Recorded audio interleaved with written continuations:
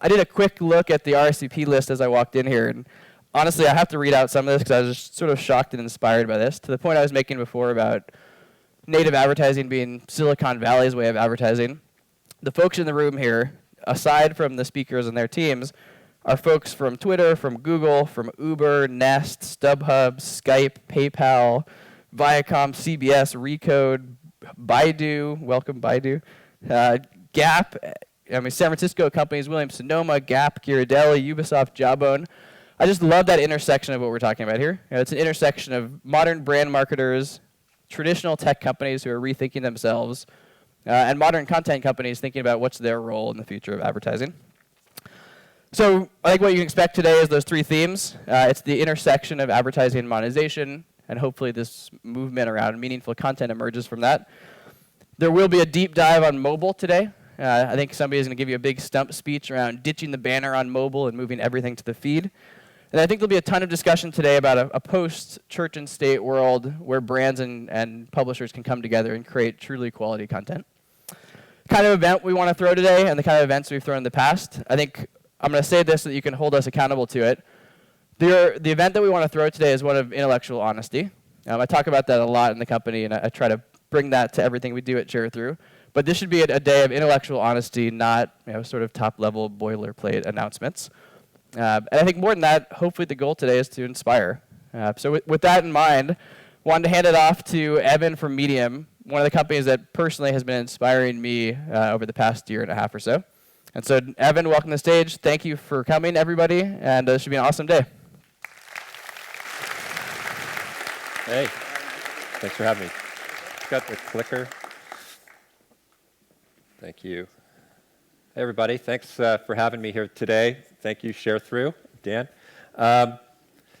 This is a show of hands kind of day, it feels like. How many people have used Medium? Okay, now out of those people who've used it, how many people have actually written something on Medium? Okay, a little bit fewer. That's pretty close to kind of the ratios that we see. Like a lot of people are reading, fewer people are writing.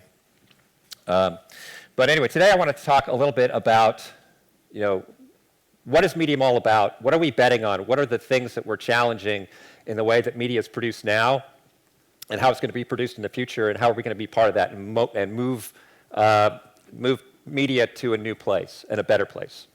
So I've got these three bets on the future of media, but first of all, before I get rolling with that, I want to just do a quick overview on Medium itself, if this thing works. There we go. So Medium, what is Medium? Medium is, simply put, a better place for people to read and write online.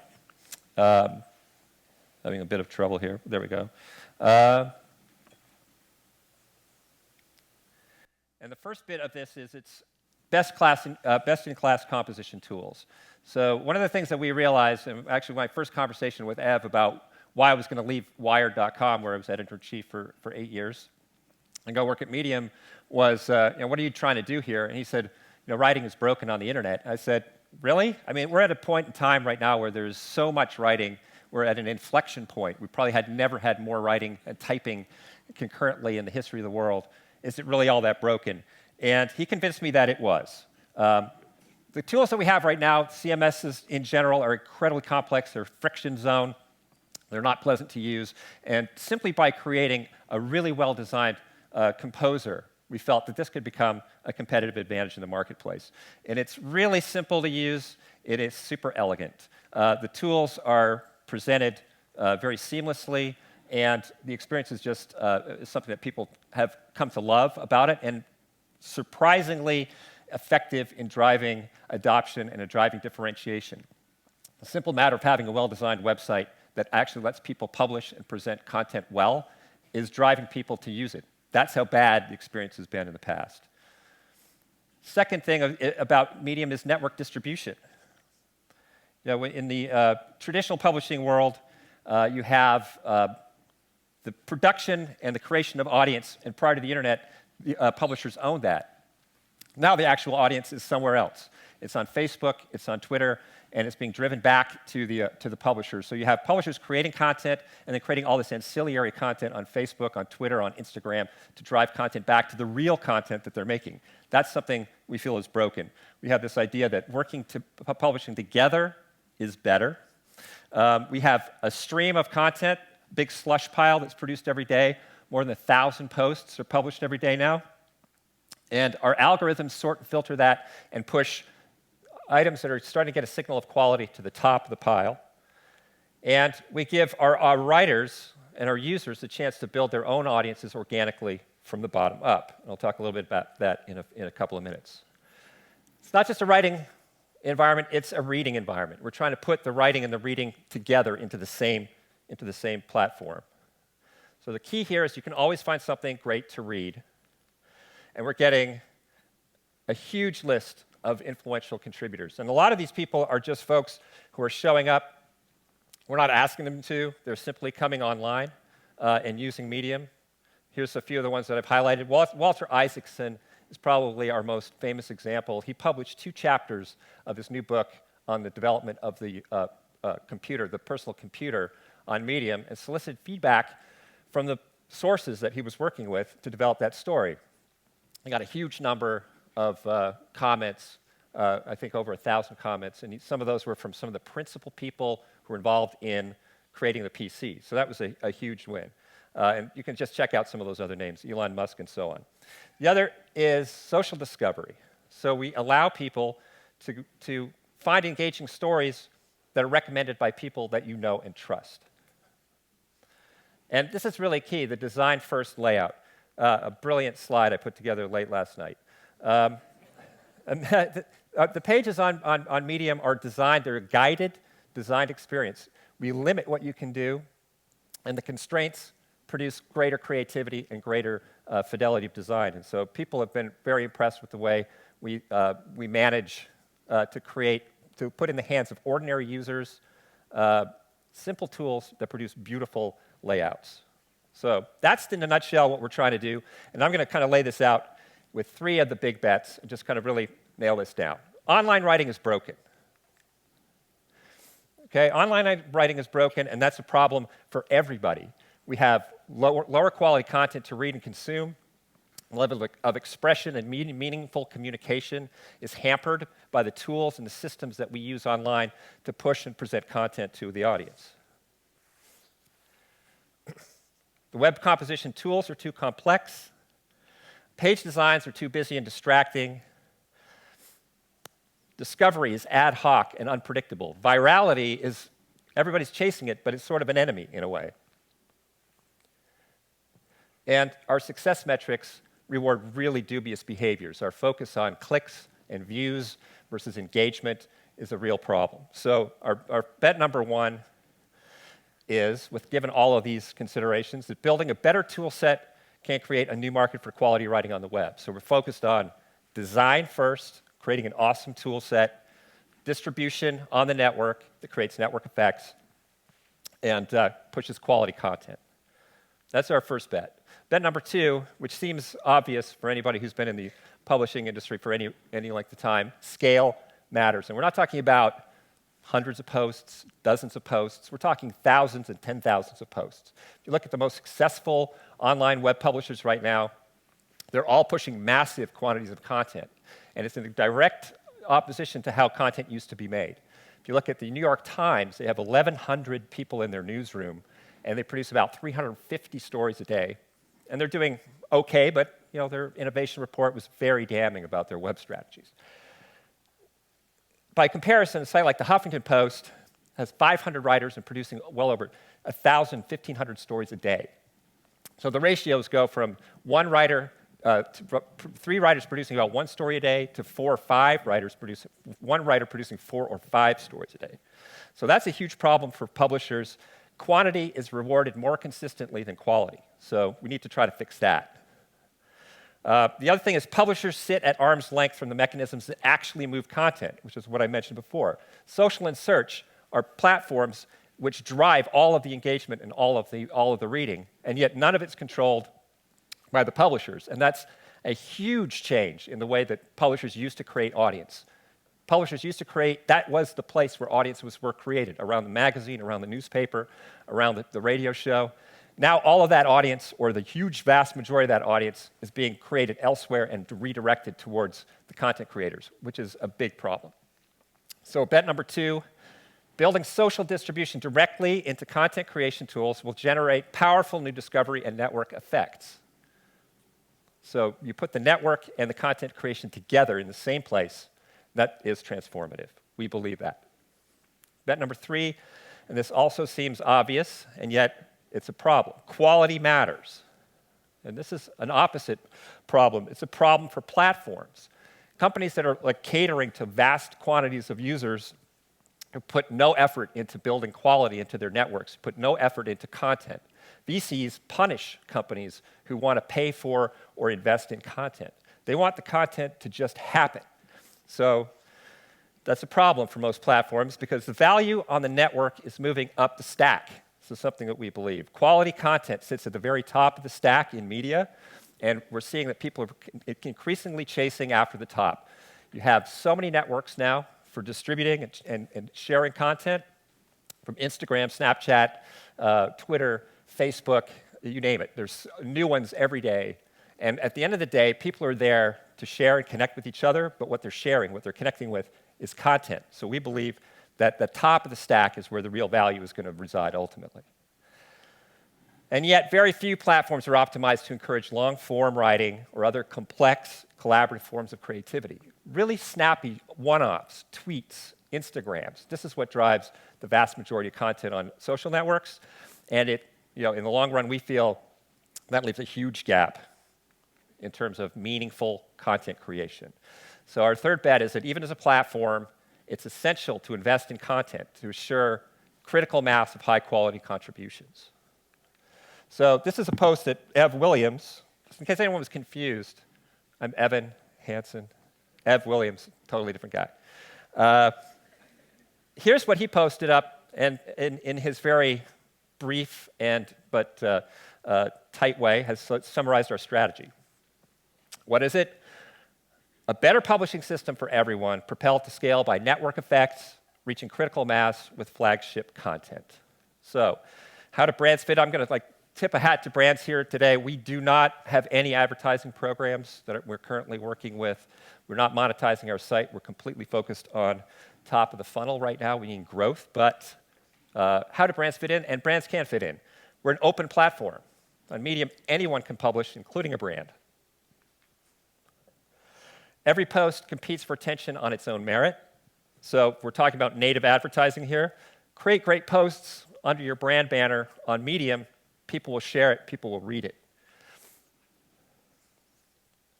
You can earn organic followers this way. So followers which persist beyond a specific campaign and which can be activated in the future. So you create your profile on Medium. You start publishing stuff on Medium. People share it. They follow you. And then in the future, as you publish more articles, publish more posts, they get sent out and notified to people who have signaled that they have interest in you and they want to follow and understand what your company is doing. The last piece of the puzzle here makes it really interesting. Why did a guy like Elon Musk want to publish about Tesla and its battery problems, exploding batteries, and what they're doing to solve that with reinforced bottom of the car and driving over, showing video of his cars driving over cinder blocks at 60 miles an hour. Why would he publish that on Medium? I think it's because there's a really important context shift that happens when you move into a networked publishing environment. If you publish on a corporate blog, you're instantly signaling to your audience that this is a corporate message. If you publish in Medium, where there's a diverse, eclectic stream of content that's surprising and coming from all kinds of different sources, and then your post slides into that stream, there's an important context shift. People are now looking at that as a post by Elon Musk. I got to read that, not marketing from Tesla or PR from Tesla. So how are we doing so far in terms of our bets and what we're pushing forward in trying to solve some of these big problems about publishing online? Writers are in love with our platform. Not everybody, but many big ones. This is David Carr from the New York Times, who seems to have a man crush on Medium. He's written several articles about us, and I just read them here. Because it's such a pleasure to work with, Medium has become something of a fetish object for writers. And I think that gets back to the competitive advantage of great design. We invited a design team called Tila Hand-Lax from Toronto to come in and build the first version of Medium, and they spent weeks thinking about white space and the amount of the fonts that were being used, and try to really create a very special environment. And they sweat the details intently. So here's another one, MG Siegler. Some of you may know. I have to say I really like the way Medium does comments, and I hate comments. Anil Dash, who has actually an advisor to Medium, but we'll quote him anyway. It's true, has the best web-based editor I've ever seen. So there is a huge competitive advantage to doing it right, and we think we're doing it right. Medium posts are going viral. People are getting hundreds of thousands of views, in some cases millions, for posts that they put out. They're being shared still primarily on Facebook and Twitter and places like that, and funneling back. But people are getting much, much bigger audiences on Medium that they might they might organically get on their own personal website. And we've launched a flagship publication. It's called Matter.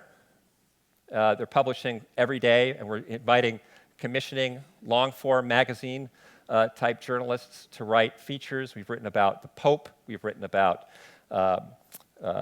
just a recent one about Orange is the New Black, and Larry Smith, the other half of that story, which told his story for the first time on Medium. And we have more publications on the way. You may have seen this headline. We hired Stephen Levy from Wired magazine. He's a contributing editor. He's going to launch a new technology vertical for us, similar to Matter, where he's going to be inviting some of the best and brightest writers in the technology space to contribute with him in this space. We're going to then try to look at our user base and bring up some of the best of the writing from the Medium network and create a new type of publication that marries all the qualities that we're talking about. Beautiful composition tools, awesome presentation layer, network distribution, and high-quality content. Thank you very much.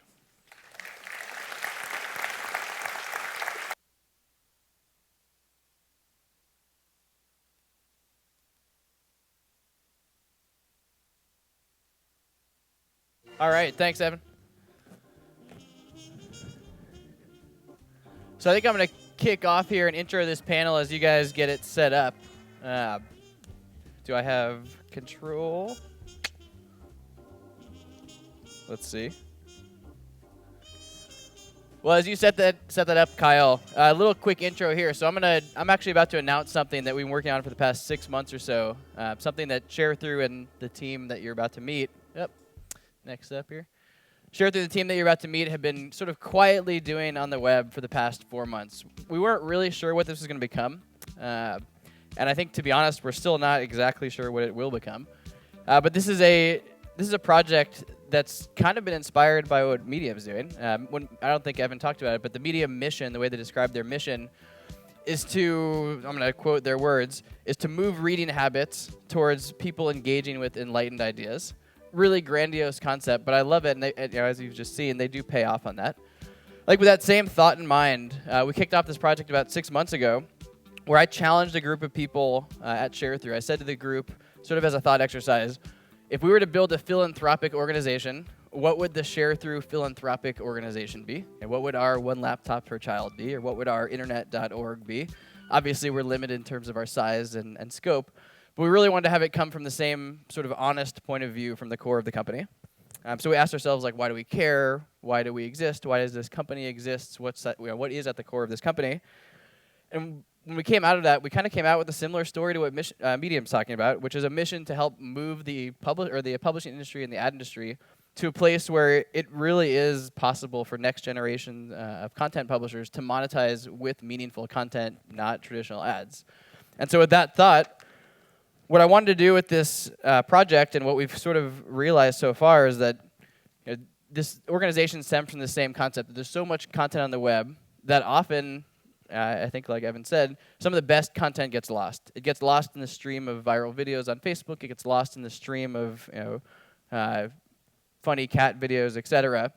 And some of these amazing enriching stories end up not getting the play that they deserve. I'm not talking about ads. I'm not talking about branded content. I'm purely talking about organic, written, awesome editorial content and video content. And so what we want to do with meaningfulcontent.org, this is our sort of share-through inspired philanthropic organization. We're officially launching it today. The idea behind this project is that we want to find a way to amplify content that matters. When we think about how do we do that, obviously it's not a big surprise, but the aha for us was, wait a second, how do we amplify content that matters? Well, we power the distribution pipes for all sorts of content. Let's just identify it and put actual budget, meaningful budget, actually $1 million invested to promote non-branded, non-advertising, just underappreciated, meaningful content through Sharethrough into the pipes of publishers across the rest of the web. I'm super excited to announce this. We haven't really announced it publicly. And again, we're not really sure what this meaningful content fund will become. We just announced it today, and Alice, who's about to moderate this panel, Alice from Fast Company wrote a little article, copied some of the user or the writer feedback and some of the emails we've been sending. I think there's something really profound here. Again, not sure exactly what it is yet, but there's something very exciting happening. And so what we've done is we put together an advisory board. This is an advisory board of folks from Quartz, from Medium, from Twitter, from Good, who've essentially said we're going to help identify underappreciated, meaningful content. Tony from Chartbeat's about to speak about that. Really sort of how do you find content that deserves to be seen but may not have been packaged up as viral. It may not have been packaged up with the right headline or packaged up with the right hook. Or maybe it just isn't really shareable, but it's very high quality. And so we're using this advisory board to identify the content. And then we're distributing the content through Sharethrough to the rest of the web, really thinking about how do we make sure that we can drive the most value to these writers. So this is the advisory board. You're about to meet a couple of them, James Buckhouse from Twitter right here and Tony from Chartbeat here. And then Alice is going to moderate this panel. So just a couple things. I want to give you a quick fire, just snapshot of like what this is tactically before we dive in and talk about the big picture stuff here. Let me get next slide if this isn't working. There you go. So we created this in January. We've been sort of quietly doing this, identifying content, promoting it for free, emailing the writers saying, hey, by the way, hopefully this email makes your day, but you're about to get free distribution to get your content seen by more people. We soft launched this in April, so we've been doing this for about the past 3 months. I think we've distributed 52 grants so far, if you want to call it that, distribution grants. So 52 different writers have gotten identified by this advisory board as having written amazing, meaningful, underappreciated content. And we've put distribution grants behind promoting that content. On average, I pulled the number last night. On average, I think every post that we're promoting, this is still early, but is getting about an extra 10 to 20,000 people exposed to it. And so if you think about that from a writer standpoint, that's an incredibly exciting thing. That a lot of times as a writer, I think you write 2 posts. One you put your heart and soul into, and one happens to have a funny animated GIF in it. And the one with the animated GIF gets 100,000 views, and the one with the your heart and soul gets 1,000 people to read it. And so we're trying to flip that balance. Obviously, this isn't like a long-term fix for the industry. What we're trying to do here, though, is sort of put a flag in the ground and say, there's something here, come follow us. So if there are people in the room who want to be part of this, if there are people who operate platforms who can actually help with distribution, if there are publishers who want to be involved in this or tech companies who want to help amplify all this identified meaningful content, this is what we're doing at Sharethrough. We're taking it and paying to promote it through our own pipes into all these premium publishers. But there's plenty of ways to amplify content. So if you want to be involved, come find us. We're happy to get other people involved here. Again, there's no real financial incentive behind this. This is purely just, if we look at the core of Sharethrough, this is why we operate this company. This is kind of cool. This is the email that we've been sending writers. So imagine you're a writer, you wrote those 2 posts, and the one with your heart and soul didn't really get seen the way you wanted it to. You get an email 2 weeks later saying, hey, this email hopefully will make your day. You've been identified and selected as a winner of a meaningful content fund grant. Hold on to your hats, check your Google Analytics, because in the next 3-4 days, you may have 20,000 more people seeing your content. Pretty exciting as a writer. And the reactions have been really positive. Very cool thing I had no idea existed. Thanks for selecting my story for this project, mission, experiment, culture shift. I think that kind of captures the whole thing. We're not even sure what this is. Is it a mission? Is it an experiment? Is it I don't know what it is, but it's something. And so we're about to talk about it. I think the best way that somebody described this back to me was they said, oh, I get what you're doing. This is kind of like the secret Santa for the internet. And I think I like that. We're the secret Santa for the internet. It's a group of ad tech executives and publishing executives and anybody who wants to be involved in it, really, who is passionate about this the way we are, who wants to identify and promote underappreciated content. So with that said, I want to kick it to Alice, who's going to lead this panel and invite both of you guys to the stage, or all three of you guys to the stage, Tony and James and Alice. And I will stop talking and let these guys talk. Cool, right?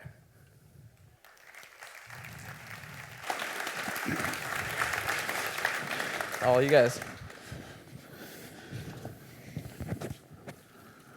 All yours, Alice. All right. So, as Dan explained, I'm the one who's moderating this panel because I've been writing this story. So I feel like I've been in on a secret for a number of months. Yeah. So when Dan first approached me about this idea, it really struck me personally, right? Because as somebody who works in media and as a writer, I know all too well, that story that you do spend those weeks not getting rewarded, and that like a well-timed tweet managing to get that 100,000 views, and it's quite a struggle. That it's something that we at Fast Company talk about a lot, and people across publishing talk about a lot. But I'm also really curious to hear from James and Tony, what you guys thought about this idea when you first broached by the folks at Sharethrough, and how it kind of relates to what you guys at your companies, at Twitter in particular, to Twitter Stories and Chartbeat, and your missions there to reward good quality content over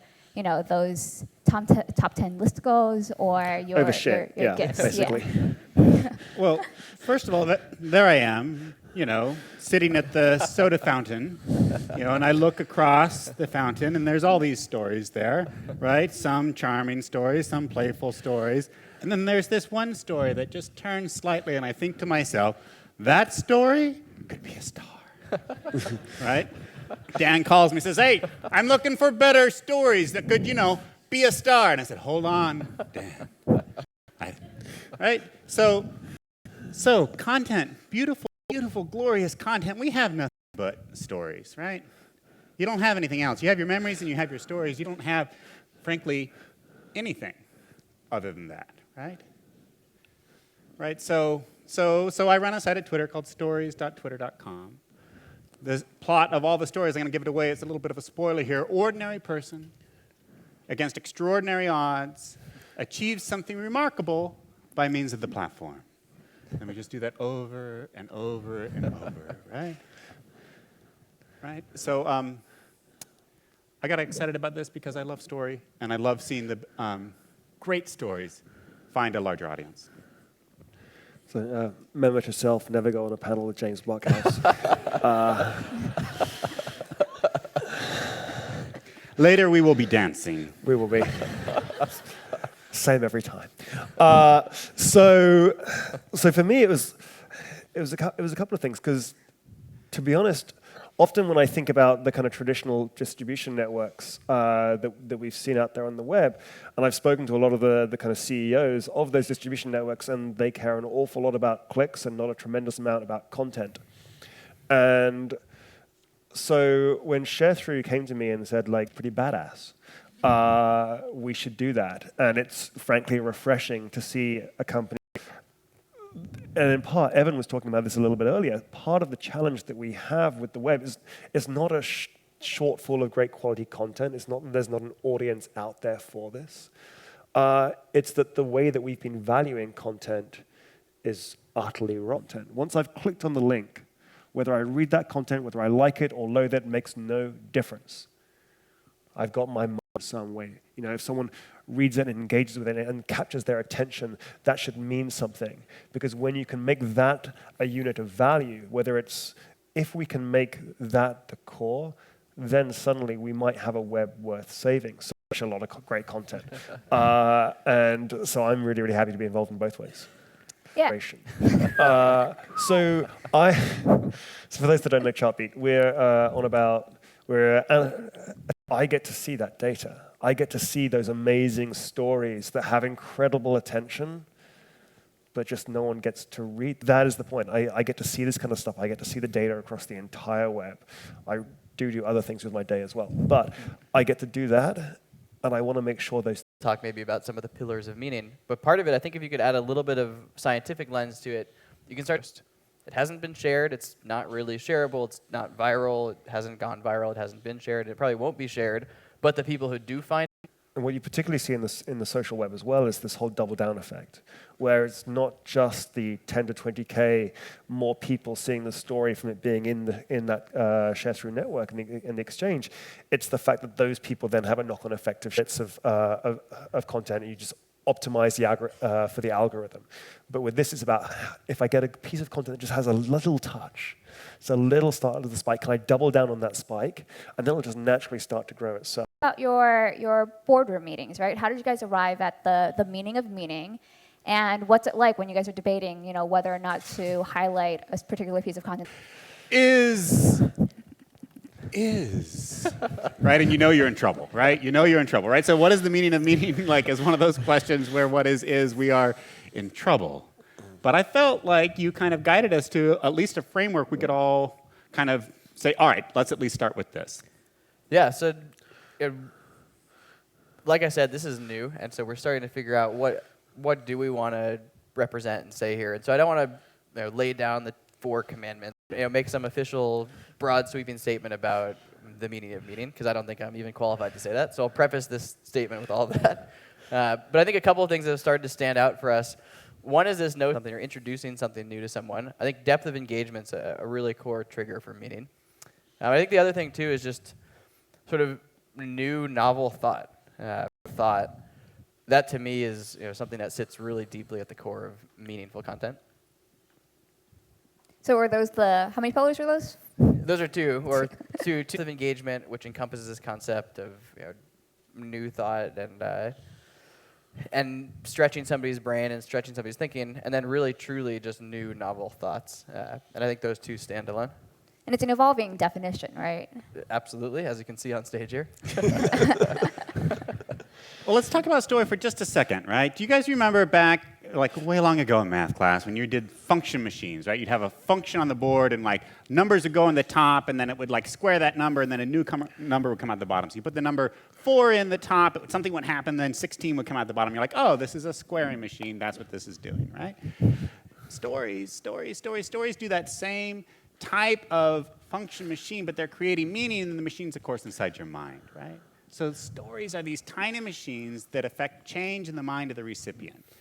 And that can be a very direct change, like when we saw Ev's slide for what are the 3 things that Medium's going to do and why, right? Or it can be a long journey that you go on through the epic hero adventure to end up transformed in the end, right?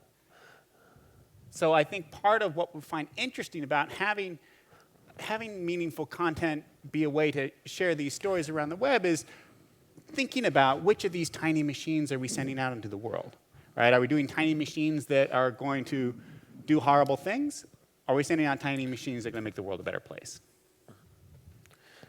Yeah, one of the things that's always struck me about James, him and I met at Stanford when we were teaching a class in the business school, I think on storytelling or on video storytelling, but just James's ability to dive much deeper than even I can, or I think most of us probably can, into the core little intricate details of a story. I don't know if you even know this, Alice, but your background is as a movie maker, so I wonder if there's even like a parallel to make between your early days in Shrek and things like that.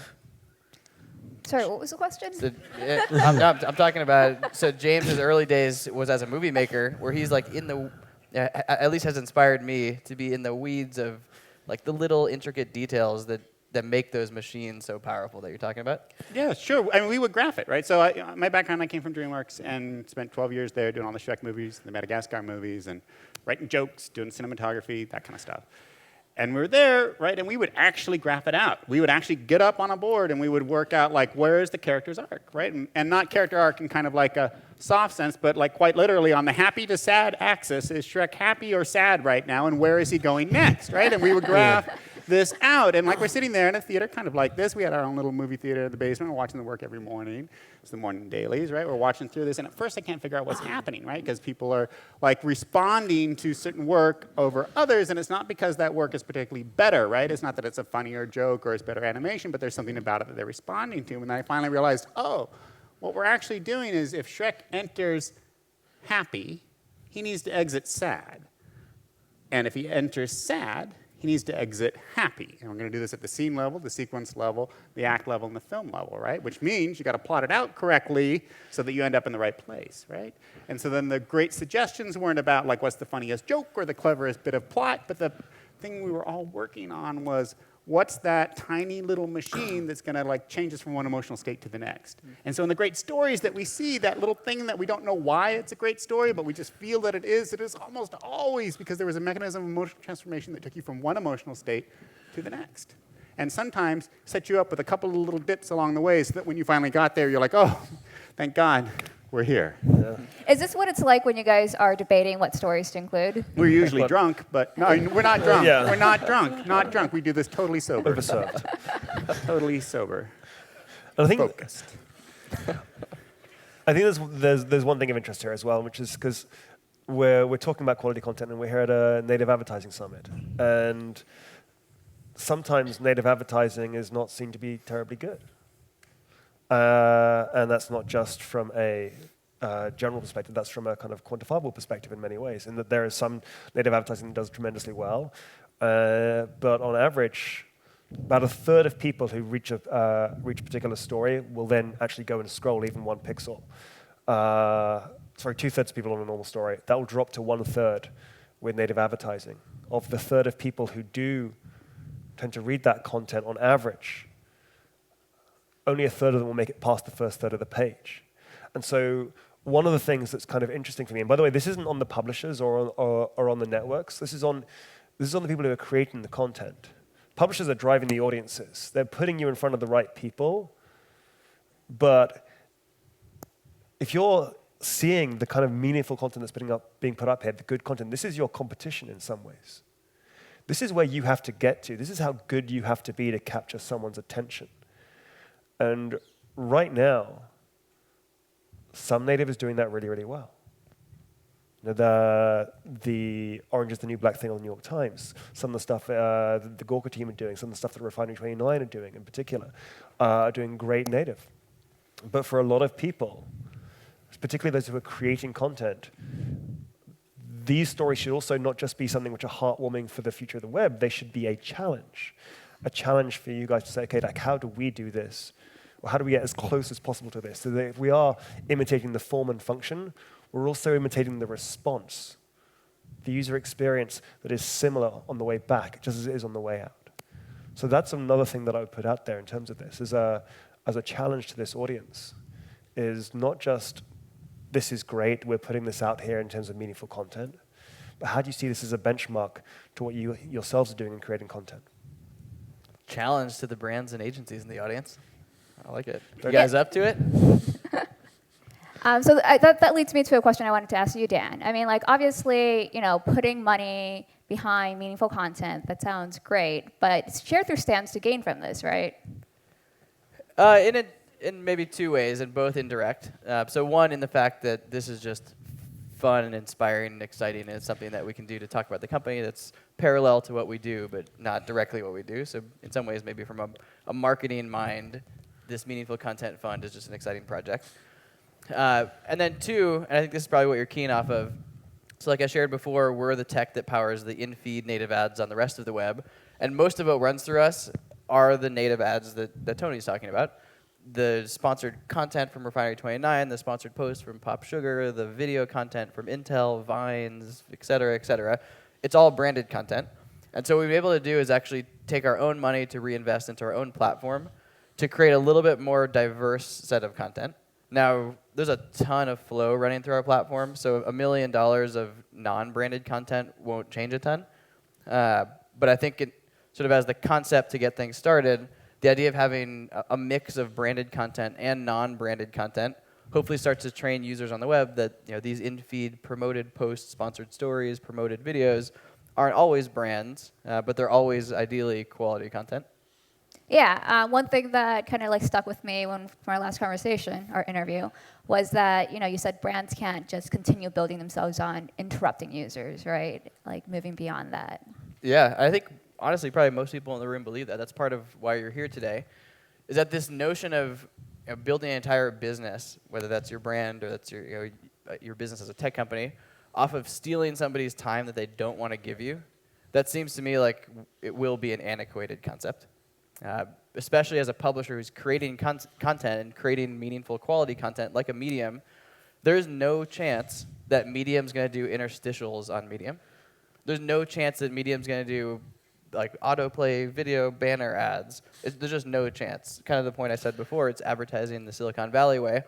So I think that when you look at a Medium or you look at any modern publisher, there are some forms of interruption that do work if the user is choosing to engage with something that interrupts them. But the idea of interruption as a business strategy, I think it's on its at the beginning of the end. Okay. I don't know. Would you guys agree with that?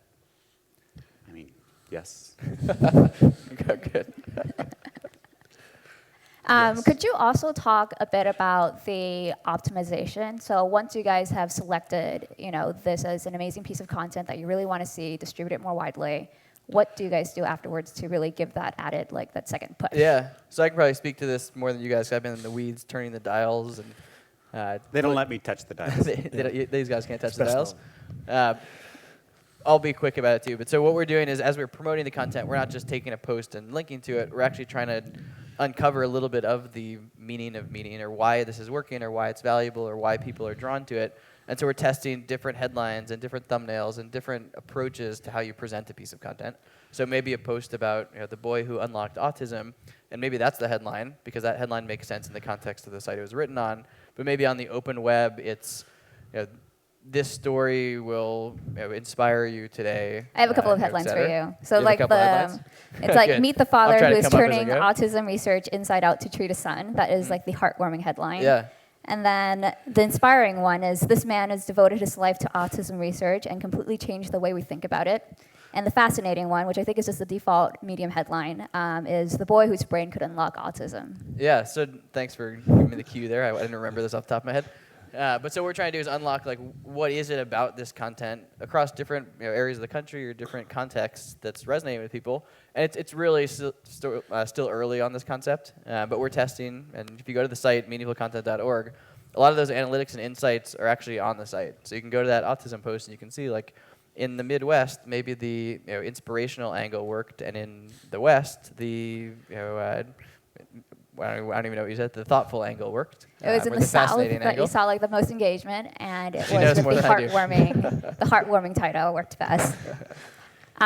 So $1 million, obviously it's a lot of money, and this push is greatly appreciated by the content creators, as like demonstrated by the emails that you've been receiving back from them, and one of the content creators that I ended up talking about.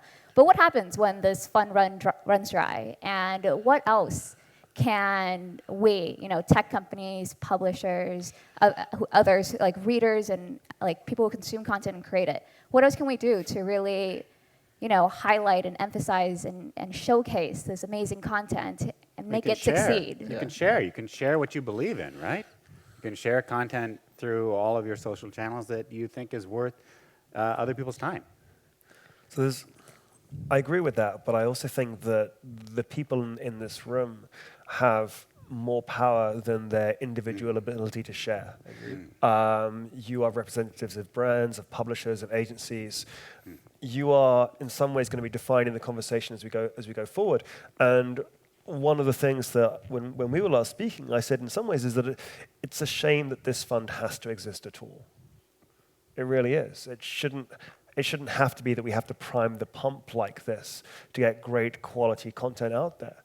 And so one of the things that I would suggest for when that $1 million does run dry and Dan says, do I want to put another $1 million in or not? The next million's yours. Fuck. On stage as well, damn it. We'll talk.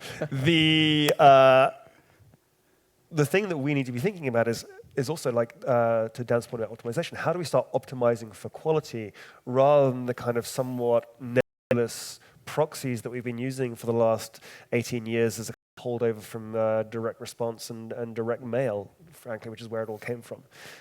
So as you're thinking about the content that you're putting out there, as you're thinking about the content that you're choosing to read, and how you start to send signals as publishers, as brands, as agencies, it's about moving beyond the clickbait, the impressions, and the other ways that we've been optimizing for poor success metrics, to quote Evan, and thinking about, okay, what actually achieves our goals? If we, as brand advertisers, want to capture the time and attention of our audience, can we measure that, and can we do so in a way where publishers are accruing value to that so that they are incentivized to do this? Because I tell you this, right now, in publishers across the land, you'll have people going, my God, it's the end of the quarter. And the VP of sales will come down to the editorial room and say, you know what? Remember that 70-page slideshow you did of the kind of best bikini bodies from Libya? We should run that again. And I missed that. it's quite a read. And what I want, what my dream is, and what everyone here has the potential to help move towards, if you believe in my dream, is I want that VP of sales to come down at the end of the quarter and say, my God, we're missing the quarter. Write something good. That's what I want. It's what's consistent with what you want if you want to capture attention.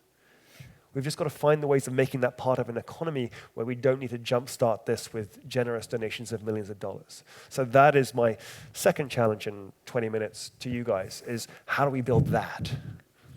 Well, Ideally, like the VP of sales wouldn't have to come down to you because your site's performing so well, right? Yes, in an ideal world. VPs of sales will always come down. On the theme of challenges, I issued this challenge before we even sat down here, but I would challenge everybody in the audience who controls distribution and controls audience to say, if you believe in this concept that in the long run, meaningful content's important and should be part of the business strategy, join this movement. Either do it directly through this group or do it on your own. But if you believe as passionately as we do that meaningful content matters, find a way to make that part of your business strategy. For us, that's the core of the business strategy. Like I said, we power the in-feed ads on the open web. None of what runs through us are credit card offers and mortgage pre-approvals and traditional banners. It's all branded quality content. Now, some of it's higher quality and some of it's lower quality, and a lot of that's subjective. But I think it's our business itself has bet on quality content as kind of the, with Medium's examples, like that's our big bet, is that quality content in the long run should play an incredibly important part in the advertising ecosystem. So nothing beyond share, nothing else we can do to... Yeah, close us out here. I love Tony's answer. I thought it was so smart, right? There's what you can do as an individual, and then there's what you can do when you control a larger distribution network. And I love that response. I thought it was great. And what about the existing tools in the internet, right? Ones to really, highlight, to help you discover the good... To be biased, so I'm going to recuse myself from that particular question, but the other two can go for it.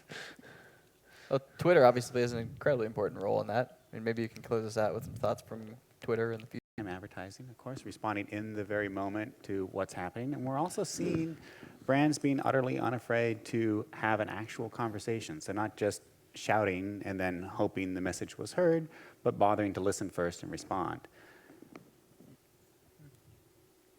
Shall we wrap it up? Sharing this story with me. It's been something that was really exciting to a couple of Fast Company editors. It happens when this million runs out and Tony kicks in the next, and what happens from there. All right. Okay. Awesome. Thanks, guys. All right. Next up, we're going to have Becky. Thank you, Dan. All right. Good morning. My name is Becky. I'm at Intel. I run on what we've been doing as an advertiser and as a brand around content publishing.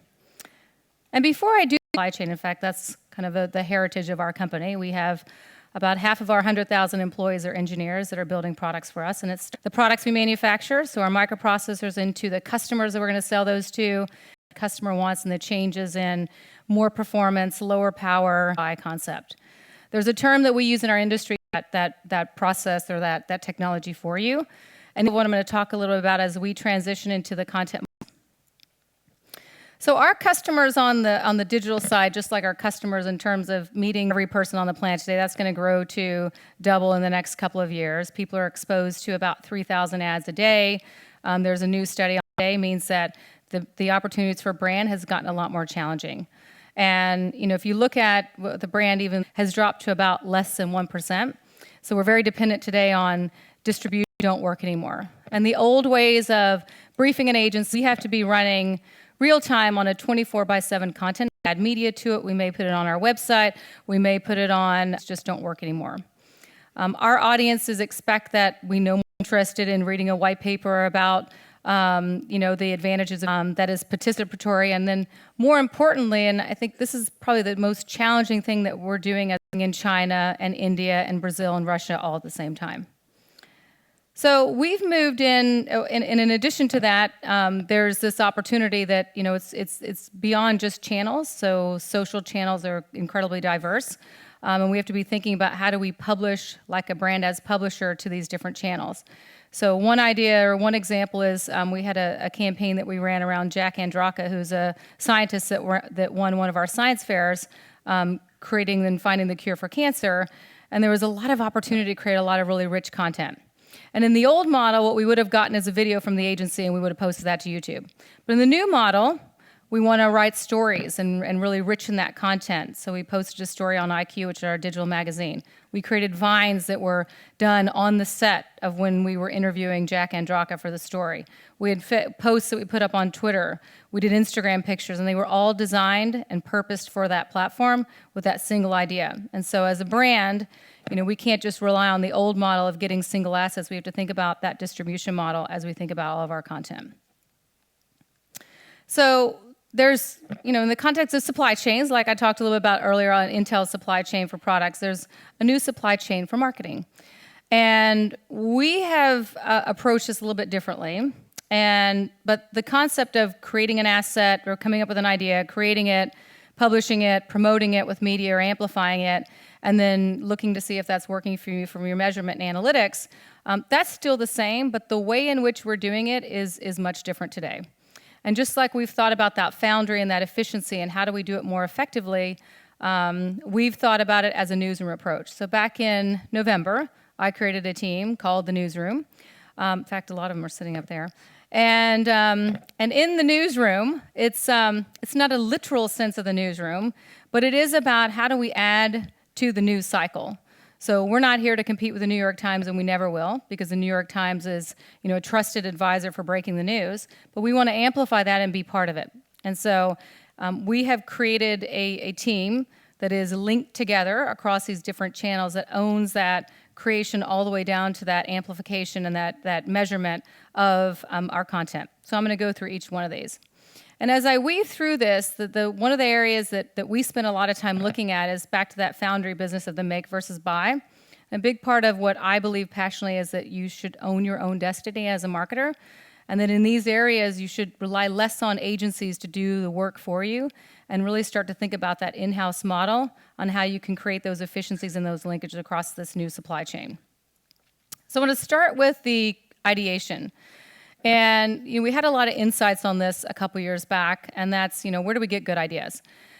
And we used to, back in the old days, call people and say, can somebody ghost write a story for us? And we'd have agencies that had writers, and they'd give us the stories, and we'd put somebody's name on it and say, oh, this was written by Becky, and it really wasn't written by me, but it was a great story, and I thought, we thought this would be really great for our brand. And we found that content actually doesn't work that well. And what people do like are the true stories from people within Intel. They like to hear from employees about the things that they're working on. And so we dug really deep into the portfolio of our employees.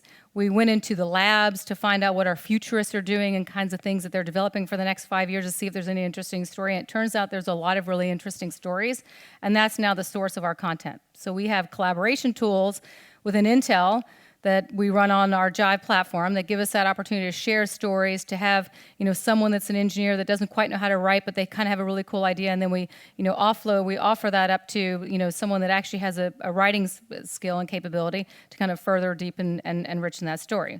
So we've really had to dig deep into our archive to find really interesting stories, and that's where we get the inspiration for our ideas.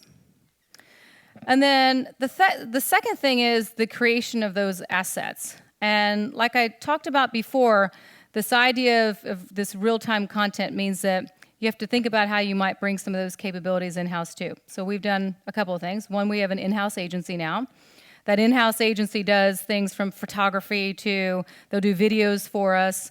They'll do some writing for us, and we're looking at creating things like a Vine studio in-house because we know that you can't really repurpose a lot of your content. This is Scott Palmer on here that's holding up a wafer.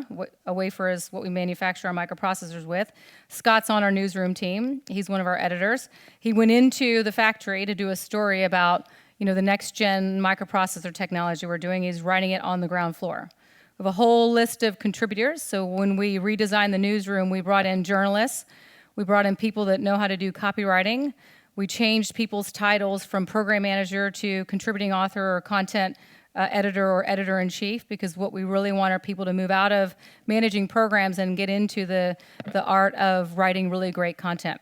And so I believe that one of the strongest things you can do in terms of your content or your capabilities from a resourcing is to really look at people that know how to write great stories, and particularly people that are exceptional at copywriting and at headlines, because that's really where we're headed.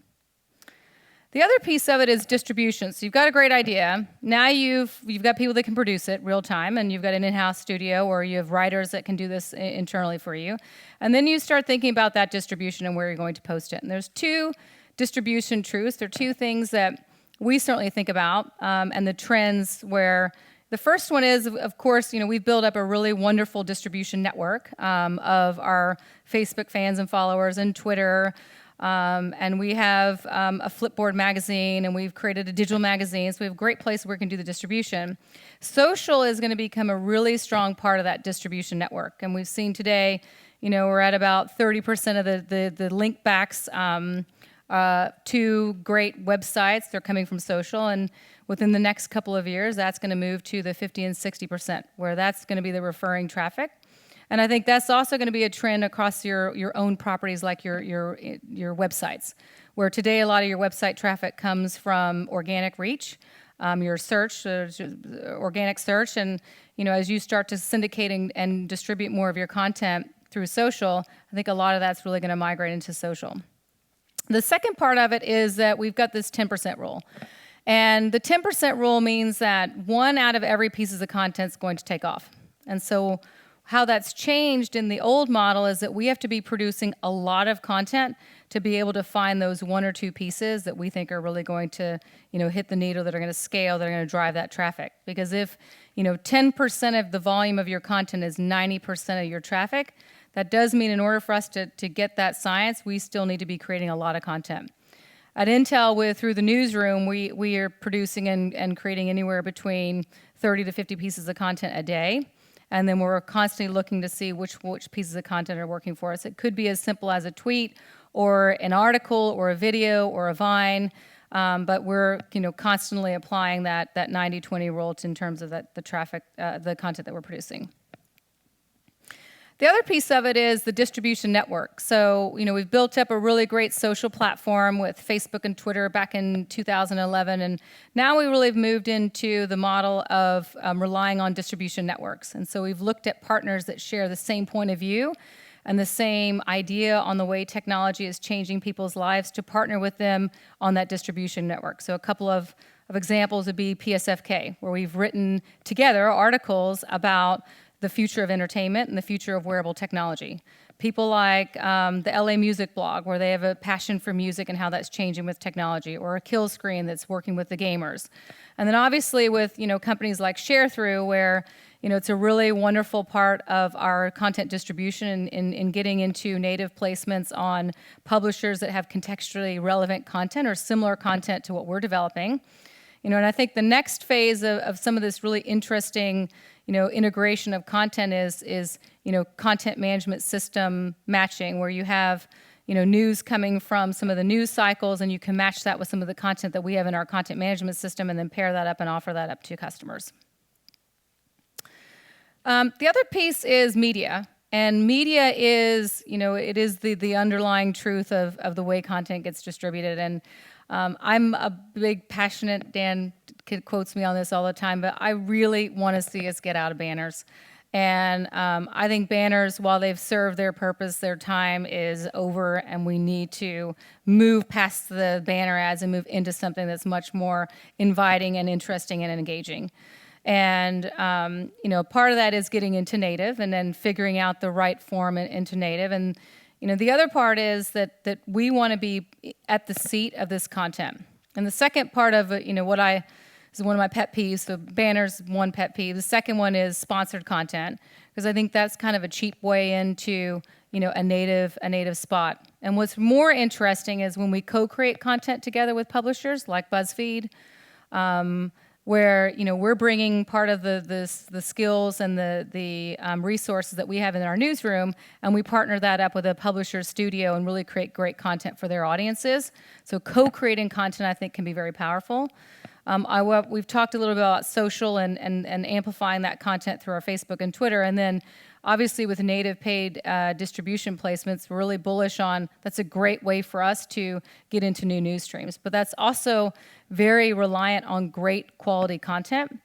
So something I challenge this industry, which is let's not do what we've done to the banner ads to what we're going to do with native by creating a lot of clutter with really not that good content. And I challenge publishers to really look through with that editorial eye on whether or not that content deserves to be on that site or not. And banners have just, like, everybody gets to play. You can have a really crappy banner and put it on a site. But native is a time for us to actually get this right. So I just pose that to the industry to really everyone up their game and only take the best of the best content. The other part of the media strategy that we have is, anything that we post, there's kind of two criteria for it. One, we're proud of it, which means we'd actually even share it ourselves. We have a litmus test of, if you personally wouldn't share it or you don't think it's that good, then it doesn't get posted. And the second thing is that everything we do does deserve media. And so instead of, since we don't know which one of those 10 pieces is going to, hit it off and do the best, we apply a layer of media to everything that we do. And it's a small amount. It's not like we're putting, hundreds of $1,000s into each post. We'll put a small amount to see what triggers a really great post. We'll let that potentially ride if we need to scale that back, but it's a good opportunity for us to just see what's working across all of our content pieces. The other part of our media is that, time is of the essence. And so this is a big part of, as we think about our media strategy, how can you make these things super efficient? So you have your publishers that are publishing to the networks, and you have your media team that's probably working with an agency to get some of these media placements posted. And that's not a really efficient workflow. If you think about somebody's got to call somebody, they got to call the agency's got to call us back. Did it get posted? Did it get promoted? Did it get promoted? I don't know. Let me check. Wouldn't it be great if we could just do this in one cycle, where you have your publisher that's going to the network, the APIs are coming in from some of these social networks, you're able to promote that and amplify that content real time, and then you're able to watch and see how it goes. So you've got your analytics team kind of working with this real time. And we've found that, as we work in hours and minutes, that hours and minutes is what could kill or really, massively and wildly successfully extend the reach of our content pieces. And so we can't post something and then hope and pray it works. You post, you look and see how it's doing, you add media to it, you see how it's doing, you add more media to it, you see how it's doing it. So it's this constant iteration. We do a lot of dark posts. We do a lot of headline testing to see what works before we actually really put that investment in it. So it's a big part of that integration. And I'd encourage you, like we're doing too, in terms of thinking about, the efficiencies and what you can bring in-house is, looking at opportunities like trading desks or like programmatic buying that you can actually start to do real time as you do that content production, and what that means by, owning your own media and bringing those capabilities in-house. That's one of the things that we're doing. And then the last thing is the measurement piece, which, we all know there's... we have our standard measurement framework, which we should all, attest and challenge, which is GRPs. It's one piece of content that someone's seen 10 times. Nobody wants to see 10 pieces of content, 10 things one time anymore. People want to see a breadth of content. And so what we're really doing is challenging that GRP system of the content, the reach and frequency, where we want thousands of pieces of content and millions or billions of engagements, and really making that connection on what's actually really moving the needle in terms of how they think about Intel and how they behave about Intel. And have they seen 4 pieces of content? Have they seen it, in one day? Have they seen it across 5 days? Have they seen it across different topics? What sites do they read them on? So like there's a science really to, how we're thinking about, that changing the attitude or the behavioral shift around Intel. And then there's also different kind of metrics where, moving out of what we're calling these vanity metrics into the growth metrics and thinking about, instead of clicks and click-through rates, which are all kind of boring and old, moving into things like, our reach and subscribers. Or what I think is really exciting is starting to think about share of time and share of conversation, because that quantifies and that gives you a much better idea of the effectiveness of the relationships that you're building through your content. Because, that, especially when you think about share of time, we've even seen it could be the same people that are coming to the site, somebody that spent 10 minutes with a piece of content or someone spent 1 piece of content. You really don't get that sense of that engagement unless you're kind of going much deeper and much further in your measurement framework. And the last piece on the measurement framework that I encourage you to look at is how you manage your data. It goes back to thinking about what you can bring in-house and own in-house. And we're building, it's called an integrated analytics hub that we're building in-house. So everything that we do has an API that comes directly into that analytics hub. So we can manage and use and measure and model out our own data. So that's kind of another in-house capability to be thinking about.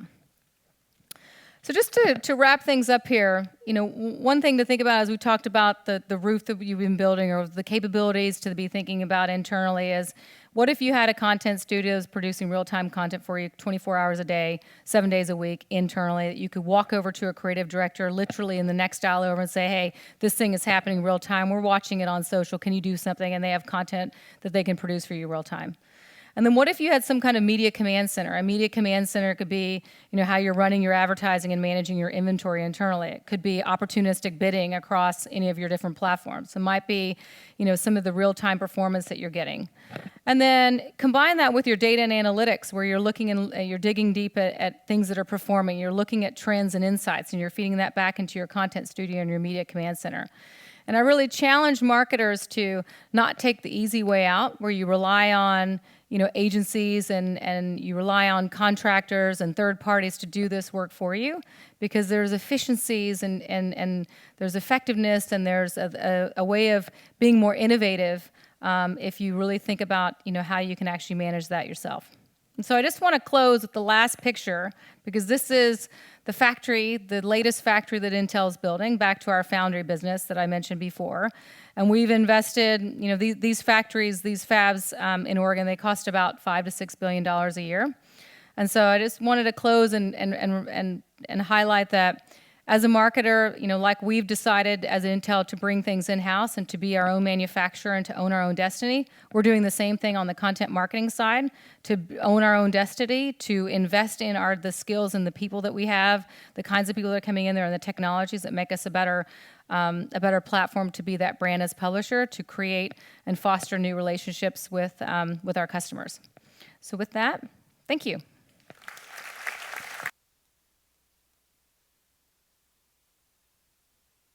All right.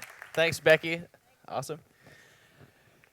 All right. Next up, we are going to have Tim Malone from North Face.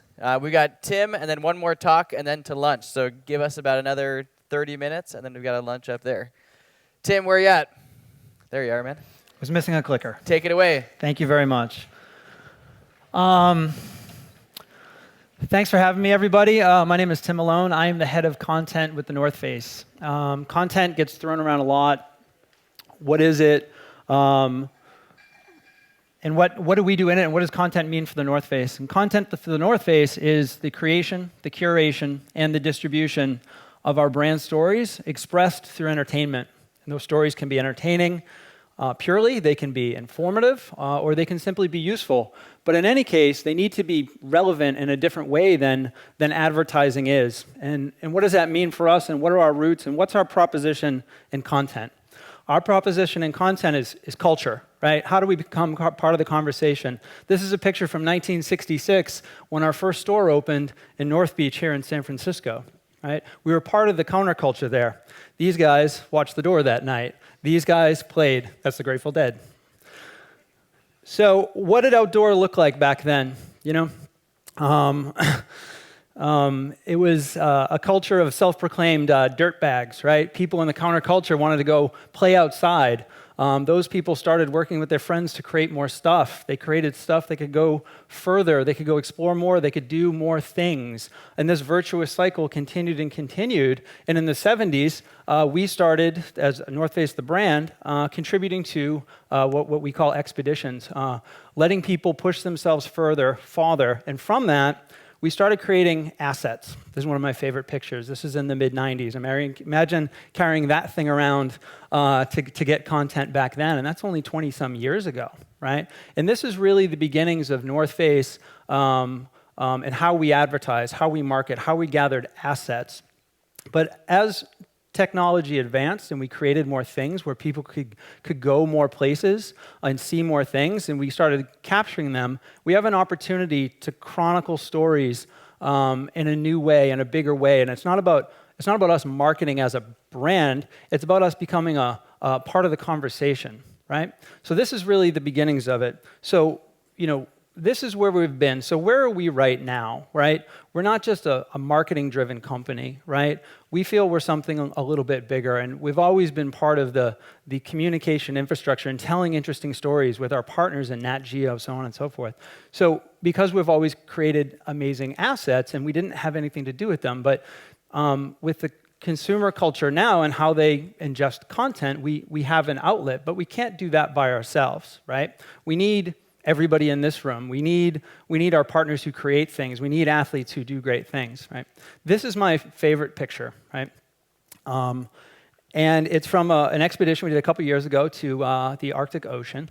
Xavier Delarue, the athlete here, saw an iceberg, and he wanted to climb it and snowboard it. The fact that he's on this thing is absolutely ridiculous. This thing could have tipped over at any minute, and he did it because he wanted to. He did it because nobody ever did. He did it because for the sheer joy of experiencing that moment, right? So, and for us, you know, it's not necessarily about, hey, this product allowed him to do that, but for us, and what we're trying to do is inspire something much bigger. And what's imperative that we do is create things that we really mean to be able to do that. I want to show you a quick clip from this expedition.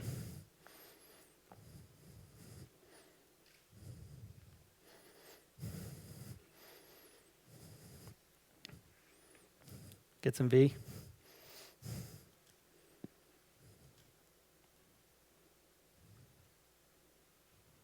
Volume.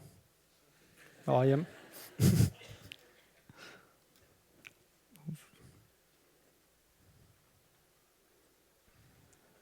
There you go. Thank you.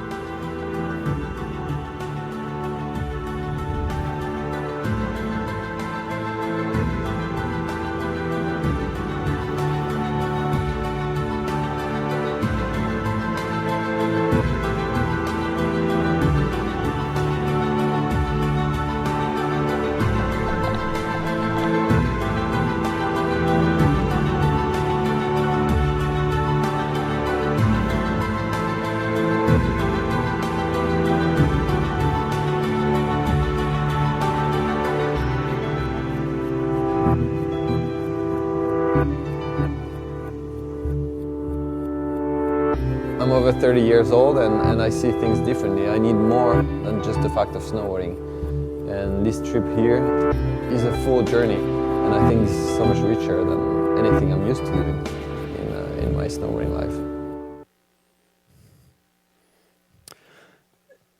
Anybody see the penguin jump when he was going over the? No? Yeah. About halfway in, it's a beautiful shot. This penguin jumps as he's literally pond skimming that. So, you know, what's beautiful about that, not only is this human journey, but it's also fun. You know, after he literally snowboarded an iceberg, after 2 weeks of going across the Drake Passage, they decided to pond skim in the Arctic Ocean. It's an amazing story. So there's a longer form. It's about a 15-minute film that we did about that. So that's kind of where we've been, right? And the title of this presentation is that it's easy if you mean it, right? And that's completely untrue, because it's very difficult to do what we do, right? For athletes doing superhuman things in our case, both physically and emotional, that's not easy, that's very hard. For people to film it and craft an amazing story, that's very hard. For us to distribute it in a smart way, that's very hard. We had a big win, though, earlier this year. We created a film called El Sendero Luminoso, which is called The Shining Path, with this guy, Alex Honnold, who's somebody you might know from 60 Minutes and other things. He free solos, he climbs without a rope, right? We made a piece of content this year that, when I say easy, there's nothing easy about it, but it was obvious, and it was obvious because we meant it. Alex meant it, the filmers meant it, everybody that published it and distributed it meant it, right?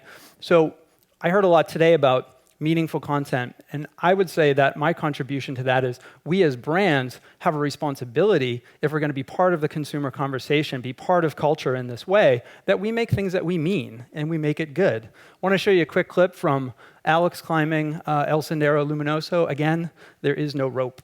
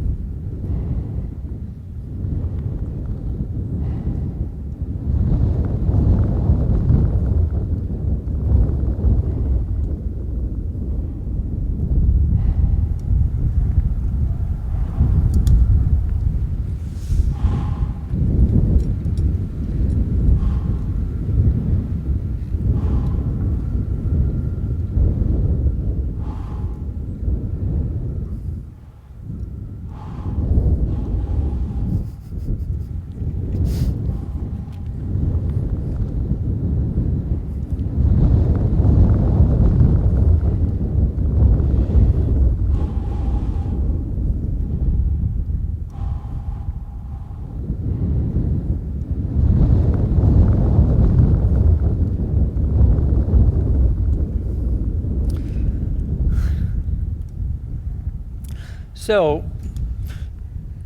my guess is everybody in here who's reacting, not everybody's a climber. And not everybody necessarily knows how hard a 512D is, which it is really hard. But there's a human thing in there, and there's a response that elicits, right? And that's just a piece of raw footage. That is uncut, right? And we created a 6-minute film. And what doesn't show here is his buddy is the one filming him, right? His buddy is climbing with a rope to make sure that can happen. This is one of my other favorite pictures we have. He's literally 1,500 feet off the ground there, and just he as a human being is so comfortable in this moment. He's got a big smile on his face, right? So it's a profound individual, and we want to be telling stories about that and make it aspirational. Not everybody's going to watch this, and most people who watch it don't seek to climb that, and we would never say that people necessarily should. But just officially. But what do we want people to do, right? We want people to explore more. That's who we are as a brand. And that doesn't necessarily mean pond skimming the Arctic Ocean. It doesn't necessarily mean going down to Mexico and climbing El Sendero Luminoso without a rope. But what it does mean is to push boundaries, right? To step into the abyss of the thing you don't know what's going to happen and see what happens and what do you get from that, right? So that's what we've learned about ourselves and what we mean, and our content is going to start to reflect that, and we're going to stay authentic to our sport. That's who we are. This is who we are. But we're going to position it like this so we can create things that are meaningful to us, not add noise to the conversation to try to get views. Right? So the thing I'm going to show you next is kind of an anthemic piece, which is a little different from us. Typically, we've been very documentarian in our approach to content, but this is sort of our ars poetica. This is what we believe in exploration. And I want to show this because in the coming weeks, months, years, you'll start to see content of this theme, and not just outdoor traditional exploration, but how are we showcasing people that explore in unique ways, in different ways, and how do we add to that cultural conversation? How do we help inspire a global movement of exploration?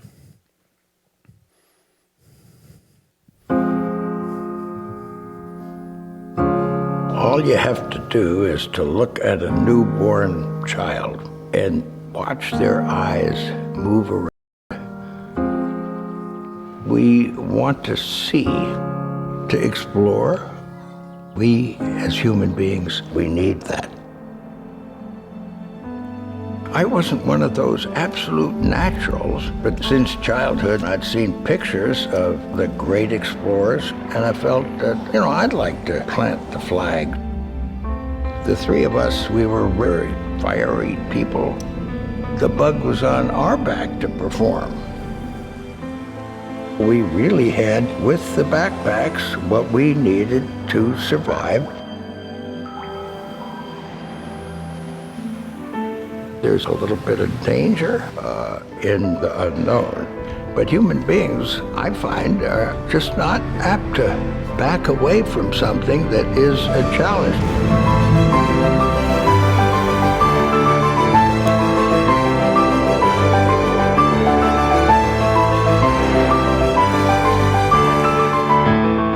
It took 8 days altogether. Yeah, we barely made it, but we did make it. We were pushing the limits pretty close.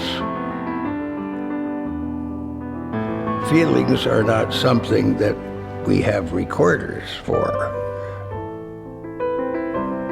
People will always have a desire to explore what they haven't seen, whether it's above us, on the surface, or down in the depths of the ocean.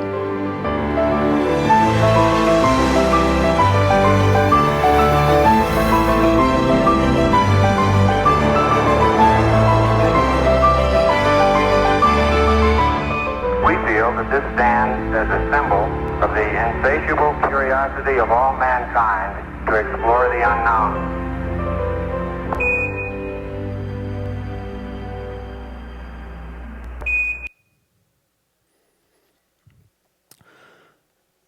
It's a personal favorite. It's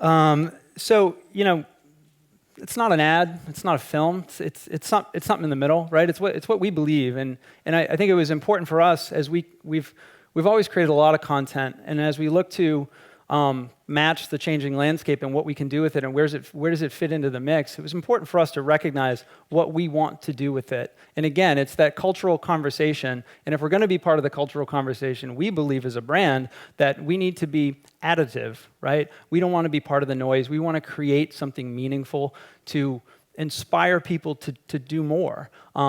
Just as a company, it's what we fundamentally believe. So my parting image here to you is Rory Bozio, one of our, she lives up in Tahoe, she's a nurse. She absolutely crushed the UTMB, which is a 100-mile running race that ends in Chamonix last year. And this is her at the finish line. She didn't raise her hand, she didn't pass out anything, she literally turned around and did a curtsy. So we're, our next piece of content that you'll see will be coming out in September. We'll be documenting the UTMB, its culture, its stories, its people, its history, through the eyes of this wonderful human being, Rory Bozio. So until then, I want to say thank you for this. Thank you to all of you, from the creators to the curators to the distributors to the analytics, everything, for making great content and helping prove that native advertising, sponsored advertising, branding content can be amazing. Thank you. All right. Thanks, dude. That was awesome. All right, next up before lunch, you got the coveted pre-lunch spot, Jason. Jason is a good friend and probably one of the first Sharethrough customers ever back in 2007, 2008. Really excited for what you have to say. Take it away.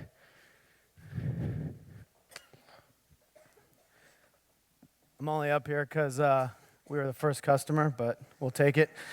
All right, so good friend as well. All right, so my name's Jason Harris. I'm the CEO of a creative agency called Mechanism. We're in San Francisco and New York, and we're going to talk for 15 minutes before lunch here about involvement advertising, and that's something that's core to the company. It's what we believe in, and really it's about getting your audience involved, and sort of the next phase is how do you create marketing for the brands out there and the agencies out there. How do you create marketing with the brand? So that's what we're going to talk about. So Attention war. So obviously, everybody knows that we're in the middle of an attention war right now. For your attention, for your consumers' attention. I think there's something like 100 hours every minute of YouTube content being uploaded. So I did the math in the chair there, and that would take you 16 years to watch. That's not a good use of your 16 years on this planet. Not to mention billions of tweets. During this presentation, 571 new websites will launch. 60 million Instagram photos will be uploaded today. So not to mention text from your husband, wife, your boss, etc. So there's attention war for your attention, for your audience's attention. And that's what we're in the middle of. So how do you break through that attention war? And this is, I'm not that bright, so I like to break things down very simply. But in the old days, you could have a story and a message, and you would pound it into your audience until they understood your story as well as you did, because you just ran it reach and frequency. Digital experience, you could then take it a step further and actually have your audience go check something more out. So that was revolutionary. Click. So obviously now you can have a dialogue. So the brand can have a dialogue with the audience. The brand releases something entertaining or makes a comment. The audience comments back. So that's sort of in the place where we are now. But involvement is starting to take hold, and this is sort of the next phase, which is how do you create a shared vision? The brand has a shared vision, the audience has a shared vision, and you start to create content together. So from advertising to digital to social to involvement advertising. But to step back for a second, storytelling is still the key thing. So it's always been the key thing. If you have a crap story, or if you don't understand your story, or if you're not telling your story consistently and correctly, none of that matters. Native doesn't matter, involvement advertising doesn't matter, none of it matters. Whoops. Yeah, there we go. So I like to have a Chinese proverb in every presentation. It's just something I've been doing for a long time. So this Chinese proverb says, "Tell me and I'll forget, show me and I might remember, involve me and understand, and I'll understand," which really says it's not what you tell your consumers, but it's what you do with them. It's how you get them to participate. It's how you engage them. So I'm going to talk quickly about 4 examples, ways to get consumers involved. I'll start with a shameless promotion, which is a project that we did. This is the only example that I'll use from us, but we did a project last year for the Super Bowl with Pepsi, and the idea was Pepsi obviously has a lot of money. They're rooted in music. They have a lot of assets. They sponsored the Super Bowl halftime show. They had a big deal with Beyonce. How do we do something that's not just running a Super Bowl ad that has Beyonce dancing, something like that? So the idea was, let's hand over the stage to the audience. And if we hand over the stage to the audience, we can get a lot more mileage than just one Super Bowl spot. We can invite the audience to create the spot themselves and actually have them introduce Beyonce. And then we basically sort of had a before, during, and after. And it was a big promotion. And it got 120,000 submissions from the audience. The audience really cared about it. Got 5.5 billion impressions, which was one of the biggest campaigns they've ever done. This is just a 15-second ad soliciting the audience to participate, which is the next slide. Yeah, here we go.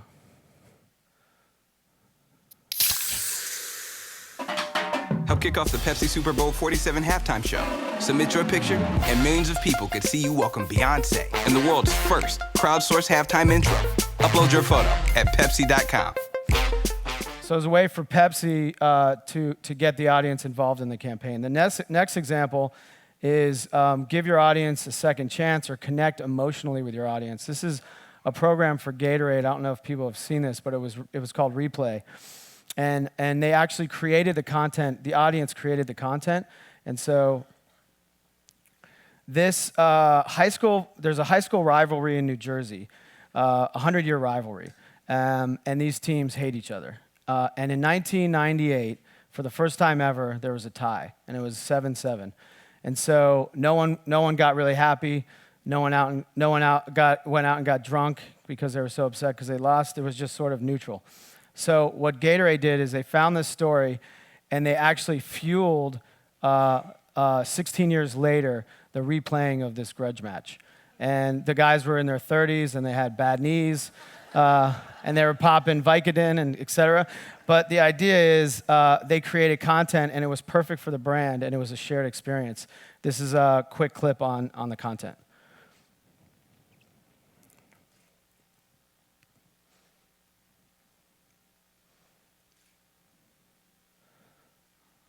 Is it not rolling? I think you just push that play button.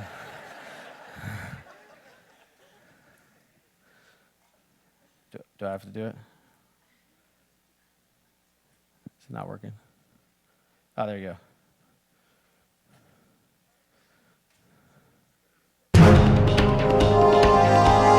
Welcome to the 87th meeting between the State Liners of Phillipsburg and the Red Rovers of Easton. A 27-yard field goal attempt. It's blocked! The whistle has blown. This one is over. A sister kisser. Tie might be worse than a loss. We think we have a score to settle. Gatorade has chosen to team up with the towns of Phillipsburg, New Jersey, and Easton. We're inviting the guys from the 93 team to strap on the helmet and the shoulder pads and replay that game to determine the true champion once and for all. I said to Coach, we're going to kind of come out in sweats and warm up. And he said, no, we go full pads every day. And I'm like, Coach, we're in our 30s. Come on now. My first thought was, who are the crazies that are going to suit it up and try and play football? We shouldn't be doing this. 15 years away from the game, you're just not going to be able to get that kind of finesse in a day. Your eyes are certainly showing concussion. A lot of people out there saying you can't do it. Let's prove them wrong. 1, 2, 3, 10,000 tickets sold out in 90 minutes. The field temperature right now is at 100 degrees. They look at your age and they say you can't do it. They didn't look at your heart. They've got to look inside of you. Get the extra out and play the damn game. No matter how old you are, 8 to 80, blind, cripple, or crazy, you're always an athlete. So, perfect way to create content brought to you by Gatorade. And the results were in the region in New Jersey, sales grew. They got a ton of press coverage, and of course, they won a bunch of awards. So, number 3 example is create a common cause with your audience. Chipotle has done this perfectly with very little media dollars compared to their competitors. They've created amazing content. And so it's not always getting your audience to necessarily participate or submit something. A lot of times it can just be sharing the beliefs of your audience and putting it out there. So this is, everyone's seen this example, so I'm not going to show it, but the Coldplay song Scientist was sung by Willie Nelson, and the story was about a farmer who created industrialized farm and realized that he should have gone sustainable, and it's a very touching video. And then they upped it this year with Scarecrow, and they created an app that the audience could get involved with. And the idea, the message was very simple: cultivate a better world, and you can do that by eating lunch at Chipotle, but by also caring about sustainability, and that was their message that they did a great job of getting through. Sales were up 23%. They spent incredibly little money, especially year over year. They went down. PR coverage was huge. More awards. Last example for involvement in advertising, last good example. I do have 2 mediocre ones. But Budweiser created a little known thing called Project 12. In Project 12, they created 12 beers because the craft brews are very popular now, and Budweiser is obviously a mass brewer. And so, but they also have the best brewmasters in the world, but no one knows about that. And so they created, if you see in the picture, the batch number, those are actual zip codes, rather, of where the brew was created. And so they created 12 batches, and then they let their customer decide which 3 would go into market. And this is a very short video, if you can play that video real quick, just to give it context. The history of Budweiser brewing is deeply rooted in ingenuity, skill, and passion. This generation of 12 Budweiser brewmasters furthers that legacy of quality and innovation. In 2012, each of these dedicated brewmasters was asked to create a distinctive beer recipe inspired by the regional influences of their brewing locations. 6 of the Project 12 recipes were chosen and showcased at dozens of events across America, becoming one of the largest samplings in Budweiser history. We love it. Thousands of people sampled the beers and shared their favorites. Right now I'm actually voting on the top 3 beers that I like. Budweiser listened, and the feedback helped decide the 3 now available to you in a limited edition sampler pack. From the refreshing deep amber of the Los Angeles brew to Williamsburg's fragrant oaky lager and St. Louis's rich golden pilsner, Project 12 honors Budweiser's heritage of skill, creativity, and passion. These are the ingredients that define Budweiser and a tradition of American ingenuity.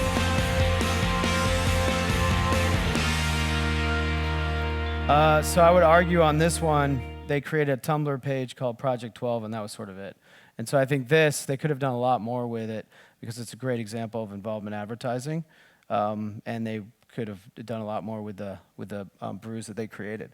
But it can go wrong, so I'm going to give you one example of where it went wrong. Involvement advertising. The Pittsburgh Symphony Orchestra, everyone's doing this. We got to get our audience involved. Let's create something. So they said, we're going to hold a contest where we're going to get our audience to nominate people that can play with the Pittsburgh Symphony Orchestra. And these are the type of submissions they got. And so they literally got like the worst musicians, street musicians, buskers. They got the worst musicians you could think of. And so they had the campaign up, and then they tore the campaign down. And that was it. They didn't say another word about it, and then they kept doing concerts. So an example of when it can go wrong, but you can sort of turn it around is Walmart. They did a contest where they wanted to get likes on their Facebook pages and in all their different Walmart locations. And so what they did is they said, okay, whatever location has the most likes, we're going to send Pitbull there, and he's going to perform. I don't know why Pitbull, but... And so these guys hijacked it, and they said, let's get him to go to Kodiak, Alaska, and we're gonna have him play in the snow in front of 3 Eskimos, and won't that be amazing? And so Kodiak, Alaska really wanted him, and this is the reaction that Pitbull and Walmart came out with. This is the last video I'll show. If you can show that one video. It's on, yeah, there you go. No, yep. It's that little play button. So let you go pick Mr. 305, but I said Mr. Worldwide. I'm over in Madrid, Spain right now, Rock in Rio. And there's a huge Walmart/Sheetz energy strip campaign going on. And I heard that Kodiak, Alaska has the most likes due to someone that thinks he was playing a prank. So I said, okay, great, this sounds really good. Well, you gotta understand that I will go anywhere in the world for my fans. So I want to thank Walmart for the opportunity, Sheetz Energy Strip for the opportunity. And with that said, I want to invite that someone who thinks that it's a joke to Kodiak, Alaska with me. With that said, enjoy a little bit of my world tour here in Madrid, Spain, Rock in Rio. Follow me to stage and follow me to Kodiak. Dale.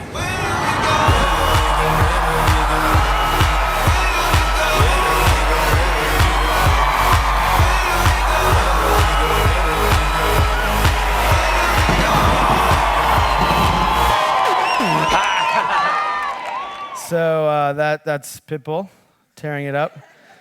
And so this is Pitbull playing with the Eskimos in Kodiak, Alaska.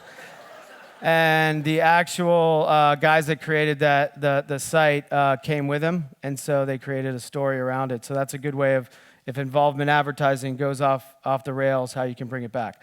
So I have 1 more minute, so key takeaways. Everyone loves key takeaways. I have 4. Number 1, figuring out what's your Mickey. What can your brand do that no other brand can do? So think about it that way. Social's native. I think native, as it relates to native is a great way to drive involvement advertising. It can really empower involvement advertising. So that's a way to think about native. And then take ownership. Be a Pitbull, don't be Pittsburgh. If something goes wrong, embrace it and lean into it. I mean, imagine what Pittsburgh Symphony orchestra could have done with all those crappy musicians.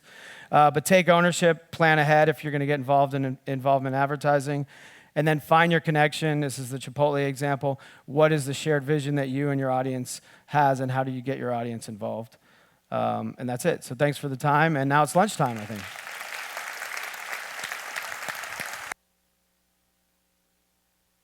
All right, come back here in an hour or so. I think we kick off again at about 1:15, 1:30.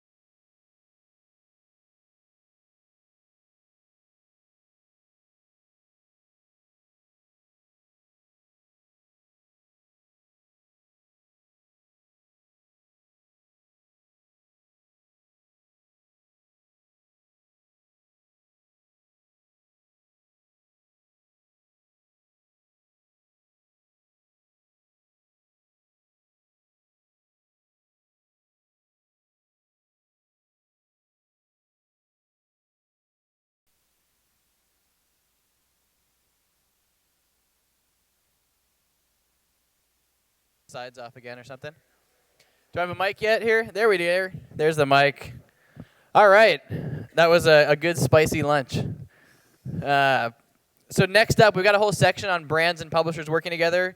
I'm super excited about the next three particularly. But I wanted to introduce Michael and Michael. Michael Brenner from NewsCred and Michael Kaskowski from The Hartford. These guys are going to talk through how they're working together, brand, publisher, thinking about content creation, content licensing. So take it away, guys. I think you're behind that door. There you are. Hello. Welcome back from lunch. How's everybody doing? All right. Come on, you can do better than that. How's everybody doing? That's better. That's better. All right. So my name is Michael Brenner. I'm 6 weeks into NewsCred after a 7-year career with SAP. So I'm gonna ask you to bear with me a little bit. In the spirit of content marketing, I'm not going to talk about NewsCred. I know you're disappointed. I can hear the awes, the tears I can see up there. But we are proud to sponsor this and really excited to be here in front of all of you. So what I'm going to do is really talk about the content marketing imperative and really set this up for Michael to come out and talk about not what we're doing at NewsCred, but what we're doing for him, the value that he's able to create with the audiences that he's trying to reach. Why are we all here? We're here because the world has changed. Most marketing sucks, and we all know it. I heard a couple chuckles. We all know it, and we need a new way. And the new way is stories. So this is my definition of content marketing. And all sarcasm is implied when I say it's the gap between what our customers are looking for and what we as brands produce. So content marketing is important. Content marketing is an imperative because it represents the gap between what our customers are looking for and what we produce as brands. So I think marketing has a marketing problem. I don't know about you guys, but when I went to school, there were 4 Ps in marketing. If you ask your mom, your friends that aren't in the industry what they think of when they think of marketing, they think of this. They think of a television ad, they think of a billboard on Times Square. I think we can do better than that. Marketing has a marketing problem. Latest stats from Nielsen, 5,000 messages per day to the average consumer. 5,000 messages per day. It's now up to 72%. 72% have said, please don't call me, marketers. We skip television ads. We don't open direct mail. 90% of emails never opened on average. So marketing has a marketing problem. The average attention span of a person in 2000 was 12 seconds. The average attention span of a person in 2012 was 8 seconds. The average attention span of a goldfish is 9 seconds. So we now have a lower attention span than a goldfish. Thank you, Internet. Let's talk about banners. I can't believe I'm the first one that's going to make this joke. So the average click-through rate of a banner ad, 99.9 something %, depending on your industry. And so we all know banners have 99 problems and a click ain't one.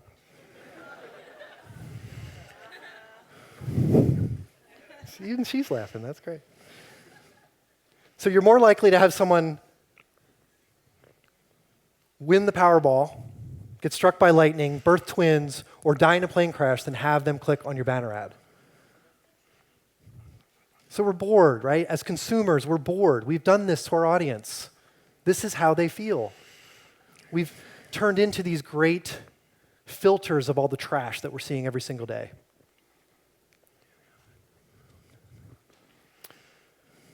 I think this is one of the most important charts in marketing. So just to kind of spell it out, in the last 10 years, $40 billion in advertising revenue completely disappeared.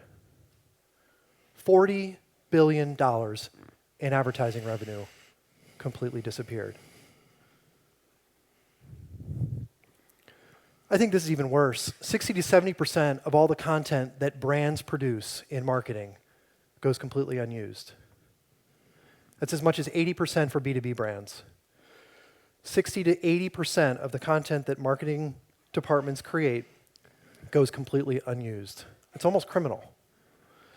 When you take the consumer perspective, it's even worse. 73% of us could care less if the brands we use today disappeared. Not just brands in general, but the brands we use today. Right? So marketing has a marketing problem.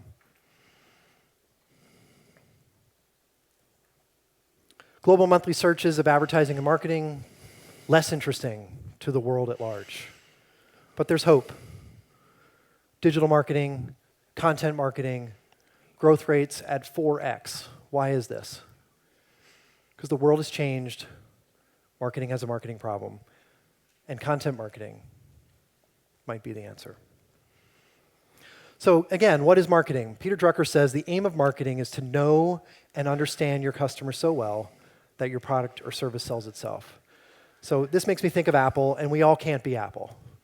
So what do you do when you don't have an iPad or an iPhone to sell? Well, another quote from David Packard actually I think is even more important, that marketing is too important to be left to the marketing department. Marketing is too important to be left to the marketing department. So this comes back to stories, right? And we all know that from the day we emerged from caves, we started telling stories to convey important piece of information, where we could sleep, what we should eat, where we should poop. So important pieces of information were conveyed through stories. But it's not about the stories themselves. It's about the information. It's about the emotions, right? And here you can see, sort of in social media now, we can express these kinds of emotions in just 2 characters, with the Scream explained.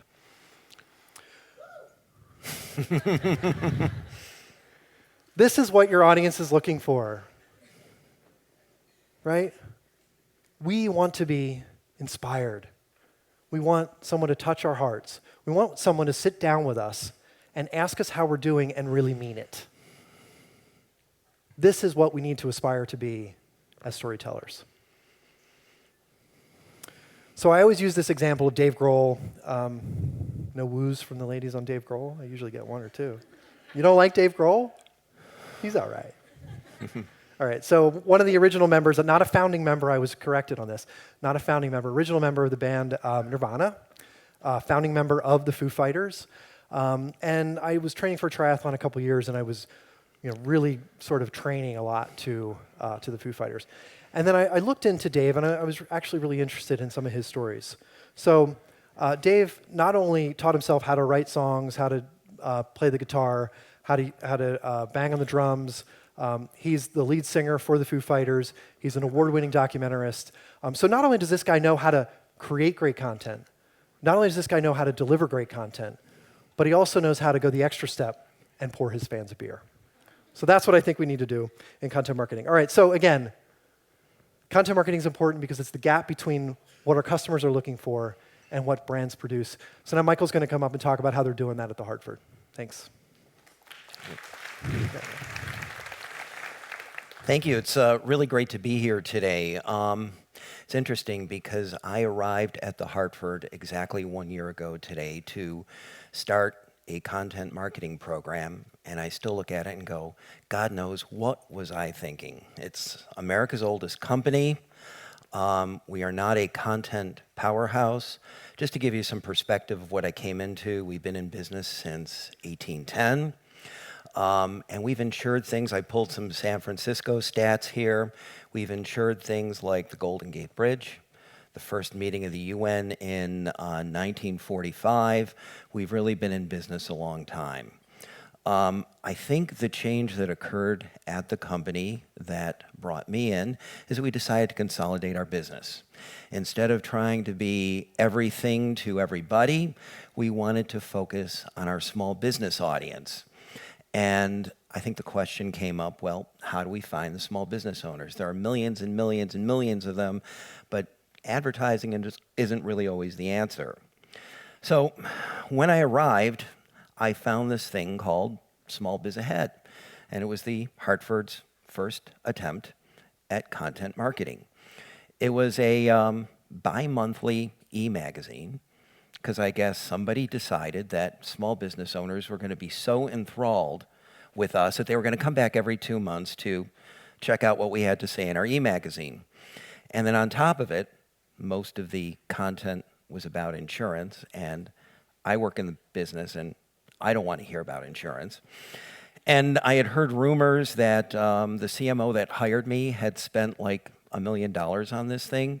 And her first question on day one, exactly a year ago, was, what do you think of this thing? And you're like, how do you answer that one? It's not good. Anyway, first year of this thing, those are kind of the results in the graph. It flatlined.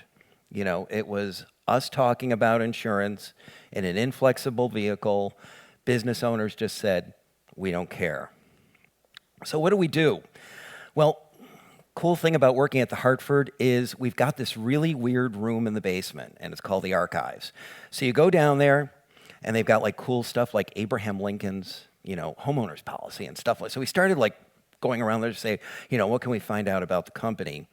And we found this thing called the Business Owner's Playbook. And somebody said, hey, that thing was cool. Business owners always liked it. So we started going through it, and we said, well, why did they like it? Well, it turned out it didn't talk about insurance, or it actually talked about insurance very, very little. It really had a lot of information in this thing about stuff business owners really cared about. Stuff like marketing and benefits and how to hire employees and all that stuff that it's really hard to find information on. So we went, well, there might be a nugget in this. And so what we decided to do was try to do an online version of this thing. So we took this playbook, put it online, didn't use the same content. We went out and we really tried to do content that was right for online. We didn't do long articles. It's all short stuff. We also realized that all businesses aren't the same. And so we divided it up among emerging companies, companies that are growing their business, and companies that are maybe thinking about selling out or, merging or something like that. So the content kind of evolves. So it really is relevant to the small business owner. On top of that, we actually got 500 small business owners in on an online community. And as we were trying to build this thing and think about it and figure out what we would say to them, we went there and we asked them. We asked them what they cared about. We asked them how they wanted to hear about this stuff. And everything we did to create this thing was vetted by the audience. And they weren't shy about telling us when we really missed the point, but it really helped us kind of build something that they found some value in.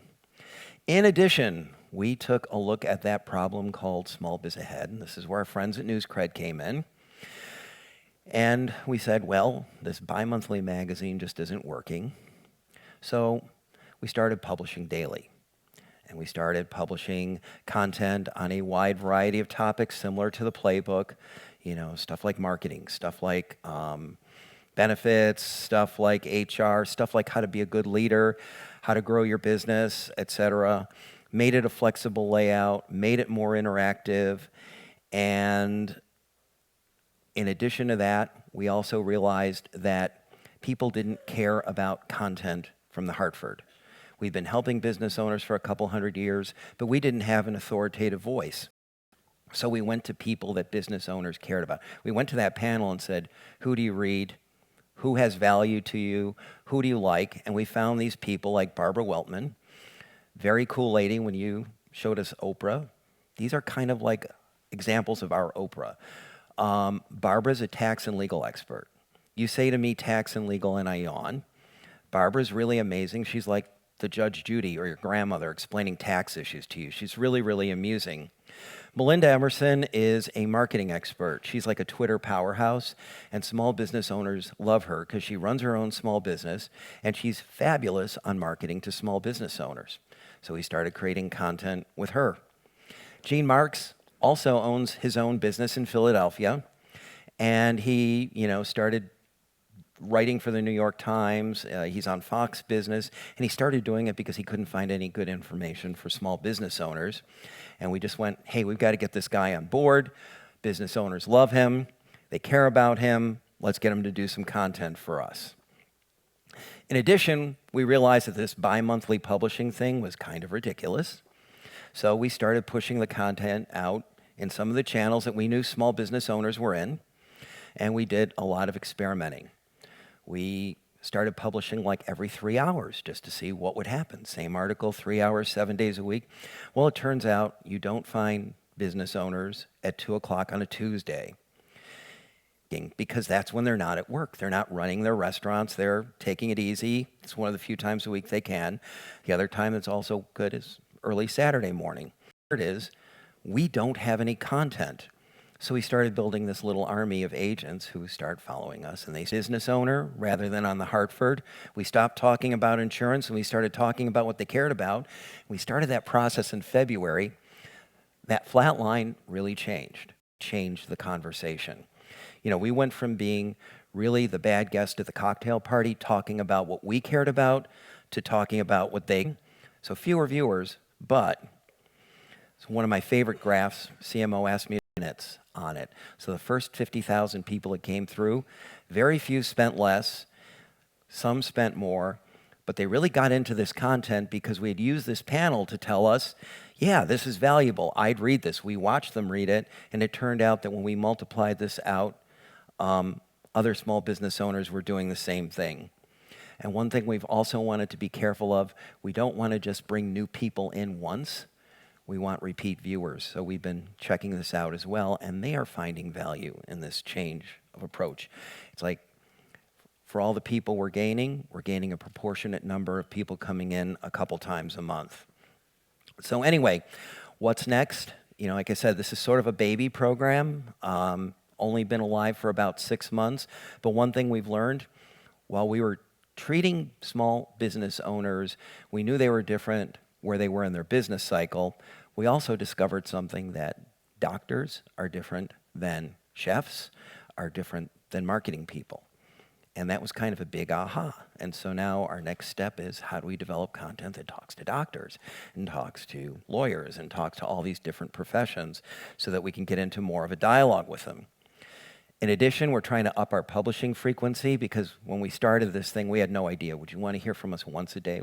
Well, we found that we can't exhaust them. If the content is good and they care about, they're not pulling back from us. And as a final step, we really want to get into some more online stuff, because one of the things we're hearing around all this content, now that they find value in it, is we want to talk to each other about it. So we've been facilitating more Google Hangouts and other meetings where business owners can talk to each other. They can talk to our experts for advice, and it takes this flat content and really helps bring it to life. So that's what I've been doing for the last year of my life. It was funny, as long as I've been at the Hartford, I keep finding new content problems. I got the email this morning that said, you know, congratulations on your first year, and it was a stock email, and I went, man, after a year I thought, like, I had found all the content issues. And the 1-year anniversary email, I've got to find out who's sending it. So there's always new stuff to learn. But that's what I've been up to. That's what the Hartford has been up to. And thanks to NewsCred for helping us kind of fix our problems and get our baby program started and improving our results. Thank you.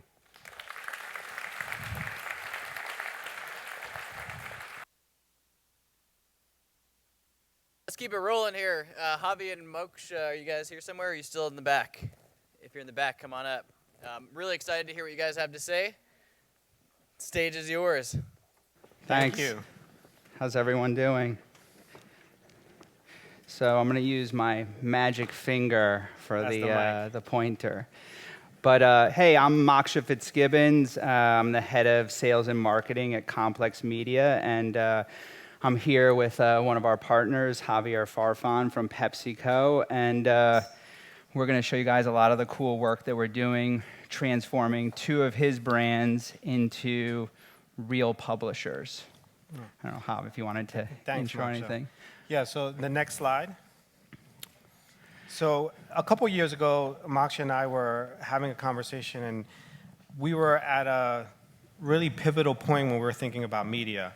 And a lot of these things were happening. One was the media landscape was becoming more and more competitive as we kind of were going after the millennial.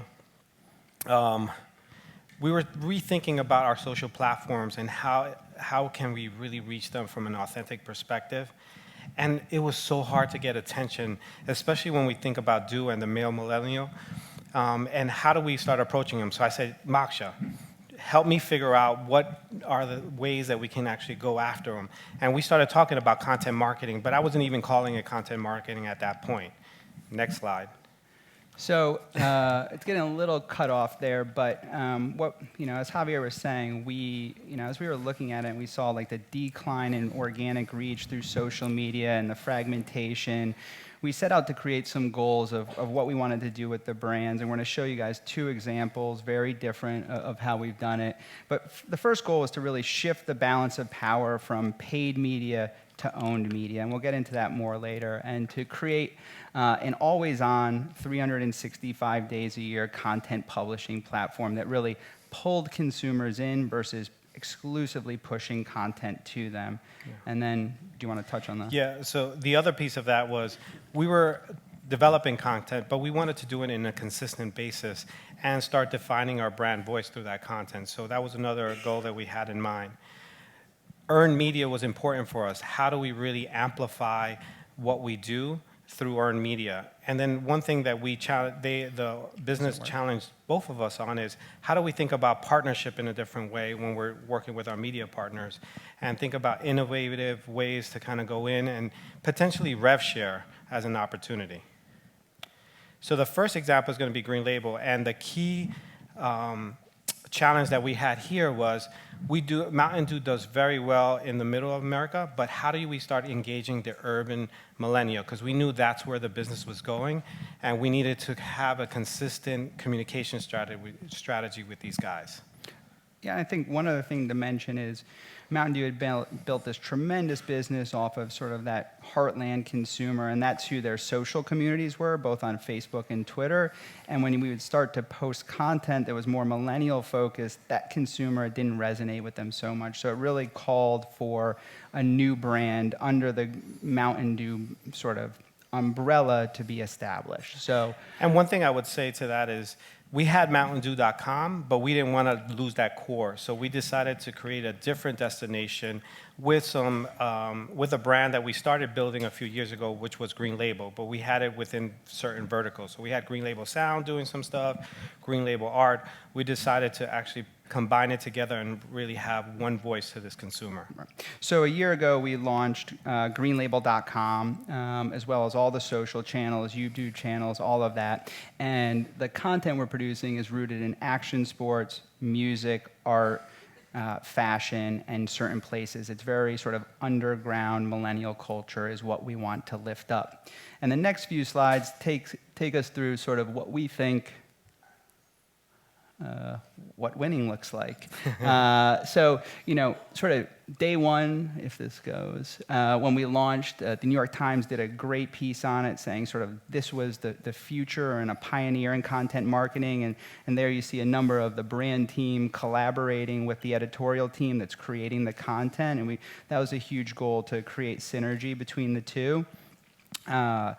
The platform's been nominated for Digiday Awards. I'm sort of going to go through some of this quick because we don't have a ton of time.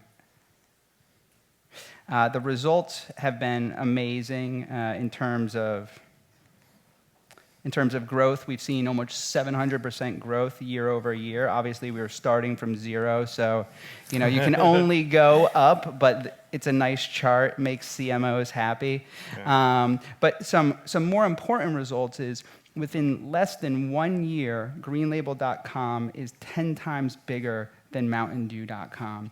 And we've done that through creating original premium content that really resonates with this consumer. I don't know if you want to... Yeah, I mean, the other piece of that I would say is that what we wanted to do is not focus on putting Mountain Dew all over there. We really wanted to create a lifestyle brand.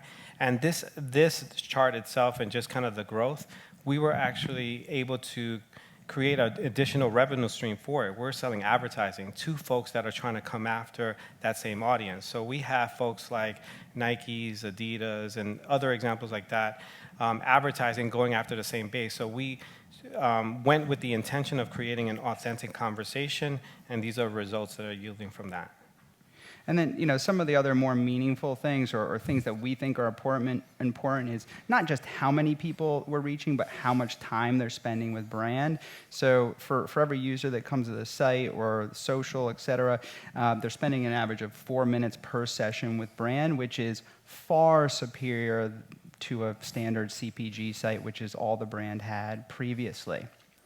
I sort of touched on the core editorial platform of action sports, music, style, and then we actually create regional-based content to help out in what the brand calls low BDI markets. So, for example, a market like Houston, they don't index super well, so we'll create content there specific for that market in an effort to help lift the brand's presence in that market and drive consumption. And I think that's an interesting way to bring in online to offline. We send out editors out there and really start evangelizing what's going on in that community and helps extend kind of our brand sensibility.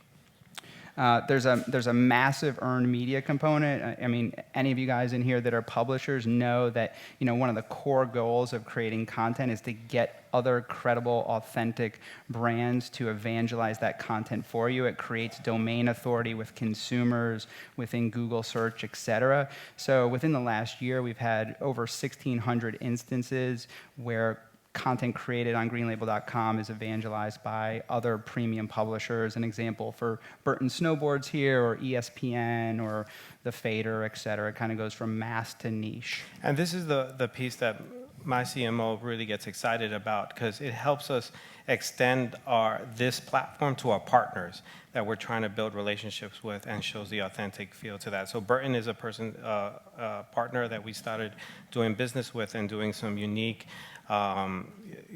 unique boards that we did and some outerwear just through the partnership that we have with Green Label. Yeah.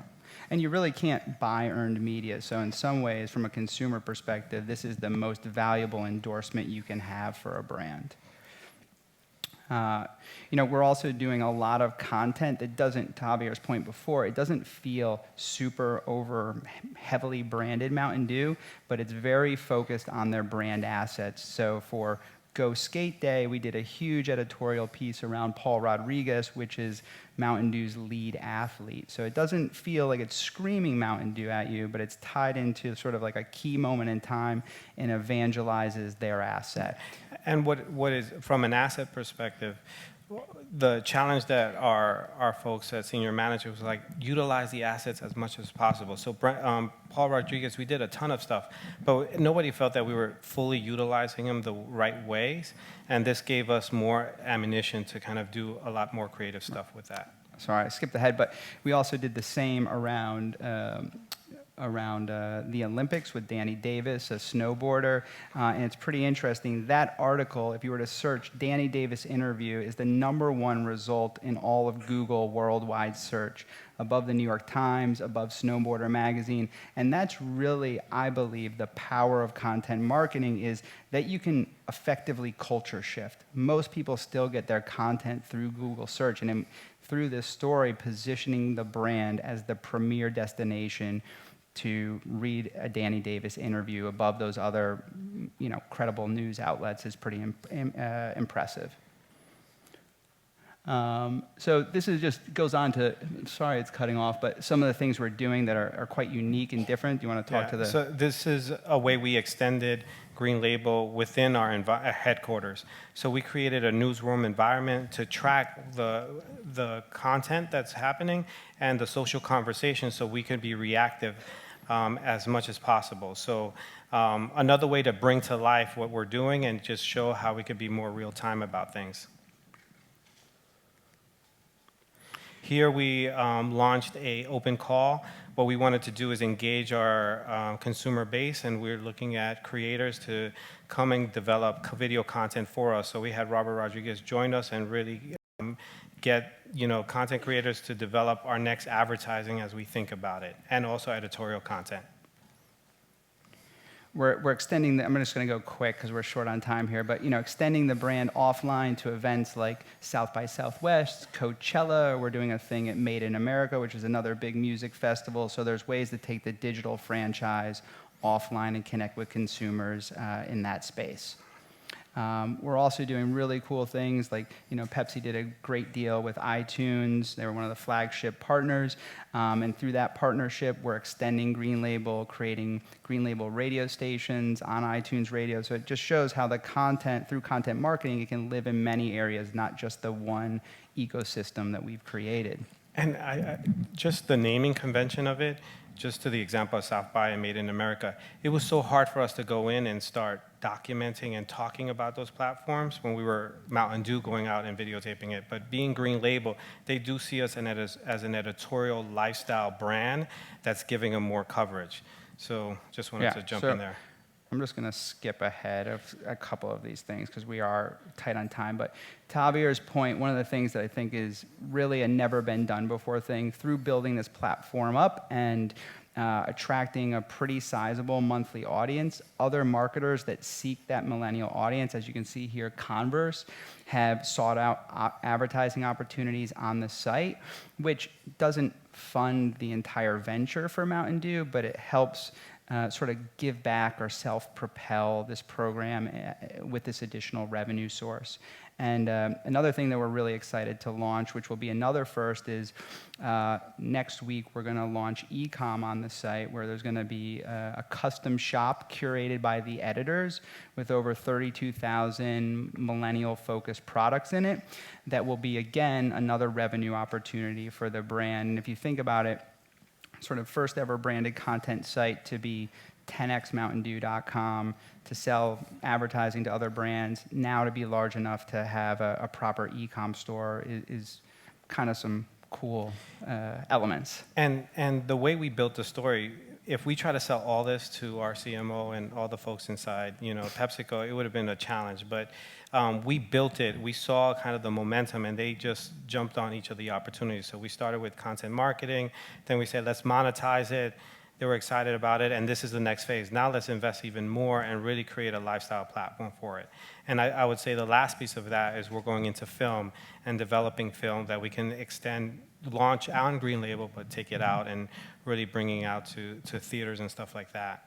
So kind of the idea is like digital brand at the center, connecting with consumers in every touch point possible. So that's greenlabel.com. We have 6 minutes to go through Pulse. So totally different approach here. So greenlabel.com was like, hey, we needed to create a sub-brand for Mountain Dew. Pulse, the idea was, it was kind of a crazy idea, was to transition Pepsi.com from this sort of like CPG brand-only site into a real publisher. And there were a couple of things, the reasons why we wanted to do that. One of them, we wanted to get one single voice globally. And the call to action was live for now. So how can you live for now from a publishing perspective? Relevant pop culture content that has one unique point of view. And this is what came out of that conversation. So we worked, cross-functionally with Javier's team, with a number of different agencies, and sort of relaunched Pepsi.com in the form that you see it today, which is this very sort of tile-based, trending news format. And as Javier said, it launched in 60 global markets. It's the unified digital strategy for all of Pepsi's core markets. And it's modular in nature, so most of it is probably 60% US content. Then all the regions will regionalize it depending on what's going on within their market and develop content strategies around each of the countries. So I don't know that we'll get through all this, but we will try. So do you want to speak to this piece? I mean, from a media perspective, we had around, 650 million. 650 million impressions in year one, which is around a couple years ago. And now we're, competing with folks within our category, but we're competing with folks in music. Right below pitchfork.com, billboard.com, and our friends at Complex. Yes, there's huge Canadian contingency. I don't know. They're bored. But now we've dropped the median age from like 54 to 28. And as you can see there, we've made it the biggest CSD website there is. And we're in striking distance of surpassing brands like Pitchfork, which is pretty amazing for Pepsi.com when you think about it. We've seen tremendous engagement up and to the right since we started doing the content. The one really important point is the brand really wanted to shift into this subscriber, someone that comes to the site 5 times or more a month. So here we've just done a quick analysis of how we've increased since we started creating content with Pepsi, the subscribers to the site. And across the board, we've just seen tremendous growth in that area. Yeah. And there's a gamification aspect that we were building towards, so this was kind of leading to that strategy. Yeah. And then, I think there's also, a tremendous residual ROI story here as well. These are 3 stories that we published in March of 2013, and as audience spikes much after the stories were published, which is basically all free earned media for the brand and earned audience for the brand. And this trend line, maybe not as dramatic, is the same across Sharethrough in search. So Javier and the brand team, they gave us about 200 key top 10 karaoke songs right now, or top 10 songs that should be movies perspective. We really have a dominating lead. And a lot of those words were in the music and entertainment space. We started seeing our competition. The content that we create for the .com, we're creating micro content for YouTube, Twitter, Instagram, Facebook, so each one gets its own. Interesting, with Green Label, we're publishing 15 stories a day. With Pepsi.com, we're publishing 15 a week.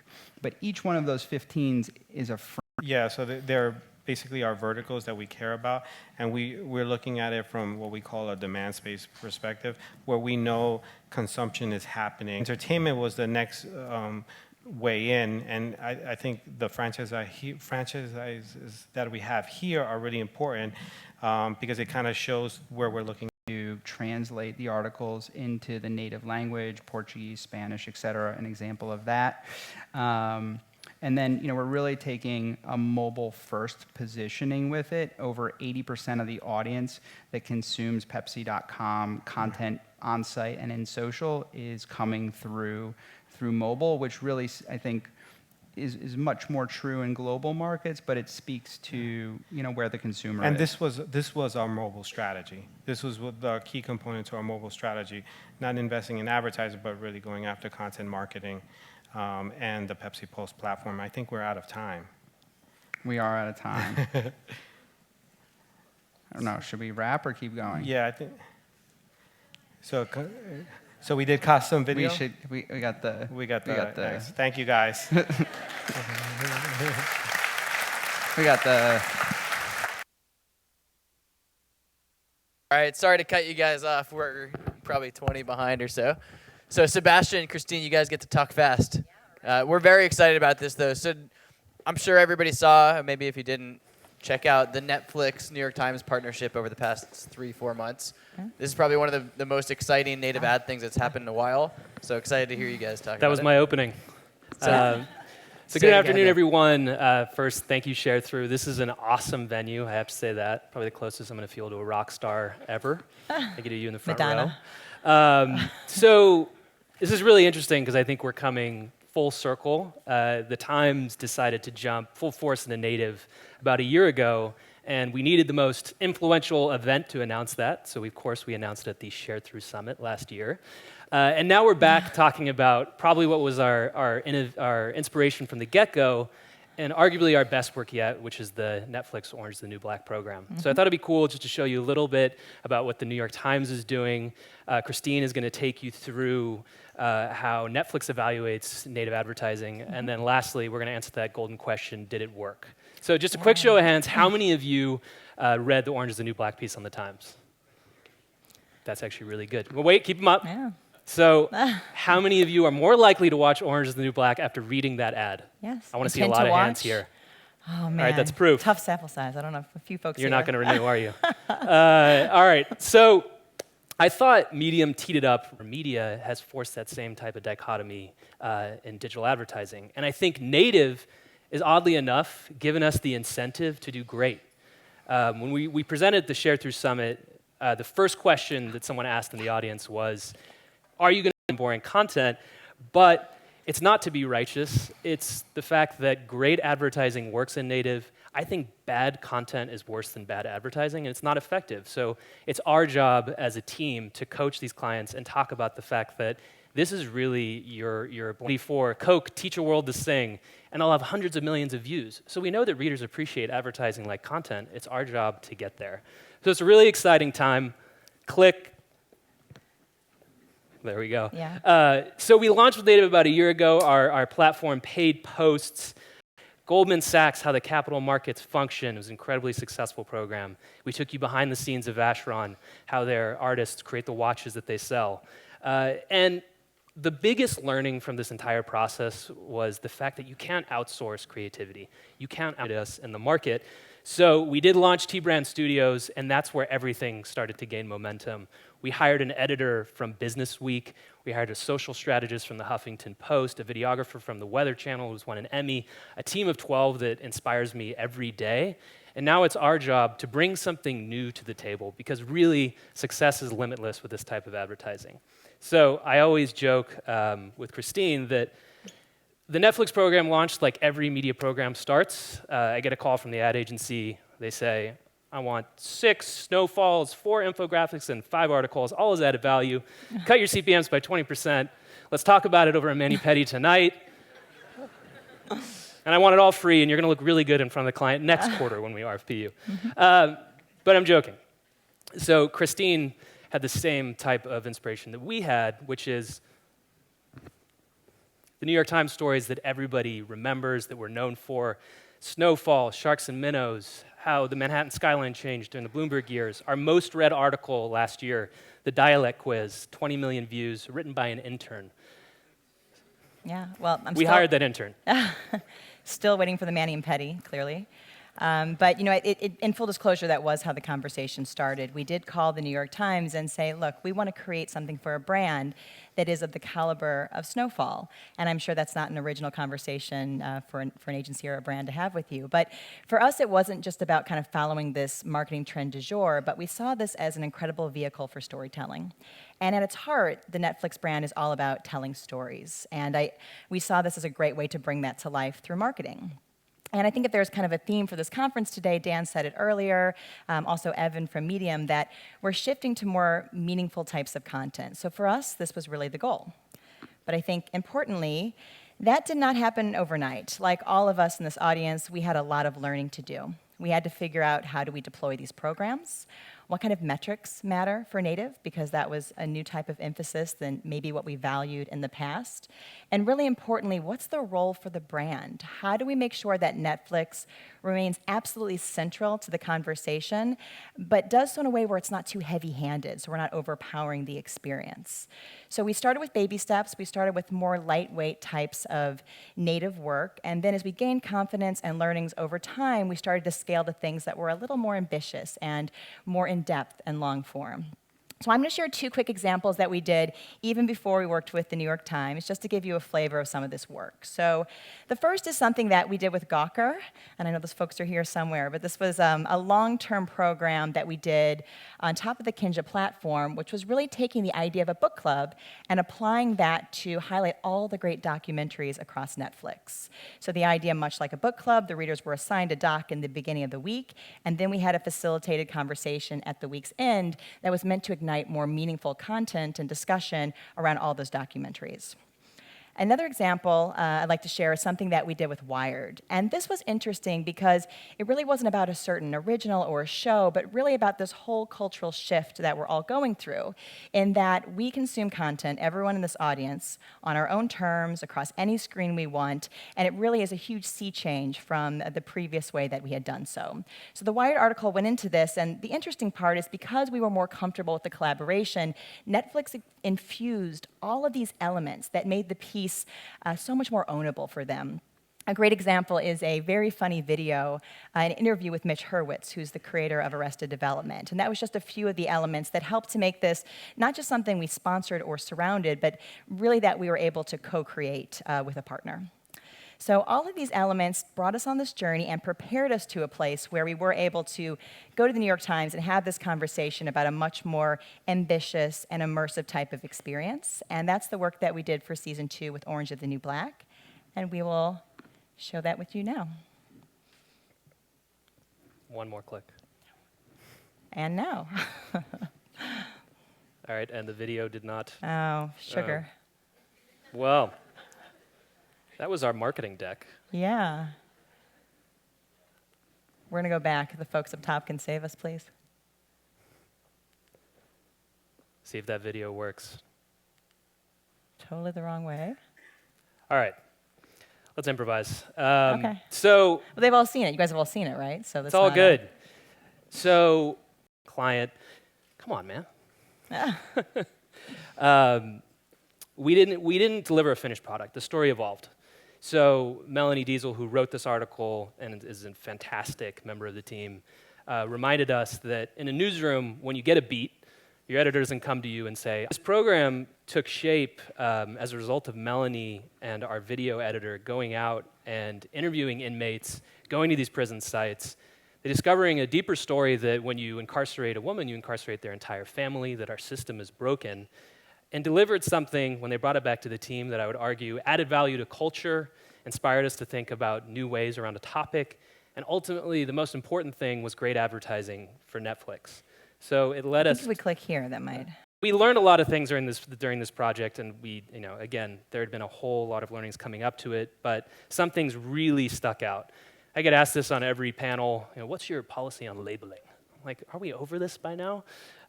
Put the brand front and center. For anyone who's ever sold print to IBM, that's a really interesting one. So IBM, at least in the past when I sold to them, had a strict no advertorials policy.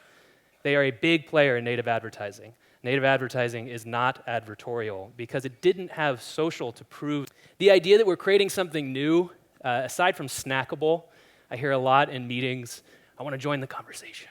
Let's start a conversation. You can't start the conversation unless you have something new to say. And conversations change. It's the biggest problem with real-time marketing.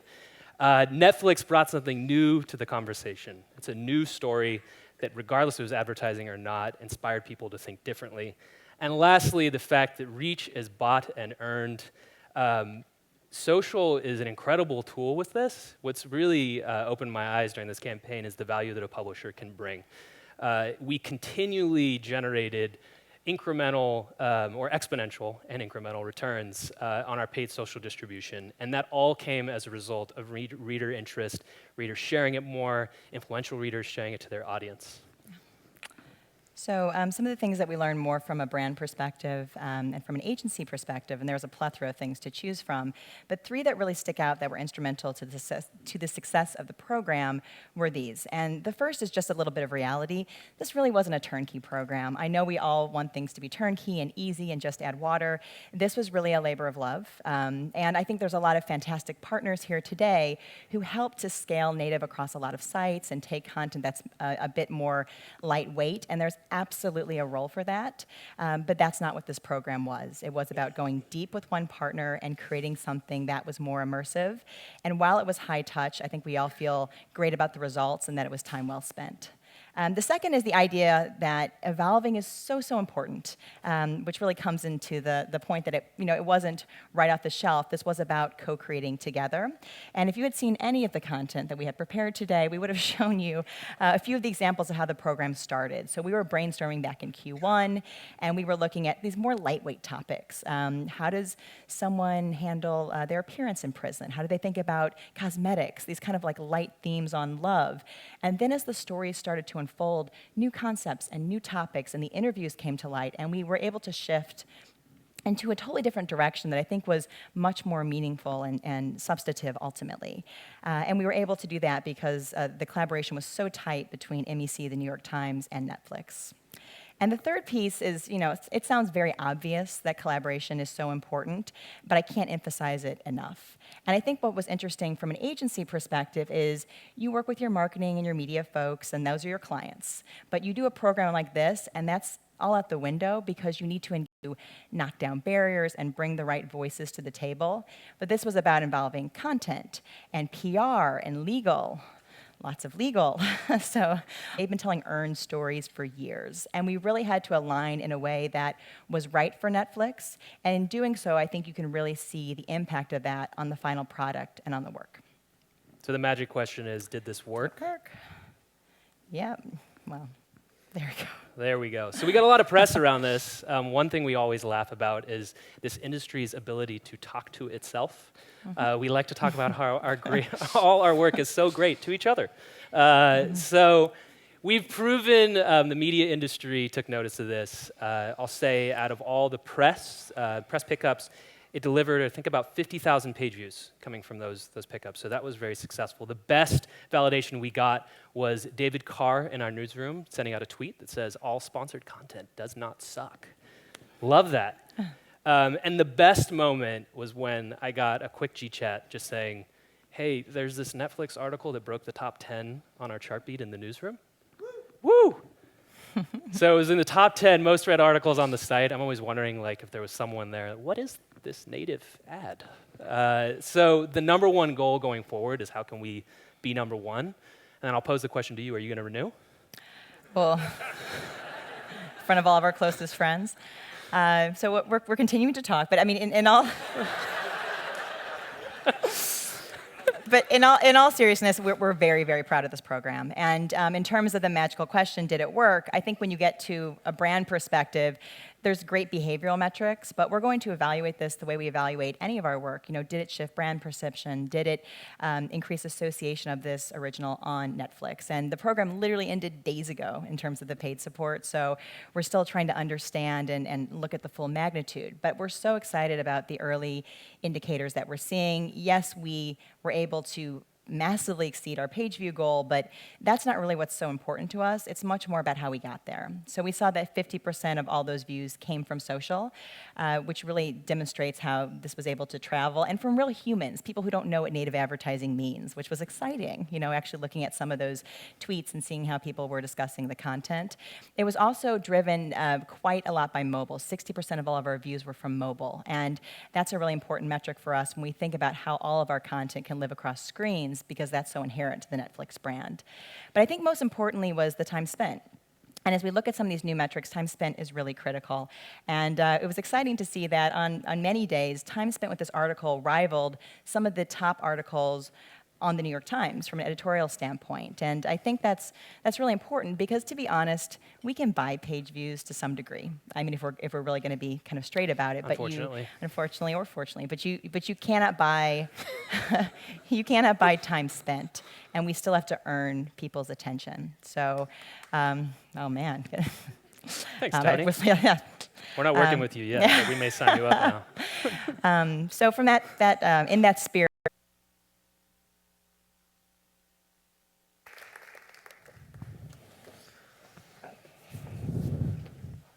Right. Good? Good. I'll get out of your face in a second here, but excited about this next panel. I think we've been doing more of the straight talks, but I think this will be cool to have everybody sit down and talk amongst themselves. This is a really interesting group of modern content publishers, both from sort of the traditional world of watching a thread emerge between all three of these guys. So Mike, who's going to moderate this, I would challenge you to find something these guys disagree on. No disagreement. All of them. All well and good that we've been talking about meaningful content. We're going to talk about the sobering reality of monetization and revenue and paying the bills. But seriously, with the proliferation of new content sources, changing consumer behavior, and an increasingly mobile-first world, how does a modern publisher find sustainable revenue sources while keeping your readers' attention? So joining me to discuss the ever-changing and evolving topic of monetization are Chris Perrone, the general manager of USA Today Sports Media Group. It is a collection of owned and partner sites consisting of 40 million unique and passionate sports fans. We have Kelly Andreessen, the director of ad innovations and product strategy at the Washington Post, sponsor board. And James Dell, the executive director of Studio at Gawker, which is Gawker's in-house creative shop. Our clock here. So we That's will. Because you've only been talking. Yeah, exactly. I can talk the whole time. How do you go about it to ensure that you don't offend your users or turn them off? And probably start with James here, because you guys introduced sponsored posts all the way back in 2008. Yeah. Well, the fact of the matter is you're always going to offend someone when you move a button. The fact of the matter is when you have very engaged readers, even if they're not paying for a site like Gawker or Gizmodo or any of the other sites, there is still a sense of ownership that they have over everything that we do. So even something as simple as moving a button is going to get us, emails. Now, if we're dealing with, new ad products or things like that, at the end of the day, we just want good products for our readers. So, we're fortunate in that we're independently funded, we're profitable, we've been doing this for a while, so there's no real pressure from on high or from shareholders to introduce products that are going to interrupt or ruin the reader experience. So every time we introduce something, we try to do it in such a way that it's actually beneficial to the reader as opposed to something that interrupts or bothers them. What's a successful batting average in terms of bringing out new products that you stick with and they become part of the rotation? Because they make us money or because the readers aren't pissed at us? Because the readers aren't pissed at you. We try to keep it real low. I mean, we don't keep statistical stats on it, but I'd say if we get more than a couple dozen emails about something, then we probably have to revisit what we did. Yeah. And Kelly, you have the word innovation in your title. So, I mean, I guess before you can think about monetization, you got to talk about audience development and user engagement. How do you think about developing the audience at the Washington Post? Sure. So we really approach audience development in really three ways, things that we're thinking about. And one is quality of content, both from our newsroom as well as from our brand studio. We want to make sure that we're creating quality content because we do know that our audience is very curious and is interested in quality content from our newsroom as well as it turns out as from brands. The second thing is really looking at making sure that it's available across all of our platforms, making sure that the content and the experience is available to audiences wherever they may be, which is great for us because we do know with quality content comes the audience, with the audience comes the opportunity to monetize that experience. Mm-hmm. And we heard a lot about this morning about different metrics to value this quality content rather than just impressions and clicks. Are there internal conversations at any one of your publications where you're talking about total hours spent rather than just impressions and clicks? And how do you work with your clients on that regard? Yeah, absolutely. We really work with each of our clients individually up front, really understanding what does success mean to them. As the panel before us said, and as the Chartbeat speaker said this morning, it's really, we found about time spent. If you're really going to invest in a content marketing strategy, you really want to know how audiences are engaging with your content and why they are and who they are. Anything that we can provide as a publisher that helps them answer that question is a positive for them. So it's things like page views, social shares, video completion, time spent, and then looking at their total session time too. Where did they go afterwards? How did they come to the content? That's amazing. So do you share all of that data with clients, or is it selective? We do. So we really look at all of the metrics and shape the story because it's going to be different for each client. Like I said, we really work with them up front to understand what success means to them. I mean, if it's just about reach and getting the brand out there, then things like social shares is probably going to be something we want to optimize against versus really changing or shaping a conversation. Then it's more about time spent. What can we do to keep an audience there once they get there? Yeah, it really starts to become a different conversation, I think, with agencies and brands because, right, it's perfect. Like the click-through rate is the bane of the existence. Mm-hmm. And so having all of these type of stats be really important because it's about content. It really adds to it because we in the banner place, you still get conversations about click-through rate, even though we know that that's probably not the most important metric. So I feel like native really lends you to that, taking that next step in the conversation with them about engagement and who our audiences are and why are they engaging. And so it's great you share all of that data. There's a lot of conversations internally at USA Today Sports about what to share, what's important, because obviously the metrics are not always great, right? And so you're trying to figure out what story you can tell around certain things, but social sharing being really important to us. We have a site For the Win that's really about viral, trending sports content. And really that's how we judge the success of our own content is based on, are people sharing it? Is it getting passed around? And so being able to. Thank you to our panelists, and thanks everyone. Thank you. Thanks, Case.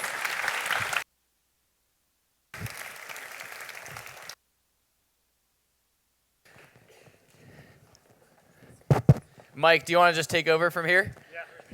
Yeah. Natural. All right, next up, we've got BuzzFeed and Clorox talking, and then we're going to follow that with a really interesting discussion about data and metrics and stats on the modern millennial woman from Refinery 29.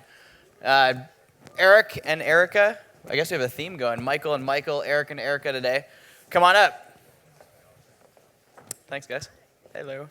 Hey, good to see you. Good to see you. See you.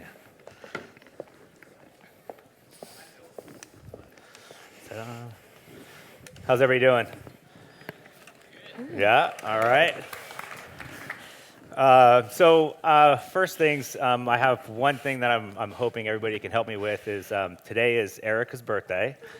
So I thought we could sing happy birthday to Erica. God. Ready?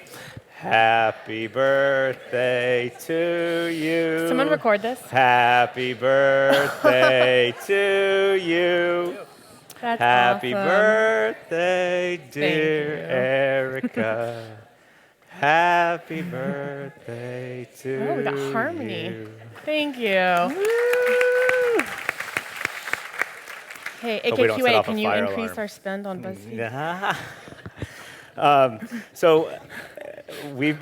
We've been working together with Clorox for quite a while, and one of the things that Eric and I talk about is, 2 years ago when, publishers like us would come and say, hey, we want to write some good content. They're like, oh, go talk to the social team and go talk to our PR team. And 2 years ago, it was very cluttered and clunky, and I think we're getting to a good spot where media is starting to turn into a place where, hey, content can kind of play in that space, and Erica does a pretty good job of that over at Clorox, and so we decided that that's kind of what our core will be talking about. So first question to Erica is, what are the challenges that you see with brands today in creating content?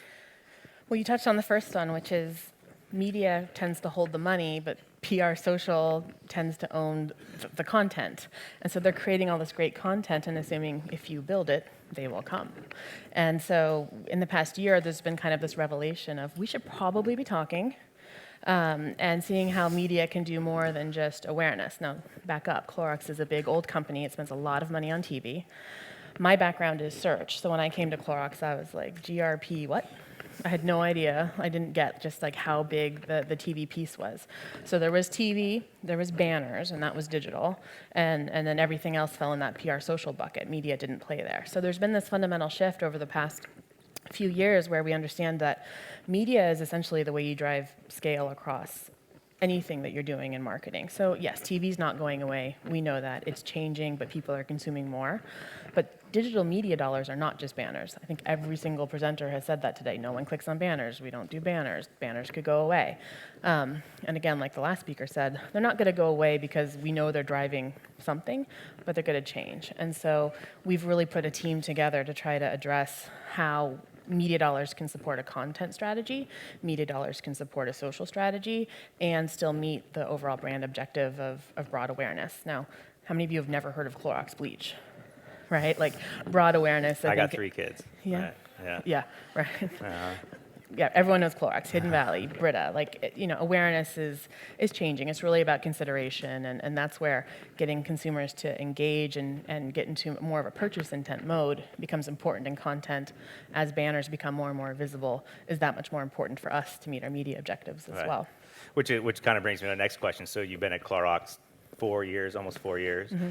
And one of the things that you probably had a challenge on is like, I want to do this.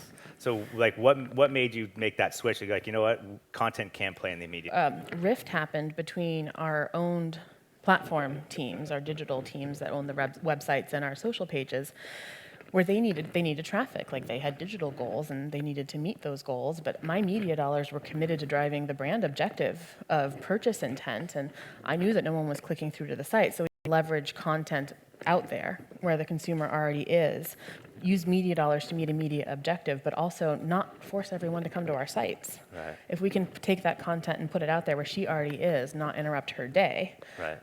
You know, because of course everyone in the middle of their busy day is like, let me go read about toilet bowl cleaner. I mean, that's awesome. We But that could write some really good content around that. Exactly. This is where right. content, so it's boring CPG products, boring low interest, I think is what we're supposed to say. We work in low interest categories, but that consumers really love. So some of our brands are a little sexier, Burt's Bees and Brita. You can go after sustainability and natural, and there's content there. Hidden Valley and Kingsford, everyone wants to talk about recipes and food, and grilling is super competitive, and everyone has, you know, there's TV shows about it. So cleaning brands are a little bit harder, and that's where humor, you know, becomes a lever that we've used with BuzzFeed. Which I love. So can you give us some ways like how consumers engage with Clorox content? Yeah. Well, so my favorite is our Bleachable Moments campaign. So I would say in the past maybe 10 years, parenthood has shifted a little bit to where you don't have to be embarrassed of all the mistakes that you make and the messes that happen as a parent. Whereas before, if your kid like took off his diaper in the crib and did some artwork, you'd be like, oh my gosh, clean this up, don't tell anybody I'm a horrible parent. Right. And now you're like, hold on kid, hold still, let me get my camera. And then you show the world. And so we take that content, and it lives on our site, sure, but it also lives then through social, and it's extremely social because people are already sharing this. So Clorox has these bleachable moments. It's gone incredibly viral. People want to share their stories. It infects bathtubs and bath toys and cribs and all sorts of other things that we want millennials to understand as we're worried about, you know, category penetration and people leaving the bleach category. Right. Did you see John Blank last night? And of course, you got to put your two and two together, right? I thought you guys did a pretty good job for where Clorox was 2 years ago to today. So I think what type of content does well? Like what, for you guys? Well, so humor's a big one, and it becomes very shareable, especially when it's around kids. The other one that's helping us a lot on the cleaning side is kind of this how-to and life hacks content. There's a huge amount, and again, my background is search, so there's a huge amount of search volume around pretty mundane tasks that surprised us, but our products are the solution. So we're really trying to present ourselves as the brands that help her. We are her solution to her everyday problems. So how do I remove this grass stain from my kids' soccer shorts? How do I remove this wine stain from girls' night the other night that got a little out of hand? And so there's lots, or like how do I, what's the best way to clean granite or a wood countertop? Can I use this product or that product? And or help the athletes in Sochi. Oh, well, yes, and there's that. Clorox is very helpful, and so when there were those two toilets side by side, the world's problems, and always thinking ahead. Oh my gosh. Yeah, which was going to be my next question. Is like, can you share some examples that, like the awesome double toilet wand that kids would probably love to play with? But can you share some other examples? We didn't actually make one, but it made it into social media. Could you share some examples of what you've done in creating content for people to engage with? Yeah, so our TV budgets are large, but they tend to be highly efficient television buys.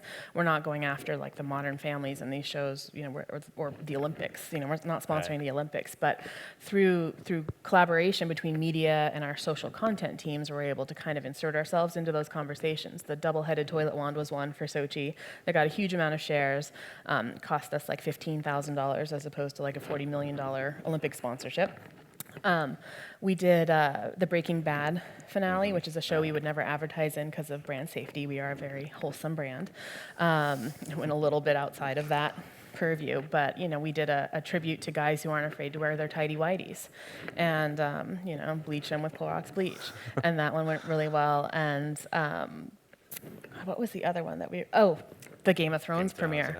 So Game of Thrones, again, no advertising opportunity, but it's what everyone's talking about. And we have our community team, kind of our war room, and we have our media dollars that we've set aside for opportunistic spending when we have a conversation we want to join in with relevant content, who came up with this idea that a canister always pays its debts.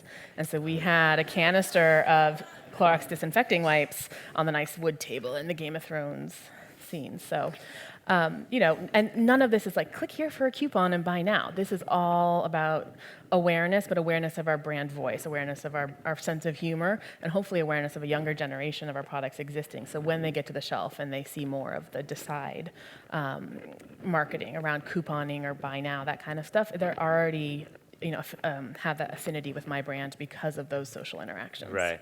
Which I mean, it's one of the things that we think about at BuzzFeed is, you know, 50% of the time it's the idea, but the other 50% of the time is actually coming up with the concept of how to get the content out there, how to get the content shared, how to get people to engage with it, right? How to get advocates so when they go to the store and they see 2,500 cleaning products, how do they think about Clorox products? They remember that, you know, the list that they saw on, like Liquid Plumber, another really sexy brand. Well, we do have sexy plumbers now, part of our marketing. When they go, any dollar can get you a long hair plumber, right? Yeah. So you know, we go to BuzzFeed, and BuzzFeed's like, how about a tribute to men with long hair? And so Liquid Plumber sponsors. I was in that post, I think. Yeah, a little big on. Right. Right.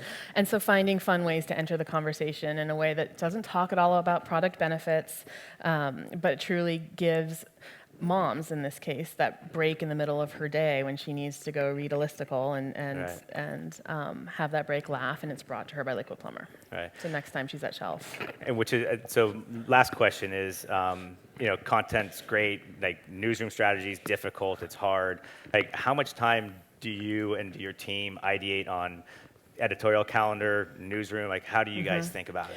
Well, so the Intel presentation earlier was interesting because Clorox absolutely played on the left-hand side of her, kind of the old way of doing planning, where you have a brief and you go through the like that still exists for us. We do a lot of planning up front, and certainly a content strategy fits in there. It takes about a month. We do have a content strategy lead.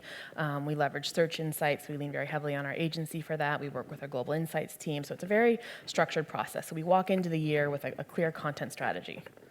And then we kind of mess with it. You know, as the year goes on and opportunities come up, it's a living, breathing thing that we can change and play with as opportunities arise. And that's where process has become important, where so much of our money, media money, is set, you know, a year in advance with the TV upfronts. We're trying to hold out as much as possible for this opportunistic spending to help support these content objectives as they come up.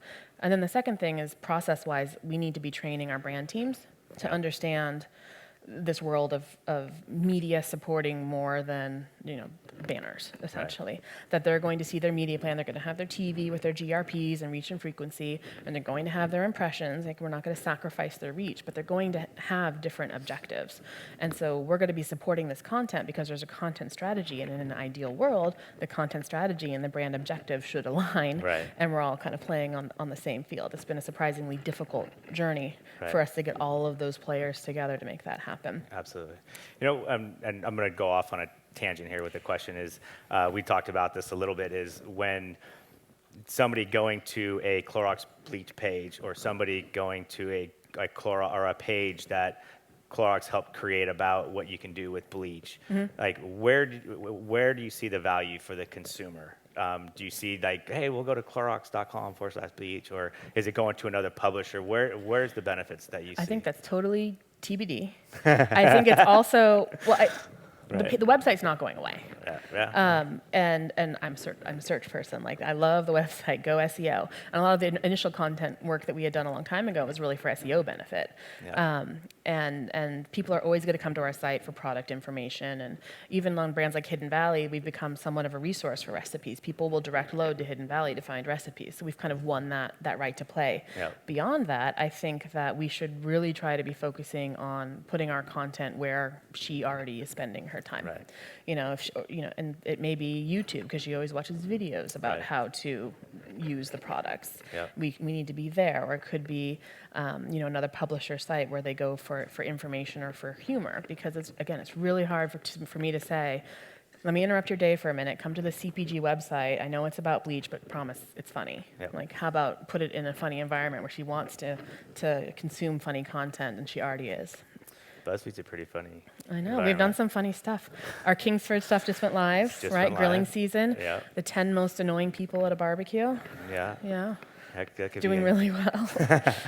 I don't know if we have time for questions, but No. thank you We're very getting the no. much. We'll Got be the no, around. right, yeah. Well, we'll share it out. Why not? All right. But thank That was you very again fast. for your Thank time you. on your birthday. Thank you, guys. Good singing.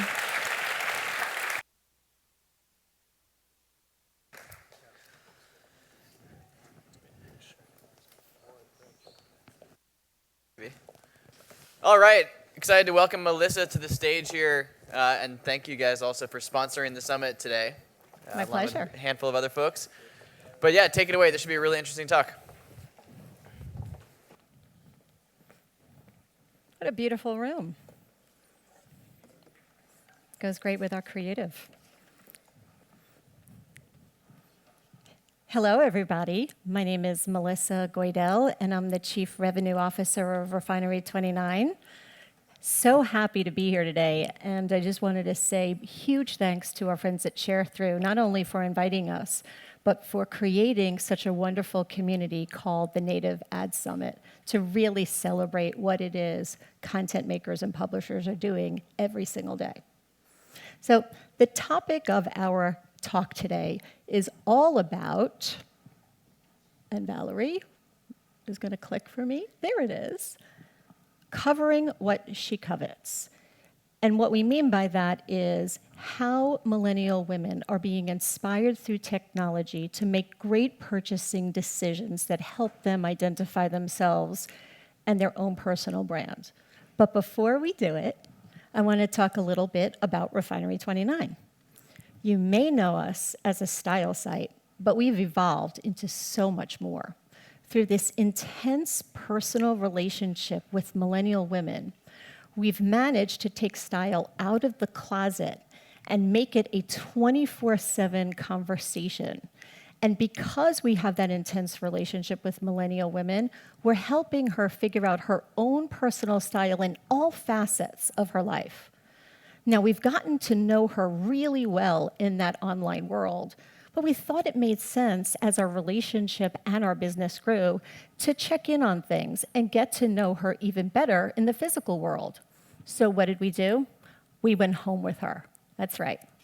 So with the help of our friends at the Futures Company, we did a series of in-home focus groups. They're now called friendship circles.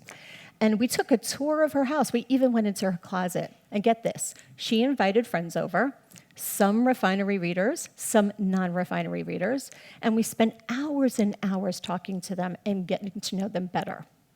We wanted to take those conversations and validate the findings, so we did an online survey overlay of over 1,000 women just to make sure that the feedback that we were getting was spot on.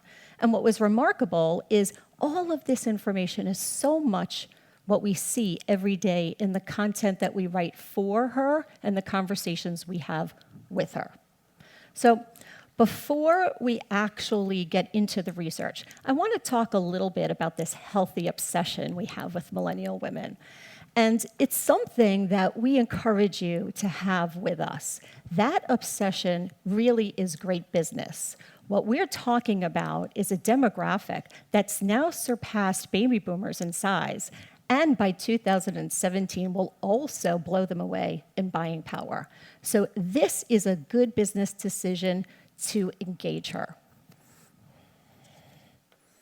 So before we actually get into the specific threads of research that we're sharing with you today, I wanted to really start from a broader view about her priorities. We actually grouped together 20 different variables about life goals because we wanted to make sure what the big picture for her looked like. And what was remarkable, we're talking about women 18 to 34 here, is that there was a constancy in what was super important. Unlike the stereotypes you hear about this woman, she's impulsive, she lives for the moment, she's not future focused, this is somebody who's actually saving and worrying about money. She's also thinking about that work-life balance every day, and career is important, but being happy is also important. Finally, she understands the gravity and the long-termness of health. She's going to live in this body and skin for a very long time, and it's important that she takes really good care of it. So every generation likes to think that they're different than their mother, right? I mean, we've all been there. But the fact of the matter is that this generation is truly different. They have the world at their fingertips. They grew up with the web. And so, not surprising, they really think that they could achieve most of their goals. They're very experimental in the food that they eat, in what they buy, what they drink, where they travel. And they have more varied dreams than any other generation before them. The world is truly their oyster. But what's really pointed here is that 86% will only comment, will only put out to the world what it is they're super passionate about. Now, this is somebody who really knows how to take care of herself and be resourceful. But that doesn't mean that she's not interested in finding passion point stimulation, finding inspiration that could help her lead that better life. In fact, 81% look for resources that help them live out those very dreams. And we see that as the opportunity in refinery. That's our mantra every single day. How do we go from being just a brand to a truly trusted resource, the true fiber of her everyday life? What's incredible about these women is they are so resourceful, so they see inspiration in absolutely everything they do and everywhere they look. But don't take it from me. Let's actually look in on one of those focus groups, and you could hear it from them.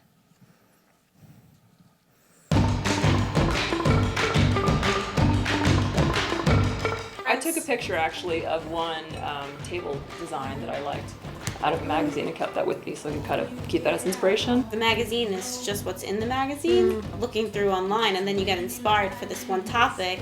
You can research it further and see what other people have to say about it. Pinterest, like if I have so many different sections that when I have a party, I'm like, oh, here's inspiration for cheese and wine, then I go to that little section of like what cheeses to buy. I found so many different recipes on there. I was going crazy. I was up till 2 o'clock in the morning the other night, just like pinning different food recipes. And I like look through Pinterest and I like look through Instagram. And I'm like, all right, I can go to bed. And I like get into like these Instagram like tunnels. And I'm like, how did I get here? It's 2 a.m. Like if you see a blogger, someone you follow all the time, like going You like her places, style, you're like, and oh my then gosh, she that looks goes. so awesome. Yeah. I want to check out that place. Like I've definitely like seen fashion bloggers go to places and then Google where they're at and what they're doing there. I go eat my lunch in Bryant Park and I see 100 people walk by me and I can say I like that, I don't like that, I like that.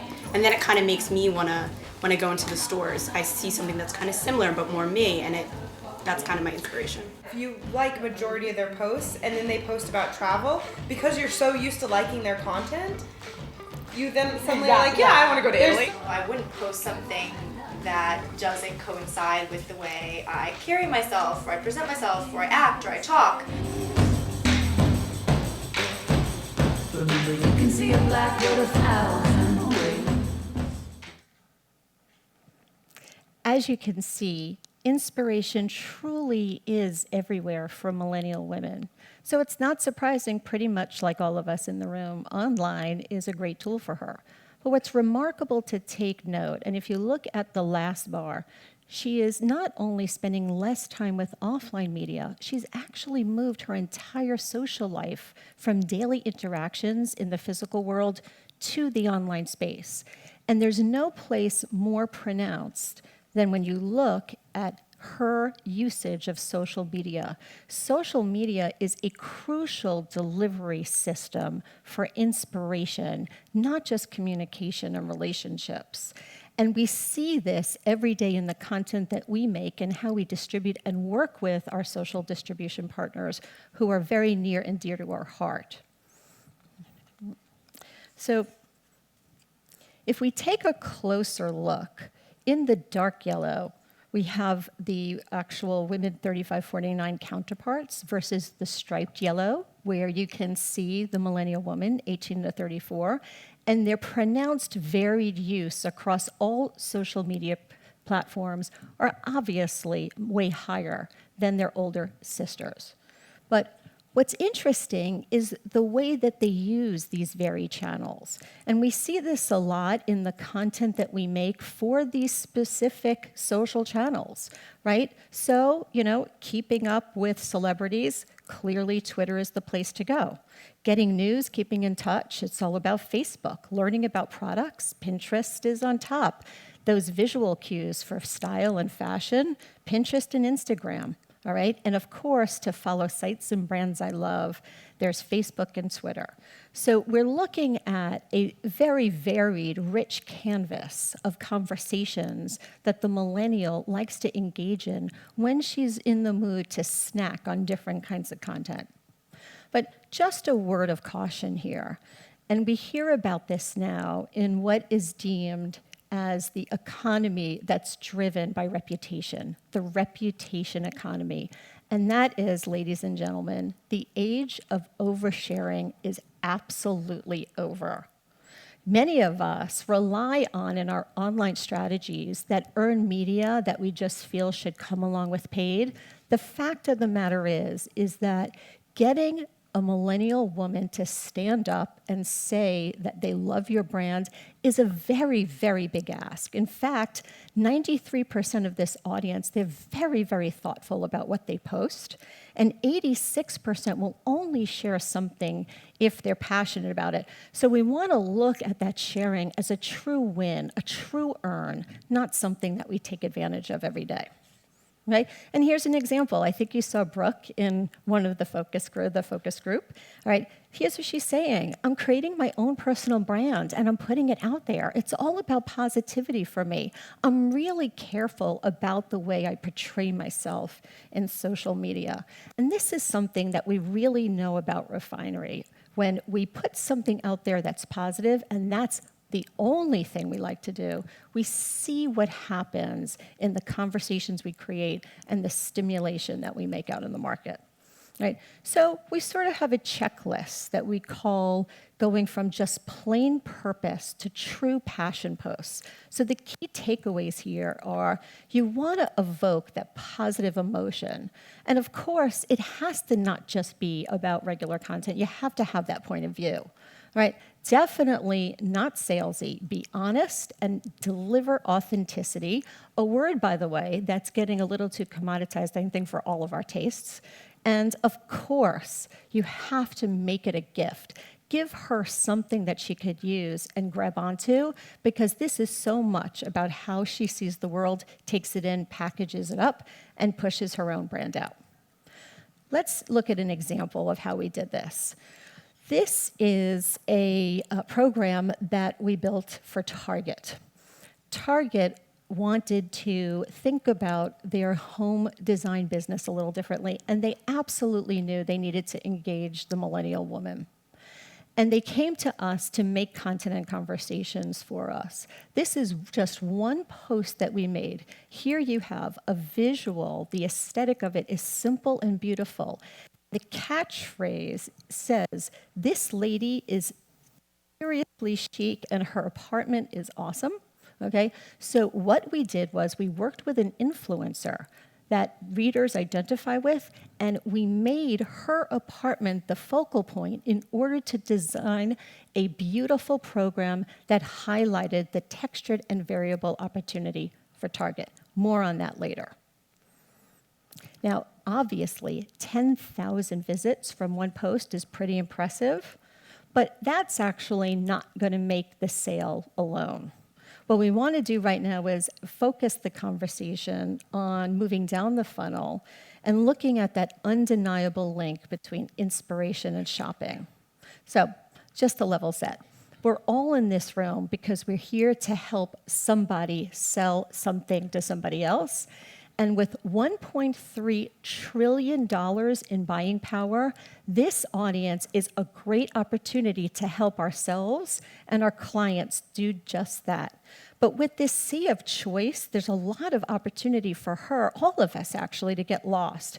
But if we do it right, there's so much opportunity to help enrich her life. What we see every day at Refinery, and it was confirmed in the research, is 83% millennial women love to shop online just as much as she loves to shop in the store. Obviously, no surprise. In fact, 3 of 4 say that online shopping is actually a form of pre-shopping, sort of getting ready for the big day, right? So what we found, which was remarkable to us, is this notion of omni-channel shopping is truly the new storefront. It is the window. I just want to call these stats out a second because we're so amazed by them, right? Which is not just consecutive shopping experience, but joint shopping experience. Here we go. Almost 6 in 10 use their smartphone when they're in the store. Over half of them are looking for codes and coupons when they're in the store shopping to see if they could get that blouse they love for a slightly better deal. And half of them, while they're in the store, will actually buy the item on their smartphone. So millennial women are just taking it in from all sources and thinking about the total shopping experience in a simultaneous fashion. It's pretty remarkable. Well, because there's a ton of choice out there, there's also a lot of indecision. We all know about that abandoned shopping cart. In fact, 2 out of 3 millennials feel overwhelmed when they're going down the purchase funnel, right? The shopping process, there's so much choice out there. But what we see at Refinery is this opportunity, this craftfulness of bridging the gap between inspiration and purchase every day in the content that we make. And that context really provides so much value to a shopper who's looking to make those personal choices. Let's take a look. I mean, here's a service piece. This is sort of meat and potatoes for us. All right, summer dresses, perfect time of year to think about them.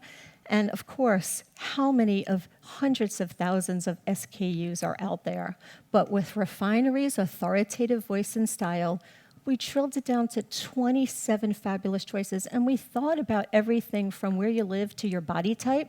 And what was amazing about this is taking from a sea of enormous opportunity to a curated contextual conversation. The fact is that 1 out of every 10 reader clicked and bought something. And that is what we love to think about every day. How do we make those wise decision helpers for this consumer? But let's bring it back to the Target example.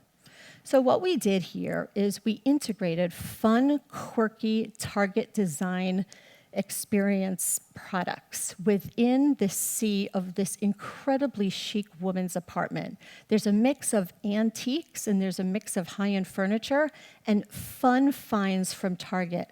And what this did was it really enabled the reader who never thought about Target this way before to see Target in a textured light, to see that Target can be an influence in home design and that their products can belong in the decision-making strategy for a young woman who's decorating her home. The reason why this worked well is because this beautiful imagery drew the reader in and started that conversation and engaged her in a way that she never would have thought of before. And we really focus on those visuals to make such a huge difference in the business of our content and also the content that we make for brands. And what is an amazing takeaway is when you look at our visual tone and you mix it with the authoritative voice of Refinery, it yields 10x in traffic referrals versus a flat piece of content from a brand. And that's something that we feel really excited about and very enthusiastic about sharing with you today. So in thinking about this research, there were a lot of key takeaways. We recently debuted the whole study in New York about a month ago under the series title, Her Brain on Digital. We didn't have time today to share everything with you, but what we thought was important is that we just gave you the key takeaways. And here they are. Ready for the flip? Okay. So this almost seems so basic, but isn't it the fundamentals that's the most important in every kind of relationship, even between a marketer and a consumer? First, be a true resource. Position your brand as an expert and align with other experts to create that connection. Right? Remember, deliver value, not propaganda. This is somebody who has that bull blank radar on all the time. You have to connect with her in a real way. Also, own that POV in every single thing that you do. I mean, think about it. When you're in the store and she's actually looking at your site online, it's got to all connect up. And it also has to bridge with all the other media and conversations that you're having. All right. Social commenting, remember, in the reputation economy, don't take it for granted. And finally, right, appeal to this person.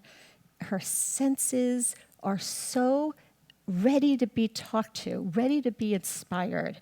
Do it with visuals and context. And remember, what you're doing is helping somebody who's going to live a long, forward-thinking, prosperous life, have such a much better experience, and help her find the person that she knows she could be.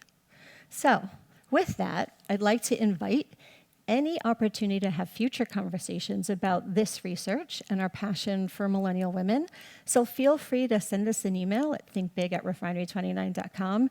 Enjoy the rest of this incredible day of programming. Thanks again, Sharethrough, for having Refinery 29 today.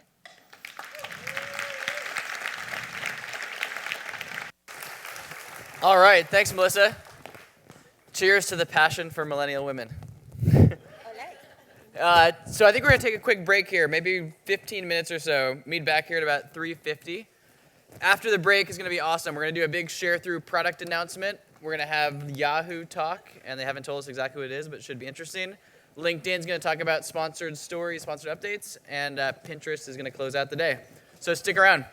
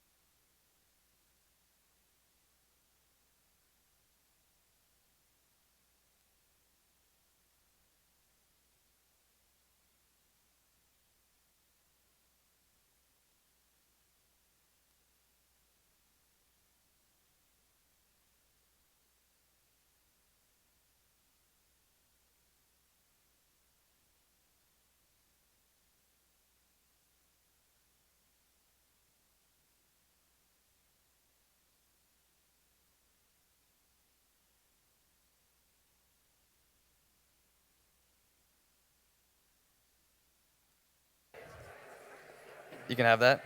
Don't spill it there. You got the clicker? You're mic'd up. I do.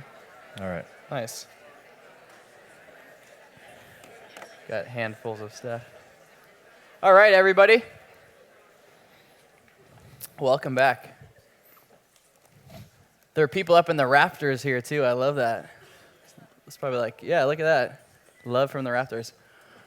Cool. Well, I think we have 4 more talks. And the theme of this next section is the platforms. So Sharethrough is going to do a big product announcement and metrics talk, and I'll introduce it in a second. And then we're going to have, like I said, Yahoo, LinkedIn, Pinterest really dig into their native monetization strategies. So ahead of today's event, I polled a bunch of our customers and partners and said, what do you want us to talk about? In the past, I've done a lot of sort of very overly heady, like sort of psychology persuasion type talks at these last native ad summits. And a lot of our customers said, I dig that, but actually at this summit, I just want you to talk about metrics, and I want you to talk about product. What's on the roadmap, what are you building, what are you announcing, and even just some metrics, like can you dig into your platform and pull out some really hard, maybe never before seen metrics. So we're going to do all 3 of those things. We're going to talk metrics first. We're going to announce 2 really cool products. Rob's going to live demo them as I go here. And we're going to end with just a little bit of a hint of sort of roadmap ahead. To put the metrics in context, oh, there we go, perfect. Everyone's complaining about these clickers all day. It's so easy. Actually, sorry to reintroduce myself. Dan Greenberg, CEO and co-founder of Sharethrough. Rob Fantz, my co-founder and CTO. We have been locked at the hip thinking about native monetization for almost 7 years now, which is crazy to realize. But so to put a little bit of this in context, before I share a bunch of metrics from our platform, I wanted to just give you 2 slides of what is this platform, so you have a little bit of baseline to understand what these metrics are. So we talked today, somebody even tweeted, I think I heard somebody tweeted something like, number of times or paradigm shift has been said 12 times. So I'm going to say it again. The feed is the new design paradigm for content sites. And what that means for monetization, and this should come as no surprise, but to monetize a feed is not about banners, pre-roll, interstitials, and traditional ads, but it's really about finding ways to integrate content natively into that feed. And so what we are is we're the software platform that powers those native ads and those in-feed ads for content publishers on the rest of the web. So not for Pinterest, not for Yahoo, not for Facebook, not for Twitter, of course, but for the Time Incs and the USA Todays and the Forbes and the Bold Italics of the world, content publishers who operate sites that live outside the boundaries of the closed web, but want monetization strategies that are just as modern. And so we act as the software platform for that. We have 2 products, so I'm going to talk about both product announcements, one for each of these products, and also metrics from our SFP product today. And so if you're a publisher in the room, or honestly even an advertiser and agency, hopefully this should be interesting. I'm going to reveal some stuff around viewability rates, reveal some stuff around engagement rates, spend data, platform data, mobile versus tablet versus desktop, things like that. And so I'll try to quick fire through all of it. These 2 products, though, SFP is our publisher product, so this is the ad server and ad exchange for publishers. STX is our buying platform for brands. So when we talk about product announcements, we're going to do a product announcement on the SFP side, and then we're going to do a product announcement on the STX side. First, just a little on Sharethrough, too, of like kind of where we came from. I'm going to give you metrics that I haven't even really shared at all publicly, beyond just our investors and board, et cetera. But just in terms of like the basic trajectory of the company, I think the trajectory of this company in a lot of ways was ahead of the native ad market, but also parallels the amazing growth of what's happened over the past couple of years. So when we started the company, we founded it in 2008. We're about 107 employees now. I actually used to exaggerate that. When we were 10, I'd say we were 30, and we were 30, I'd say we were 70, and when we were 80, I said we were 120, but now that we're 107, we're actually 107. 2013 for us was a breakout year, though, and so let me give you a little bit of context as to why. When we started the company, taking 2008 out of this equation, when we started the company, we were really a social video distribution business. A lot of you historically may have known us as a video company, platform to help brands distribute video content, not traditional ads. That's what sort of the core of the company has always been, around content, not ads. But the first version of Sharethrough was about video content, not other types of content. In 2012, we had sort of a big aha moment. You could call it a pivot for the company. And the pivot, you can see a little bit of that in the green at the bottom there. We launched what we now call an in-feed native monetization platform. We launched this product really by looking inside of our own platform and saying, what's been working? For brands distributing video content, what types of media, what types of integrations, what type of ad formats have been working? And the answer clearly ended up being native ads. And so we actually went all the way down the value chain and said, let's not just be a buying platform, a distribution platform for content. Let's actually build an ad server so that any publisher can create and sell native ads. And so we did that in 2012. 2013, it became almost half the business. And this year in 2014, and these are real numbers here, this year in 2014, it's going to be almost 70% of the business. Fast forward, I never know what the next year is going to look like, and this isn't a public company presentation, so I can kind of say whatever I want. So don't take this necessarily as a revenue projection, but give it a plus or minus of 10 to 20 million or something here. But as we look towards next year, we are 100% an in-feed native monetization platform. And again, like I said, I think this mirrors the growth of the market. In a lot of ways, we look at this and realize that we may have seeded it in the early days, but now the market is what's helping us grow. Obviously, we're incredibly excited and humbled by where we're at right now. So the two product announcements I wanted to announce on top of the platform that we're already at, and the reason I wanted to share that to start was just to give you a sense of the breadth of the data and the breadth of the customers that use us. Two product announcements, both on the SFP side and the STX side. On the SFP side, what that really means for publishers is that it's not just about monetizing your site with native ads, but it's also about selling native ads yourself. And it's actually a full, whether you want to call it complete or full stack native monetization solution, it's actually publishers starting to promote their own sponsored posts through Sharethrough to the rest of the web. So there's a lot of intricate circles and native on native on native there. But the idea is that a publisher can create native inventory that never existed before, make it available through the Sharethrough platform, sell it directly themselves, and then also be a buyer of it to promote their own sponsored content. Anyway, so that's sort of the core of the SFP product. The data I'm about to share here comes from SFP and comes from the monetized side of the platform. And so people always ask, I guess, 4 sets of questions from us: viewability rates, engagement rates, spend data, and platform data. And so I want to go through all 4 of those. On the viewability side, I hope everybody's thinking about viewability, whether you're on the buy side or the sell side. Viewability is obviously an incredibly hot topic right now. For native, if you're a buyer, I think it's fair to say you can demand 100% viewability, meaning that you should never buy ads unless they're viewable. Everything that Sharethrough sells and all inventory that goes through the exchange is 100% viewable. But that said, if you're looking at this from the publisher side and you're thinking about how do I maximize my earnings and maximize my revenue per page view, this version of viewability rate really matters. We broke it out over quarters and looked at sort of a range of 25th percentile to 75th percentile. What viewability means here isn't that you're selling 50% viewable impressions to your customers, but it means that on 50% of page views, you've surfaced an ad that's actually in view. And so if your viewability rate's 50%, or I think the average for last quarter is about 40%, if the viewability rate's 40%, that means that as a publisher, you can monetize 40% of your traffic, assuming that you can't sell the 60% that's non-viewable.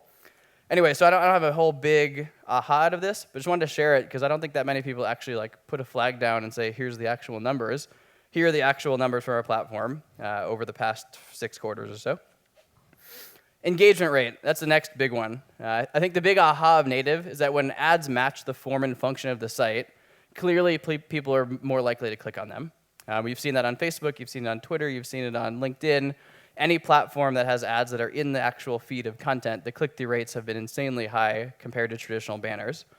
Now, from Sharethrough's standpoint, and hopefully you picked this up today, we have a pretty strong point of view on content, meaning that the only way to retain this engagement rate, and the only way that this can happen, this is yearly engagement rates over time, the only way that we can retain this engagement rate is if you actually respect the user post-click, meaning that you can't use native matching to then trick somebody to go to a page that they weren't expecting. But if you actually match the form of the page, you need to also match the function, and you need to match what the user is expecting. And so we have a very strong point of view about that. We've been saying content, not ads, for 7 years now. Third thing here, wanted to share some data on, I guess this is part of the second, sorry, some more engagement rate data across platforms, so iOS versus Android. Interesting split, not sure why iOS is higher, but we're trying to figure out. And then the third thing I want to talk about was the spend data. So we talked about spend in the platform. What are brands distributing? Are they distributing Vines? Are they distributing sponsored posts? Are they distributing branded editorial, videos, stories, etc.? So I sliced it in two ways. One, just stories versus video. And we're actually seeing now 55% of the content that runs through Sharethrough is brand stories, 45% is video. What that means, if you break it a step further, is brand-created content. So it would be like content that lives on Intel IQ, Intel's site. Sponsored posts, which would be like BuzzFeed sponsored posts for Clorox, and then independent stories, that would be like a press release or an independent PR hit that they then grabbed and re-promoted. And then within video, that's a mix of YouTube and hosted videos and Vimeo videos and Vine videos, etc. Obviously, I dig this data. Hopefully this is interesting and helpful for you guys. The last part here too, I tweeted something about an hour ago when I heard the stat about Gawker that 70% of that traffic is mobile. For us, we launched our mobile product about a year and a half, maybe 2 years ago now. It was 0% of our inventory in the end of 2012. Today, we're at 62, 63% mobile versus desktop. There's been a lot of discussion about mobile apps and mobile app usage versus tablet usage versus mobile web usage. I think the interesting thing here is if you're a content publisher, mobile matters more than ever. Maybe not the case for every industry, but for the content industry, mobile is not just a cross-platform strategy, but I think this evidence is the fact that it really should be a mobile-first strategy. Cool. So that's the first part of this. I want to share some data. People asked for it. Hopefully that's interesting and different. Second part I wanted to talk about here were two product announcements. And so I'm going to let Rob demo this, but I want to quickly just tee it up. We're launching today something that we haven't really talked about publicly before. And this is the idea that publishers can use Sharethrough not just to monetize their feeds through the Sharethrough platform, but to actually directly sell it to advertisers.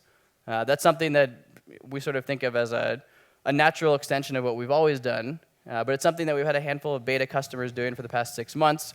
The feedback in the market's been incredible. And so I wanted to fully publicly announce it today, and we haven't done any press releases on this yet or anything like that, so you guys are hearing it first here. I guess I bragged too quickly about the slides working. So as you expect, it's kind of all the things that you would expect. It's cross-platform, it's compatible with the existing ad servers, it's compatible with all the existing features of the Sharethrough platform that you already use, Sharethrough cards and Sharethrough targeting capabilities, stuff like that.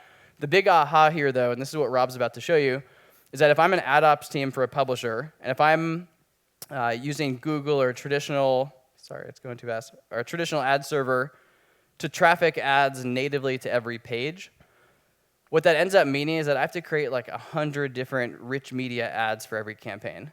What I can do with Sharethrough now is just traffic it once, traffic a single piece of content or a single set of metadata, and that metadata real-time templates to every page that it lives on. And so that's a big transformation in the way you think about ad serving. Instead of ad serving a fully formed fixed image or a fixed ad, this is actually serving metadata that assembles itself to the page in the moment of the impression. And so Rob, show us how this works, how easy this is. Hopefully this clicker doesn't get in the way. All right. So I'm going to show you basically how a publisher would integrate in with our platform. So as Dan said, what I'm going to show you is basically how you can set it up, this once and done concept. Typically, you would have to do as many variations of creative placement combos. With our tool, you do it once and you're good to go. So this tool lets you set up on both the mobile and desktop side of your site. I'm going to show you a mobile demo, and I'm going to load up StyleBlazer, which is currently a customer that uses SFP. So what it does, it pulls in the site into this iPhone jacket, lets you easily see and test what a native ad and how it's going to look like inside your site. With this tool, you can go ahead, you select a newsfeed item. We typically call it the atomic unit of the newsfeed itself. You can see I've selected the base unit there. I can select where I want the ad to show up. And what it then does is, if you can see here, it does its best job in detecting where the headline, description, advertiser slug, and thumbnail should all go based on the existing atomic unit that it pulled in. So this looks pretty good. It looks like it did a good job here. If I wanted to, I could go ahead and change it. But in this case, click next. It pulled it in, and it's rendering a native ad. And so it was just within that 60 seconds or so, you can quickly see what a native ad is going to look like inside your publisher site. So this is what we call a YouTube card. So we've designed all of our ad units in the new paradigm of cards, and we think that's the right way to be presenting native ads. The card paradigm really fits in the way that you want to talk about content. So what we have over here are all the different card types, or the sample of the card types that we currently support. So if you look at the Vine card, it pulls in a Vine video, pulls in the look and feel of the Vine video, even provides a link to click out, and it loops like you would expect a Vine video to loop. So from this point on, it's as easy as installing AdSense. And so if you want to see more of this, you can go up to our booth on the second floor and get some more detailed looks at it. Yeah, so like I said before, this is what we've always done for advertisers. What we're now doing today for publishers is saying, if you're a publisher and you want to sell that yourself, now the Sharethrough platform can plug into ad tech, can plug into DFP, existing ad servers, and allow you to sell it yourself. If that's interesting, if you're a publisher in the audience that uses us, talk to your account manager, or like Rob said, go find us upstairs. So that's the first thing. Second thing we wanted to announce today is something we're calling Content Library. Hopefully this is also exciting for everybody in the room here. Content Library is something we've been working on for the past, 3 months or so, driven from this notion that instead of native advertising being about traditional single ad serving, like taking a single ad, identifying a single item, and then posting and serving a single item, native ads should really be an always-on or at least always-ready content marketing strategy. And so what we've done with this product is we made it so that instead of a brand throwing a single dart at the dartboard, this is the analogy I use, instead of throwing a single dart at the dartboard and hoping you hit the bullseye, this is a way to pull in the entire feed of content from a brand site, from a Pinterest page, from an Instagram feed, from a YouTube feed, pull in all of the content, and let the system just programmatically distribute all of it into the right targeting, the right context, and the right sites. It does all the optimization automatically. And what it allows it to do is that instead of having to, again, like I said, identify the one post you want to promote or the one video you want to promote as a brand or an agency, this is a way to fully modernize your native ad strategy, not just a single post, but really to distribute a feed of content to feeds. And so I want to kick that to Rob again, let him show how easy this is too. All right. So this is the content library. So as Dan said, I'm really excited to show this off because I think this is really going to change the way our customers advertise with us. And I think this also just fits with the way the internet is moving and evolving to everything being about a library of content. So we're logged in as Intel. Intel, as you know, presented earlier, has been a great customer of ours, and they do a lot of great branded content. So this is Intel's content library. Typically, when you first log in, it would be empty. You wouldn't see anything here. But earlier today, I preloaded it with their Pinterest board, their Instagram feed, and their YouTube channel. What I'm going to demo just to show is how easy it is to add additional content in. So you can quickly add, I'll show you real quick, content from Instagram, Pinterest, Tumblr, Vimeo, and YouTube. I'm going to add content from their Intel IQ site. So what it's doing now is it's going out into the internet. Hopefully with the internet being as it is, it'll go through. There you go. It pulls in all the thumbnails, the headlines, and it throws it into an entire list of items that you could see. What it's doing in the background now is it's going out of the internet and is pulling down all the total number of shares from popular social sites like Facebook and Twitter and giving you this dashboard to see how well it's sharing. It also is using another technology that we built called Content Quality Score. This is our equivalent of Google AdSense's quality score. And we think this is really important for native advertising to continue to be successful and in order for us to retain those high engagement rates. So what CQS does in the background, it pulls together a bunch of different data, content-focused metrics like shares, views, clicks, likes, and it combines it with proprietary Sharethrough data to form a quantitative index of quality, essentially. And we actually use this index as a bias in our auctions, just like Google would also do, just like Google also does with their quality score. So with this, I'm going to select a couple of these articles here and move on to the next step, which is adding it to a campaign. So I'm going to add it to an existing campaign. And so this is an existing campaign that's been running. For the sake of the demo, and for Intel's sake, we blurred out the budget allocations. Yeah, we were transparent with our data, but not Intel's. But you can see the effective cost per engagement. We have all the usual metrics you would expect from an ad platform: engagement rate, spend over time, impressions.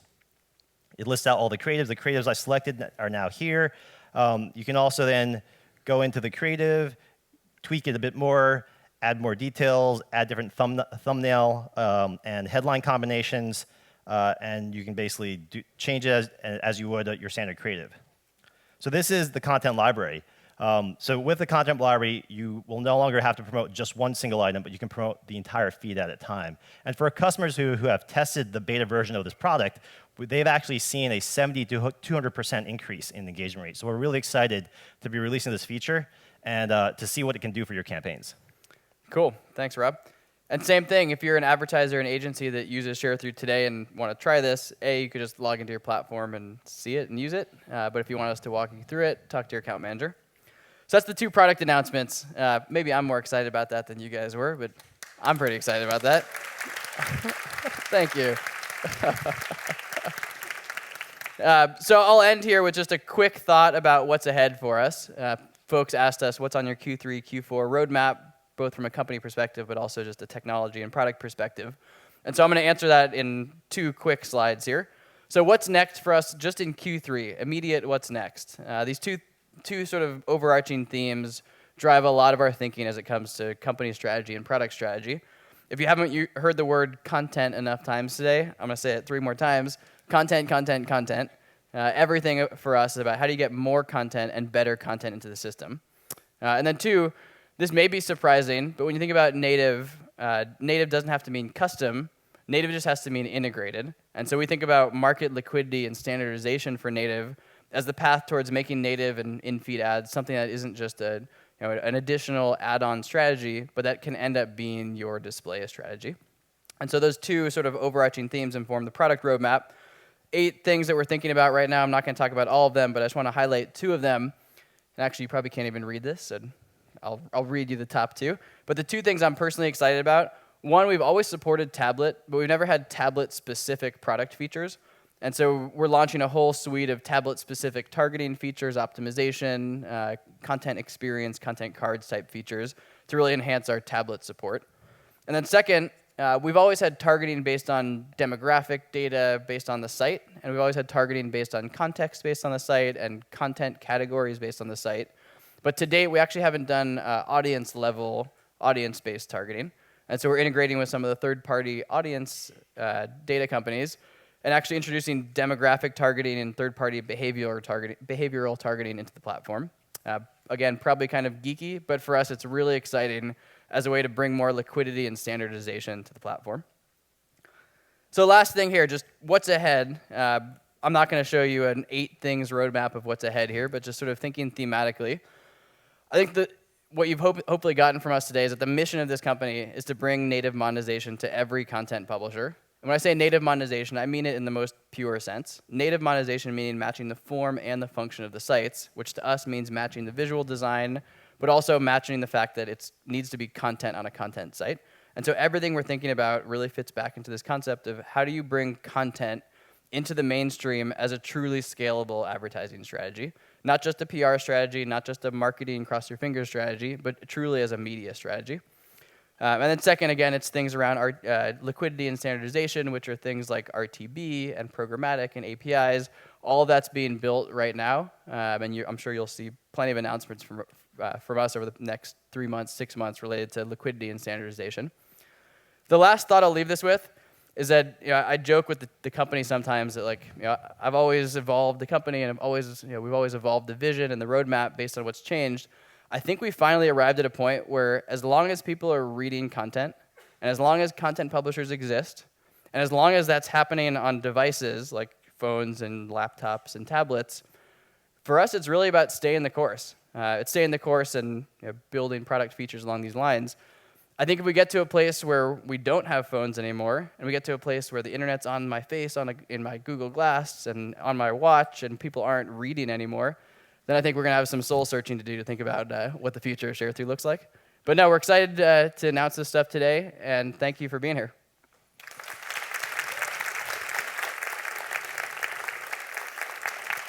And we're hiring, the obligatory we're hiring, product managers, et cetera. But yeah, excited to kick off here to our friend from Yahoo. Come on up. Yahoo has played an incredibly important role in the world of native advertising on the open web over the past couple years. And we're about to hear a bunch about the magazine strategy and what a site that everybody hopefully knows and loves, Tumblr. Yes, thank you. Thank you very much. This does not work. I'm not going to use the clicker. I have my friend Caroline up there who's going to click for me. Hi, everyone. So before I kick this off, I'm going to start off with a little story about how I got involved in native. So it was about 1.5 years ago, before Yahoo actually had a native offering at all. And I got a call from my boss. She said, hey, Joe, there's this new product that we're launching. I don't really know much about it, but we need some help on the go-to-market thing. The product team has built it, and they're ready to launch this thing in like 2 weeks. And I'm like, okay, that sounds good. Had a secret code name and all this, so it was pretty exciting. So I got involved. Next thing you know, within a couple weeks, we've got this thing launched. We've got advertisers on board. And it's 1.5 years later, and it's now Yahoo Gemini, our native offering. And it is actually the one of the fastest growing products at Yahoo from a revenue and monetization perspective. So it's a pretty exciting place to be in, and very, very cool to see where this thing is going. Next slide, please. All right, so what is Yahoo's priority right now, and how are we going to really excel in this game of native? So first of all, our top priority for the past 2 years has been making the world's daily habits inspiring and entertaining. And how are we doing this? A couple ways. So first off, revising or completely overhauling, actually, all of our core products to really fit within native. And then also introducing several brand new products. A couple of them here you'll see. Actually, if you go back one slide. Yes, this is our news app. This is an amazing app. What it does, it basically algorithmically and editorially brings together the top stories around the world, puts them in a very consumable visual format, and pushes it out to the users twice a day. It's an amazing app. Next app. What else have we done? So we've taken one of the most mundane exercises that we all kind of have to do every day, or most of us, except for me, I live in Los Angeles. I always have wonderful weather. But for the rest of you guys, checking the weather. We have to check this thing every day, and it's pretty boring. There's a lot of great apps out there that do a good job at showing you what that forecast is going to be, but that's about it. It stops right there. What we've done is we've actually incorporated all of our assets from Flickr and built these into this app to make it beautiful, visual, and it is cognizant of the actual weather and the geography that you're looking up. It's an amazing app if you haven't tried it. Next slide. Which takes us to digital magazines. So this is the next format that you'll see. This is our next newest format that you'll see many of our properties adopting. It's incredibly visual.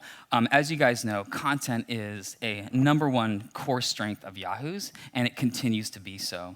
And you'll see us investing in digital magazines. And we're not just making them pretty. We didn't go just hire a few designers to make these things look really good. We've actually hired some of the industry-leading content developers and curators in the industry. They're very respected. These are some of them right here. And actually, we're going to go into a quick video where we're going to highlight a few of these guys.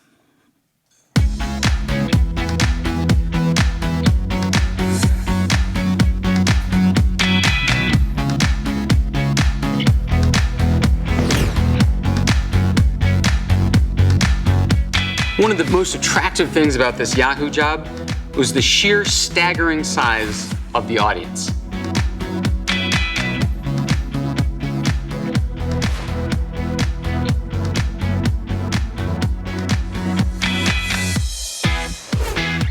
I am so excited to work on Yahoo Food because we have this team of editors now and produce our own content in-house.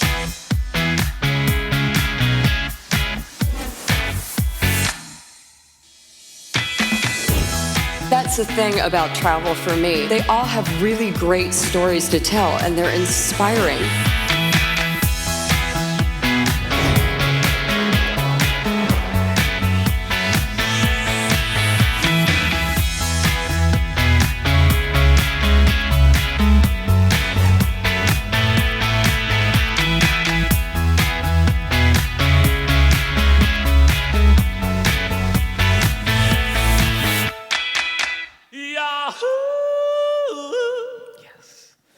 Gotta love the yodel. We're never gonna get rid of that, by the way, in case you were wondering. I know it didn't really fit with this whole new visual thing, but we're sticking with it.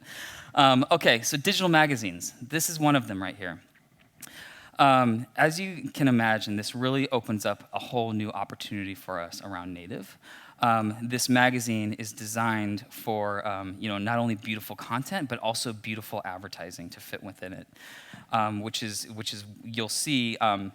And the whole point here, and the whole point of native, is that it's not intrusive, right? And that the native actually fits within the content and looks and feels like the content around it. Let's go to the next slide.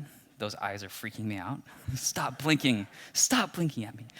Really, but native is really becoming part of the environment, right? And so as we launch these digital magazines, we've really created a new opportunity for us to introduce really, really great advertising into these magazines. So let's go ahead and do a little history lesson. Is native a brand new thing? No, it's not. It's been around for a while. They've been doing it in TV, they've been doing it in radio and print, and kind of in digital. I think we're actually finally embracing it.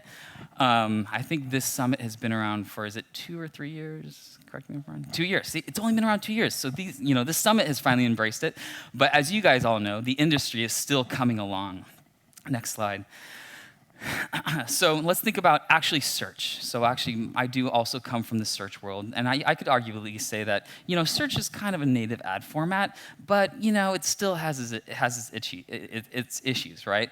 So we still have this notion of kind of putting blocks of ads over on the right, over on the left, on the top, over here, right? We haven't really successfully integrated advertising, or we are starting to, but historically, we have had these challenges. I mean, remember the good old days with the ultimate banner ad that took over your entire screen and then made the screen shake?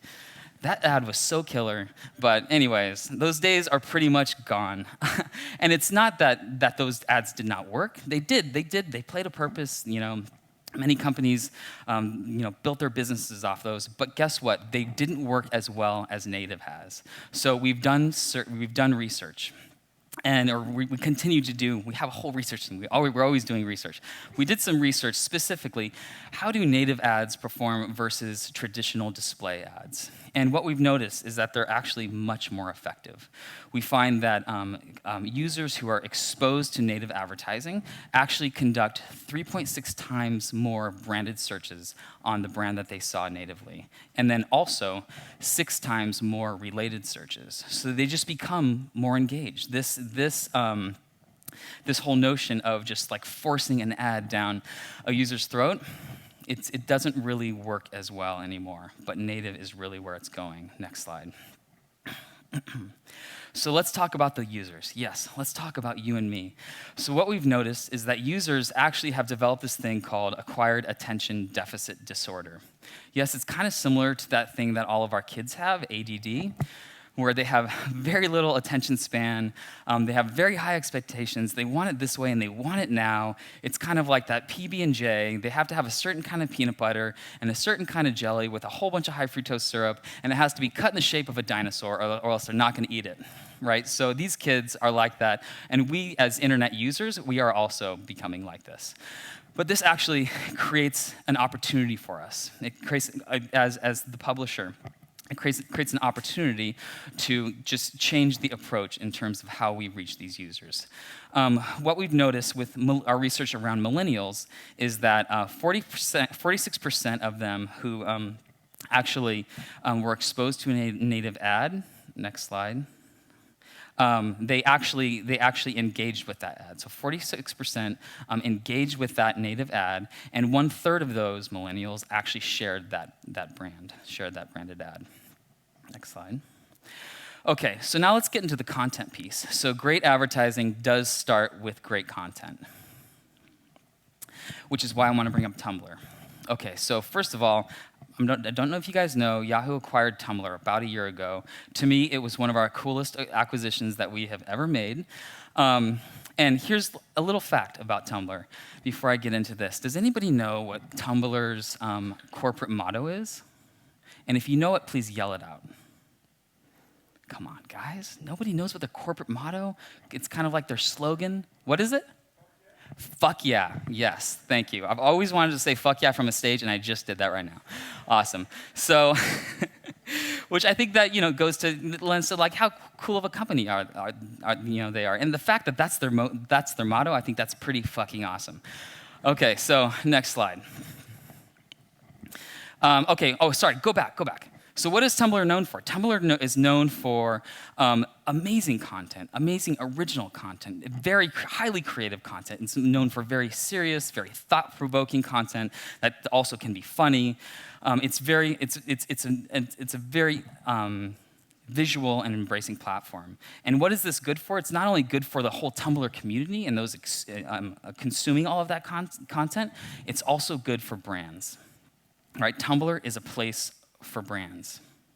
Next slide. Here's a couple examples that I'm going to go into.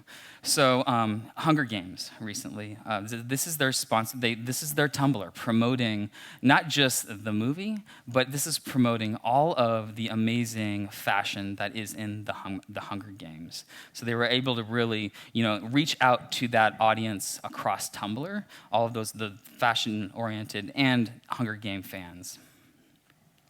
Here's another one. You don't necessarily have to be a creative genius to be successful on Tumblr. Here's Hyundai. So what they did is they just curated content. So they brought this together, honoring and recognizing all of the amazing and sometimes crazy fans of the World Cup. And they brought this out, and this not only extended their presence from the World Cup, it also extended across all of Tumblr. Here we have Buzz the Bee. So Tumblr is also for just bringing out that personality of a brand, right? Buzz the Bee, owned by General Mills, Honey Nut Cheerios. I'm not sure if you guys have ever tried it. It's a really amazing cereal.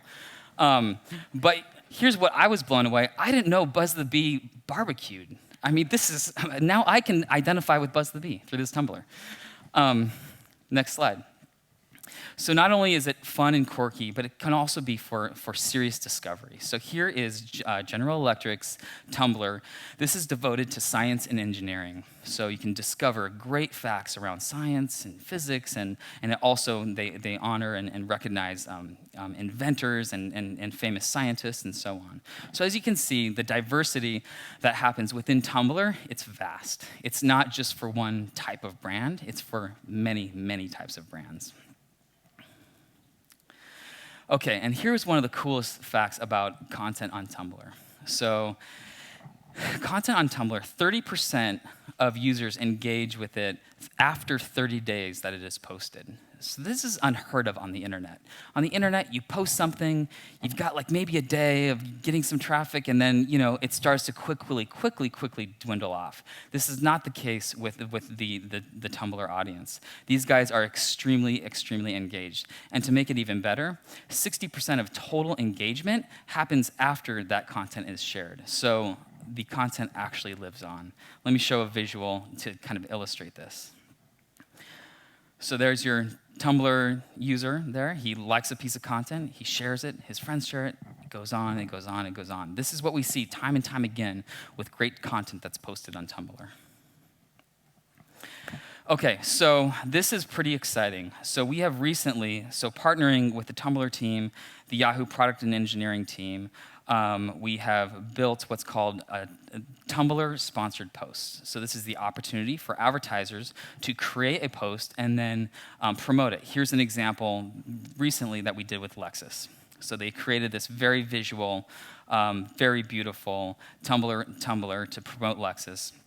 And not only were they able to promote this across all of Tumblr, next slide, they were also Tumblr, both PC, mobile, across all screens. Next slide. They were also, through that same campaign, able to promote it across our digital magazines, across Yahoo's digital magazines, next, and across the Yahoo homepage stream, and Yahoo Mobile. So they were basically able to extend that one post across all of Tumblr, across all of Yahoo in a beautiful, amazing way. Final slide here. So it turns out that it works. What we've noticed that these Tumblr campaigns that are promoted across Yahoo and Tumblr, it increases message association by 2x, it increases unaided awareness by 40%.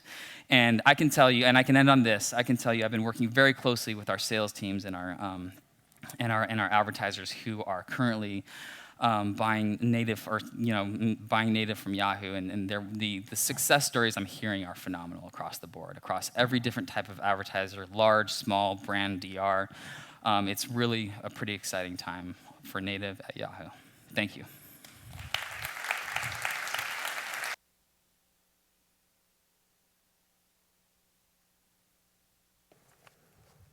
All right, give us a moment while we get some chairs here. Pinterest team, though, come on up on stage. I think actually that was quicker than I thought. Pinterest crew, if you guys are ready. Nice. I'll let you guys introduce yourself, but excited to hear what everybody has to say.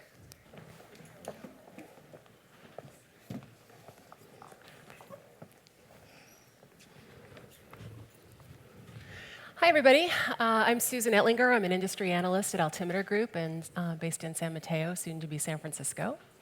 And this is Tram Nguyen from Pinterest. Hi, everyone. Nice to meet all of you. Thanks for having us. My name is Tram, and I work at Pinterest running product marketing for the business group.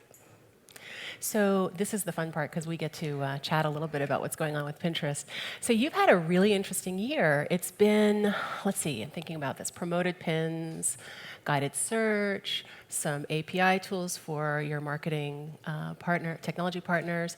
Can you talk a little bit about what you've learned this year, kind of what you're seeing, and at least to the extent that you're able to share with us in the room? Sure. So many things. Where to start? I think I'll start with our launches on the consumer side. So this past year, we've been really focused on improving the visual discovery experience on Pinterest.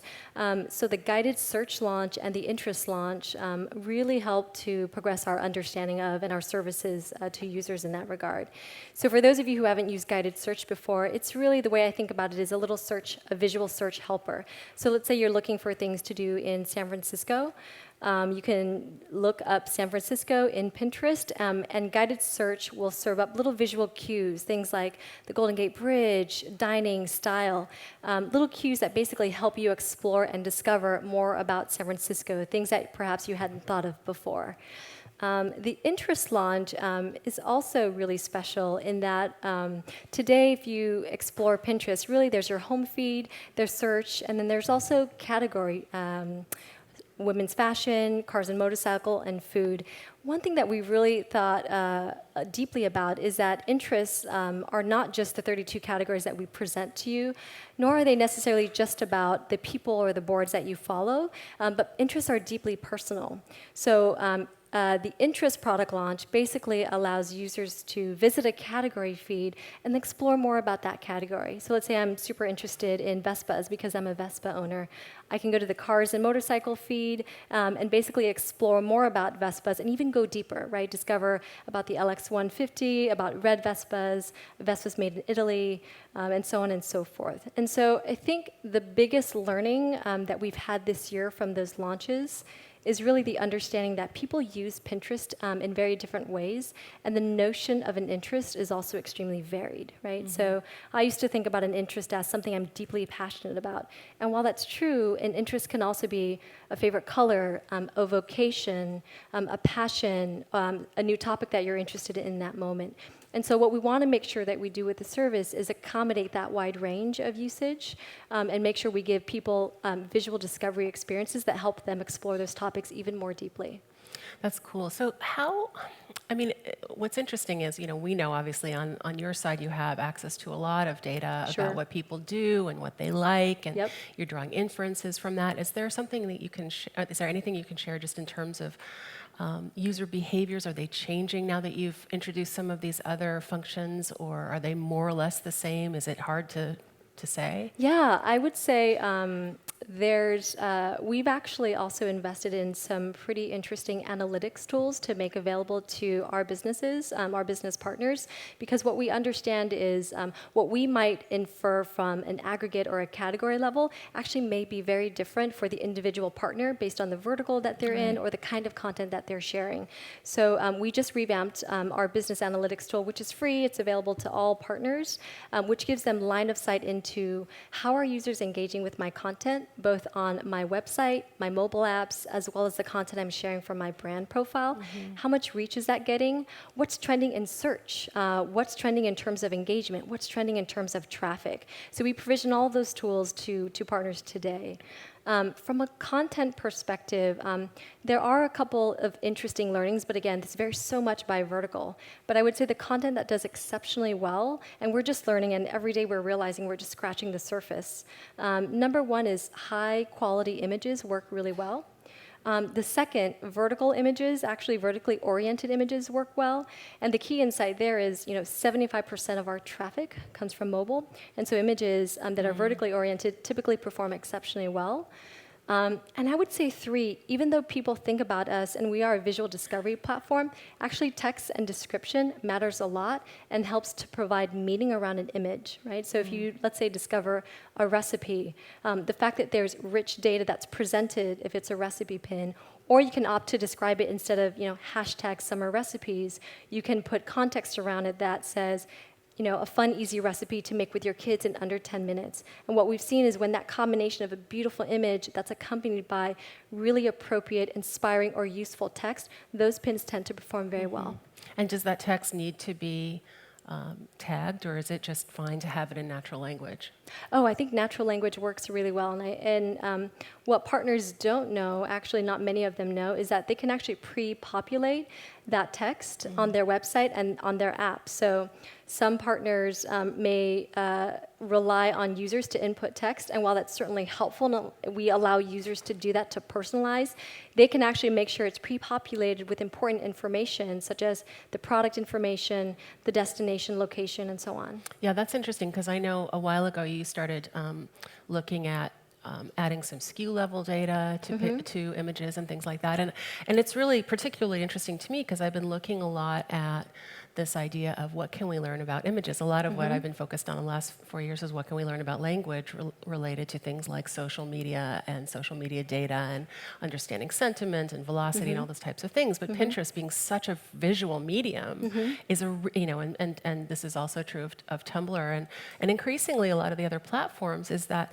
really the kind of, the impetus is around that visual image. And so it doesn't surprise me that it would be high quality images that perform well. But what I think is fascinating is, you can't necessarily know in that picture of a child in a park, in a playground with a Coke can and maybe some other products visible, what that thing is without doing some kind of photo analytics. So is that something that you've looked at, or does the explanation actually modify that as well? Yeah, so let me answer that question a couple different ways. First and foremost, when you think about just the guided search experience and the interest, the primary signal that we're looking at in order to inform what we serve up is actually text, right? Both in the description of the pin as well as the board it's attached to. From a visual perspective, I would say it just varies. One of the interesting things when we look at top content in, let's say, the food category, is that most of the top pinned items in the food category actually have a brand somewhere in that image.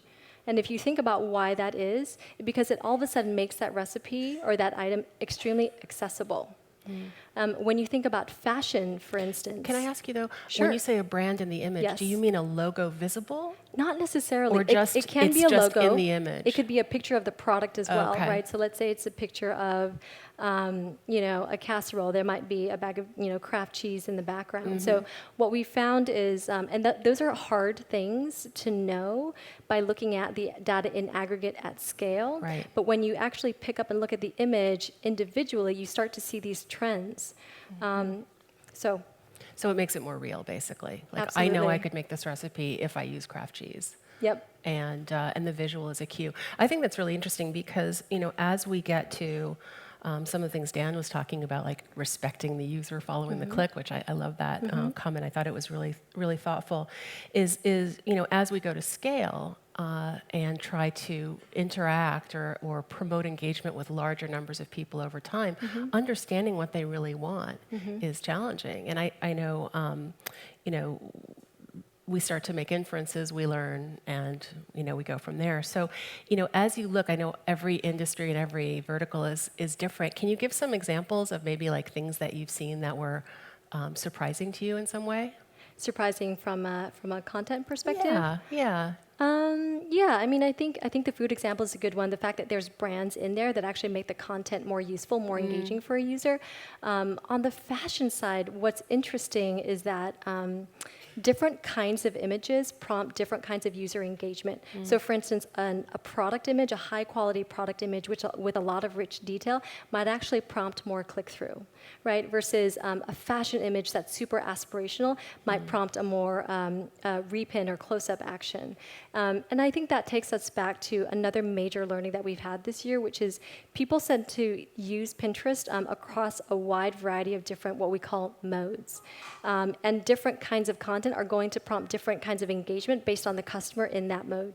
So for instance, if they're just streaming and they want to be inspired and they want to discover, but they don't know exactly what that is, a beautiful image might make them more responsive. Let's say they actually, are searching for something pretty specific and need more information, that might prompt a more click-through. So I think the implication for brands and content creators is really to have a balanced strategy that helps to find and address that user regardless of the mode that they're in. Yeah, that makes sense. And I think, the sort of elephant in the room question is, okay, we talked about engagement, and engagement is a beautiful thing because people are, coming back and maybe there's loyalty there.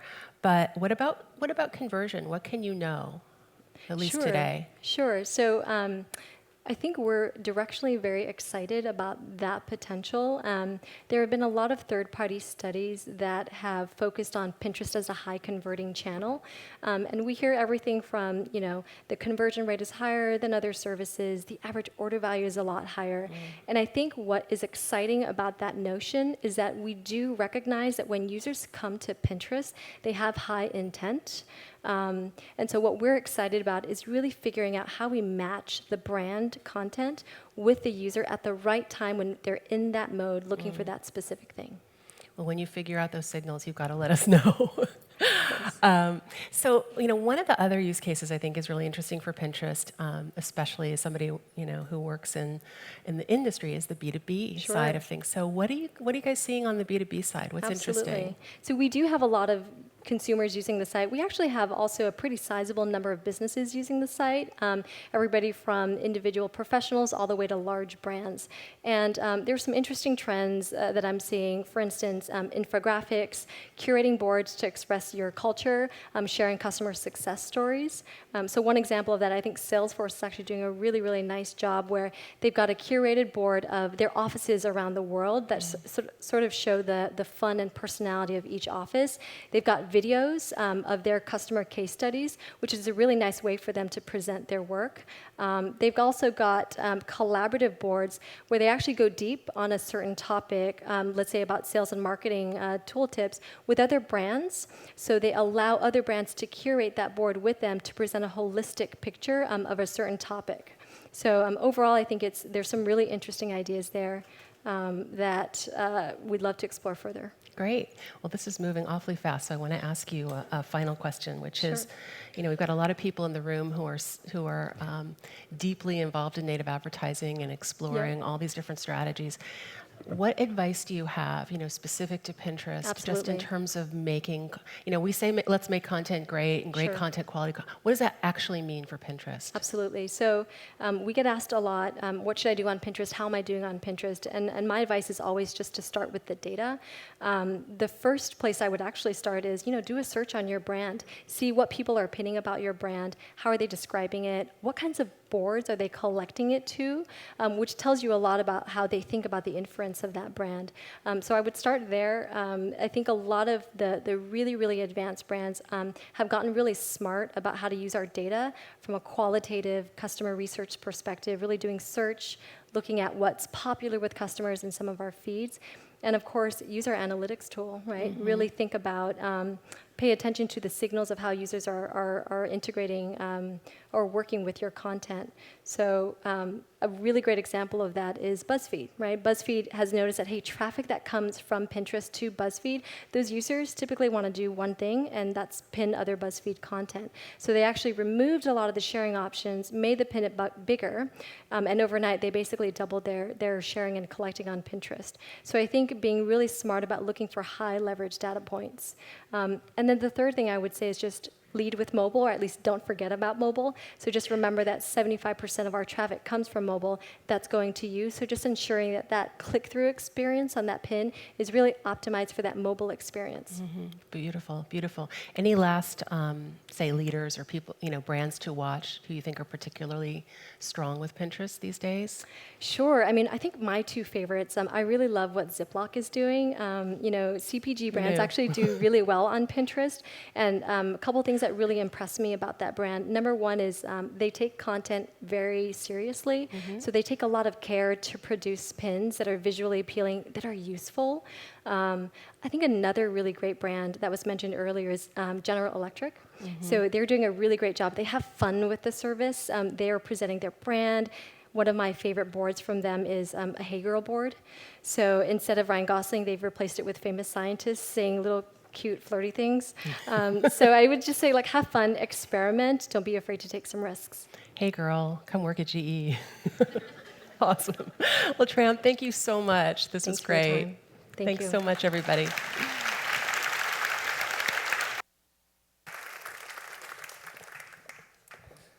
Nice, that was awesome. Thanks, that was awesome. All right, last up to close out the day, our president, Patrick Keane, who's in our New York office, and David Thacker, who's the VP of Product at LinkedIn. This should be a really interesting talk. I'll let you guys take it from here, so sit down. But as I think about this, LinkedIn has pretty fundamentally transformed from a resume platform to a content platform in the past year. And so super excited to hear what you guys have to say about that. Thank you, sir. All yours. So we're what's standing between all of you and a couple of drinks, so we'll make this efficient and fun, at least I hope. So I had the fortune, and David had the misfortune of working with me for several years at Google. So and thank you for that. So we have spent a lot of time together, and he's a very modest guy, but I want to share with you some data that hopefully some of you know and some of you might not know about LinkedIn. LinkedIn is now 12 plus years old. You'll correct me if anything is off key here or off base. Company has a $20 billion market cap, 300 million worldwide members, 100 million in the US. I mean, these are just staggering numbers when you think about a social network with a subscription base and a content base and an advertising base, which we'll definitely get through. 186 million monthly uniques, 23 languages, adding 2 members per second. And one thing I'm very curious to dig in with David a little bit, because he runs monetization product for LinkedIn, is now 22% of revenue is marketing solutions. So I think we all know LinkedIn for various different things, but we're going to get into a lot of different topics here. But I'll start first with a question many people may or may not have seen. LinkedIn made some news today. We were fortunate to actually see some news happen in parallel to this event. The company acquired Bezo. If you could tell us a little bit about that, with whatever you're comfortable with, David, would be great. Yeah, sure, and thanks for having me. So we announced today that we signed an agreement to acquire Bezo, which is, for those of you not familiar with the company, it was founded in 2008 here in San Francisco, and they're a leading player in B2B multi-channel marketing. So we've known Bezo for quite some time. They've been an API partner of ours for advertising products, and got to know them much more over the last few months. And we saw a lot of opportunities for us to work together. I mean, we're really impressed with both the products and technology they've built in B2B marketing, but also the people there. And so we announced that today, and we're going to be taking what they've done, and one of the things we'll be doing is tying it into our native advertising products. So we're pretty excited about that. Cool. As I mentioned, I think we all know LinkedIn is a job search platform and a really a professional place for most users online, but it's become, hiring Dan Roth and doing some other things, a pretty interesting and robust content platform. Can you tell us a little bit about, I know you're working on ad product, but a little bit about sort of the content platform and content strategy at LinkedIn? Yep, we aspire to be the definitive professional publishing platform. So if you look back, LinkedIn 4 or 5 years ago, it was primarily a career-oriented job site. And so people would come to LinkedIn, they would, when they were looking for a job, they'd upload their resume, or they would make edits to their profile. It would notify their network, and so everybody knew they were looking for a job. For those of you that remember that, we've since changed that now. But we wanted LinkedIn to be a place, if you look at the mission of the company, it's to connect the world's professionals and make them more productive and successful. And so we think there's certainly an everyday use case for LinkedIn where we provide great content, and content is really the centerpiece of that for people to come and learn how to do their job better or to grow in their career. And so if you look at what we've done, we started with third-party content, and that's still a big part of LinkedIn. We have news from various publishers on LinkedIn about the companies you care about, the people you care about your industry. But since then, about a year and a half ago, we opened up our platform for original content. So we have what we call our influencer program, and that's 300 people, mostly CEOs, luminaries, thought leaders, people like Warren Buffett, Bill Gates, that are writing content on LinkedIn. And it's a great platform because, they're not getting paid for this. It's just they can reach our 300 million member base, and it's sort of a neutral platform for people to reach professional audience. We've since, over the last few months, we've opened up that platform to any member on LinkedIn. We're in the process of opening up to any member on LinkedIn. So we've been really pleased with the results. We want people to think of LinkedIn as a place to share professional knowledge, and it's a place for no matter what industry you're in or what your job function is, you can come to LinkedIn and find great content about what you do. And so it's been pretty amazing. The example I give, one of the engineers who sits near me just wrote a post on LinkedIn about he was at Google previously as an engineer, and he had come in through an acquisition. He was making a lot of money, but he wasn't happy. And he was thinking about starting his own company. And this was actually a pretty big dilemma for him. This is definitely a first world problem. Mm-hmm. But he didn't know whether he should, he had a lot of stock vesting. He didn't know if he should leave, start his company, or wait it out.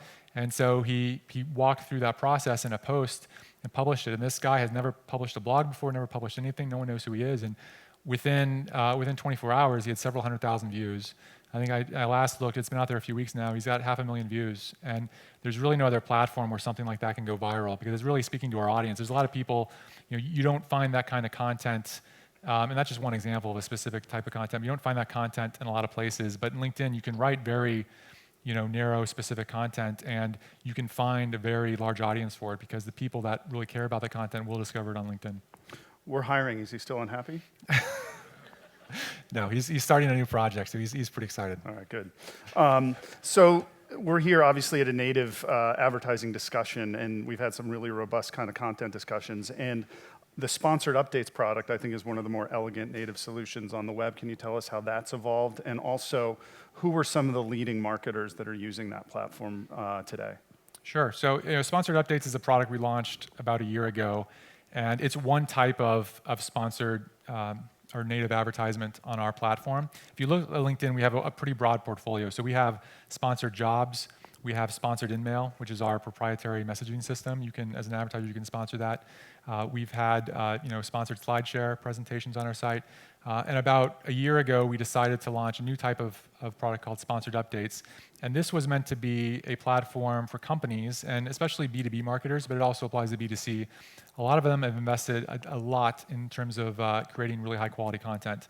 And typically that content doesn't get a lot of distribution. It's buried somewhere on their website. It might get some SEO traffic. They might push it out to email to some of the prospects they're targeting, but there's no way to get in front of a large audience, no good platform. And so we saw this as a need, and if you look at how LinkedIn's evolved, when you come to LinkedIn, either our mobile app, and mobile's about 43% of our traffic right now, so it's a big part of our traffic. Or if you look at our desktop experience, it's a feed-based system now. It's a lot of content, not just network activity, but content of what's happening. And so we wanted an advertising solution for that. We didn't want to just put ads in our feed, and I've seen some publishers do that. They take teeth whitening ads and they put it in their feed, the feed they've created, and it's a terrible experience for users. What we decided is we really wanted high quality content that these companies have created and give it a platform and make sure we put it in front of the right member base for us. And so we launched that product a year ago. It's our fastest growing monetization product in the company's history. And we've seen extraordinary engagement rates. And I think that's a recurring theme here at this conference is native ads really work. But we focused a lot on relevance and also encouraging companies to create really high quality content. I've seen some of our advertisers have just taken display ads and tried to create content around that and upload it as an image and run it in our feed. And that doesn't work very well. I mean, our user base sees that as advertising. But when you create, you think about the mission of LinkedIn, which is to make our members more productive and successful, if you create content that speaks to that and helps educate them in some way, and it could be as simple as an infographic, or it could be a white paper, something much more detailed, that works really well on LinkedIn. So, we have different types of advertisers leveraging the platform. We have a number of folks running more thought leadership campaigns, folks like Adobe, for instance. And then we have more classic lead generation. So you'll see like HubSpot, for instance, in the B2C vertical or B2B vertical. And then we have some B2C advertisers. We just announced last week a new agreement with Mercedes where they're promoting one of their new vehicles on LinkedIn through this. So there's a variety of different use cases, but the key thing there is it speaks to our members and it's something that's useful and interesting for them, and it's worked really well. It's funny to sit here circa middle of 2014 when you said 43%. That felt really low to me. That's your percentage of mobile audience. I mean, a year ago, that would have felt like a large number. I'm just surprised. I would have assumed my personal use case, I think, is 90% consumption of LinkedIn is mobile. So what's driving that, especially if you look at the other social networks that have much higher mobile penetration, for LinkedIn, it comes down to we are a professional network. So a very common use case, we get a lot of usage in the office at work. I mean, people, generally speaking, feel okay to use LinkedIn when they're in the office and have it up on their screen, as opposed to some other social channels where your boss might question what you're doing. You're recruiting. You're not looking for a job. Yes, you're recruiting. Just recruiting all day long. You're reading content. And you're recruiting. You're building your business. So because we have a lot of daytime usage, it's been primarily a heavy desktop channel. But what we're seeing is of course on weekends or after work in the evenings, our tablet usage spikes, our mobile usage spikes. And even in emerging markets, I mean, we're a global company with members all around the world. In some countries right now, it's more usage coming from mobile. I mean, vastly more usage coming from mobile than desktop. In fact, in a lot of countries, people's first experience with LinkedIn is through mobile, and their only experience with LinkedIn is through mobile. So we've really thought hard about how to make our mobile app stand out. Great. We a little bit ago, Dan and Rob announced our content quality score as an important metric of success for a lot of the marketers using our platform. You guys have a content marketing score. Can you talk a little bit about that, when that was launched, and sort of what are the sort of components of influence that you guys measure? We launched that earlier this year, and we call it Content Marketing Score. And it's basically a way to take your effectiveness as a marketer in reaching your target audience and to distill that down to a numeric score. And what we do is we will compare you against peer companies on LinkedIn, so other people that might be your competitors or might be other companies adjacent to you, and we'll show you how your score stacks up against those. And then we also provide some actionable insights on like how to drive that score higher. And it comes down to making sure, and it varies based on the audience. You tell us what audience you're trying to reach. We can help you craft a strategy to create the right content, making sure you're putting out enough content. And that's one thing that companies struggle with is sometimes, creating content is much more difficult than creating a display ad, right? So it takes a lot more thought, energy, time. And so creating the right content strategy is very important. And then also we look at things like the engagement rates with your content. And that really comes down just to the relevance of the content and the quality of the content. Higher quality content has better engagement. And not just in terms of click-through rates. I mean, the other thing we see is people are much more likely to share content, and viral distribution is a big part of content on our platform. Higher quality content gets shared much more frequently. And people on LinkedIn, when we launched our sponsored update product, we were trying to figure out whether we should include social actions like likes, shares, commenting, because most ad formats don't have that. We decided to include it because any other form of content has those social actions on our platform. And we found that what really drives the sharing behavior is people share on LinkedIn because they want to look smart in front of their network, right? And so if you share very high quality content that is digestible, people are much more likely to share it. And the commenting on LinkedIn is also interesting because people are commenting with their real identity on LinkedIn and they want to look smart in front of their professional network. The discourse around commenting tends to be much higher than what you'd see on see on other platforms. So, and this viral engagement is a great benefit from the brand because you're reaching a further audience, and so that's a big part of the content marketing score as well. Got it. So today's announcement could be a tell on this question, but I'll ask it anyway. You guys create great content. It sits within the walls of LinkedIn. Do you think you'd ever consider distribution of content outside of those walls? Yeah, I mean, that's something we've considered. You know, one of Bizzo's capabilities that we're acquiring today is the ability to run ads off network. They have, you know, relationships with over 1,000 publishers, professional and business publications, and they're running advertisements on them. So it's something we certainly thought about, but we don't have any specific plans right now to launch such a network. Got it. And I'm going to ask a last question. I've been looking and been intrigued by the sponsored in-mail product. How has that product evolved? And some people might presume to think that email is sort of an old school product that most advertisers might not be enthusiastic about, or most users, but I think when it's targeted well, it can be a pretty nice experience. Tell us a little bit about the sponsored in-mail product. Yeah, so we've put a big focus in sponsored in-mail the last few months. It's a product that, again, another native advertising product. You know, the efficacy of email marketing has been declining for some time due to a variety of things that are happening. But sponsored in-mail, you know, we see very good engagement. And our sponsored in-mail product, we're very conservative. So we have, you know, our members can only receive one every 60 days, for instance. And so we don't want them to get overwhelmed and bombarded. Relevance is a big part of it, so making sure we have quality content in the in-mail that we can put in front of people. But it's been a great product for mobile. We just launched the product on mobile in Q1. And what we've seen is, you know, sponsored email works really well as a lead generation solution. So if you're trying to generate a lead, you know, capture a lead, there are it's a good format to describe what you're doing or what you want. It's a good format for targeting, and then we see very high open and click-through rates on that product. And right now we've been testing a one-click lead capture solution. So one of the biggest problems in the lead generation world, as many of you know, is that you want to capture as much information from your lead as possible. So you're tempted to put as many forms on a lead capture form as possible. And every additional lead capture field you put on there, you know, every piece of data you collect is going to result in reduced conversion rates.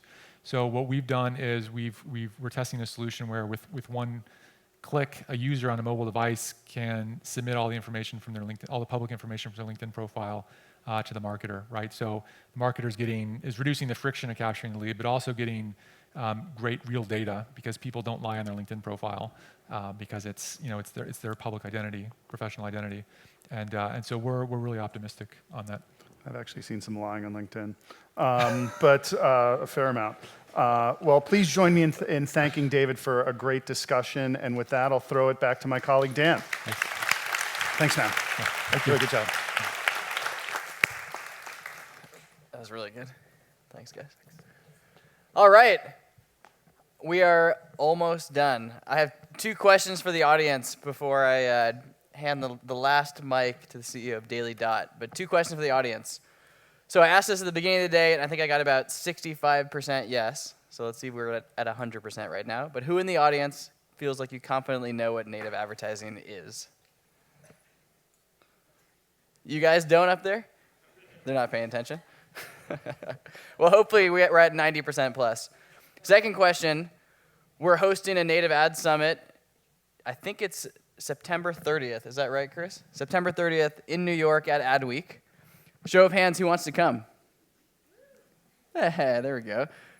Email us if you can't get a ticket, or if you want a discounted ticket or something, email us, and I'm sure we'll figure out how to hook that up. But thank you guys so much for coming today. I'm so humbled and honored by everything that happened. Every speaker here was inspiring and different and thoughtful. And hopefully we held ourselves to that intellectual honesty goal that I set out earlier in the day. But thank you guys so much. I wanted to introduce the CEO of Daily Dot to come up to, I guess, transition us off to the next step of the event here. Is this? Ooh. You're the last voice. I'm the last voice? You're the last voice. Oh. I've been in a lot of opening acts. I've never been a closing act. That's kind of exciting. So is everybody ready for cocktail hour? Show of hands. I was so hoping for the woo. That's awesome. So I will try to keep this really, really quick. I am the co-founder and CEO of The Daily Dot. We are hosting the cocktail hour, so we will be happy to welcome you to it shortly. For those of you who don't know what The Daily Dot is, I'm just going to give you like a really quick commercial. And that's the last thing you will have to sit through, I promise. From me, anyway. So for those of you who don't know, the Daily Dot is the world's most comprehensive news source covering internet community news, and we're the only news source that focuses on online life exclusively. We think that that means that we know the internet better than anyone else because we live there. We spend every minute of every day on the internet. In fact, this is like the only time today that I have not been on the internet. And actually, come to think of it, I'm like watching YouTube videos right now. Have you seen the one with the like Russian guy and he pushes the cart and he like goes to step on it and ride it and then it flips upside down on him? No? Check it out. It's awesome. So anyway, we like to think that we know the internet better than anyone else, and we think that means we know how to make brands, help brands find their audiences, help them resonate with those audiences better than anybody else. And if I may brag for a moment, our unique approach has made us the fastest on original news site ever on the internet. We've grown in less than 3 years to more than 12 million, almost 12 million monthly uniques, hoping for more than this month. We are also one of the most trusted and influential publications online. We get 3 to 5 times as many press impressions as the New Yorker and Vanity Fair. And what's my other fun stat? Oh, we're trusted more than twice as much as the national news media in general. So, that's about us. Let me tell you about the cocktail hour. We are pouring a wine tonight from our friends at Bluxom Street Winery. I'm seeing some nodding. You're familiar with Bluxom? That is awesome. It was started by some friends of mine, and I think that they really embody some of the values that I like to think that we embody. They are the first winery inside the city of San Francisco for more than 100 years. And I think that that brings both the great traditions of Northern California winemaking, and at the same time, it does it in a fresh and rethought and way that is relevant to the way we live our lives now. And we like to think at the Daily Dot that we bring the values and tenets of classical journalism into the modern world rethought for how we live our lives today. So check it out. We have Daily Dot the Wine now, which is very exciting. For those of you who are Spaceballs fans, we're still working on Daily Dot the Flamethrower, but I promise we'll have it by Ad Week in New York. So thank you all very much, and cheers.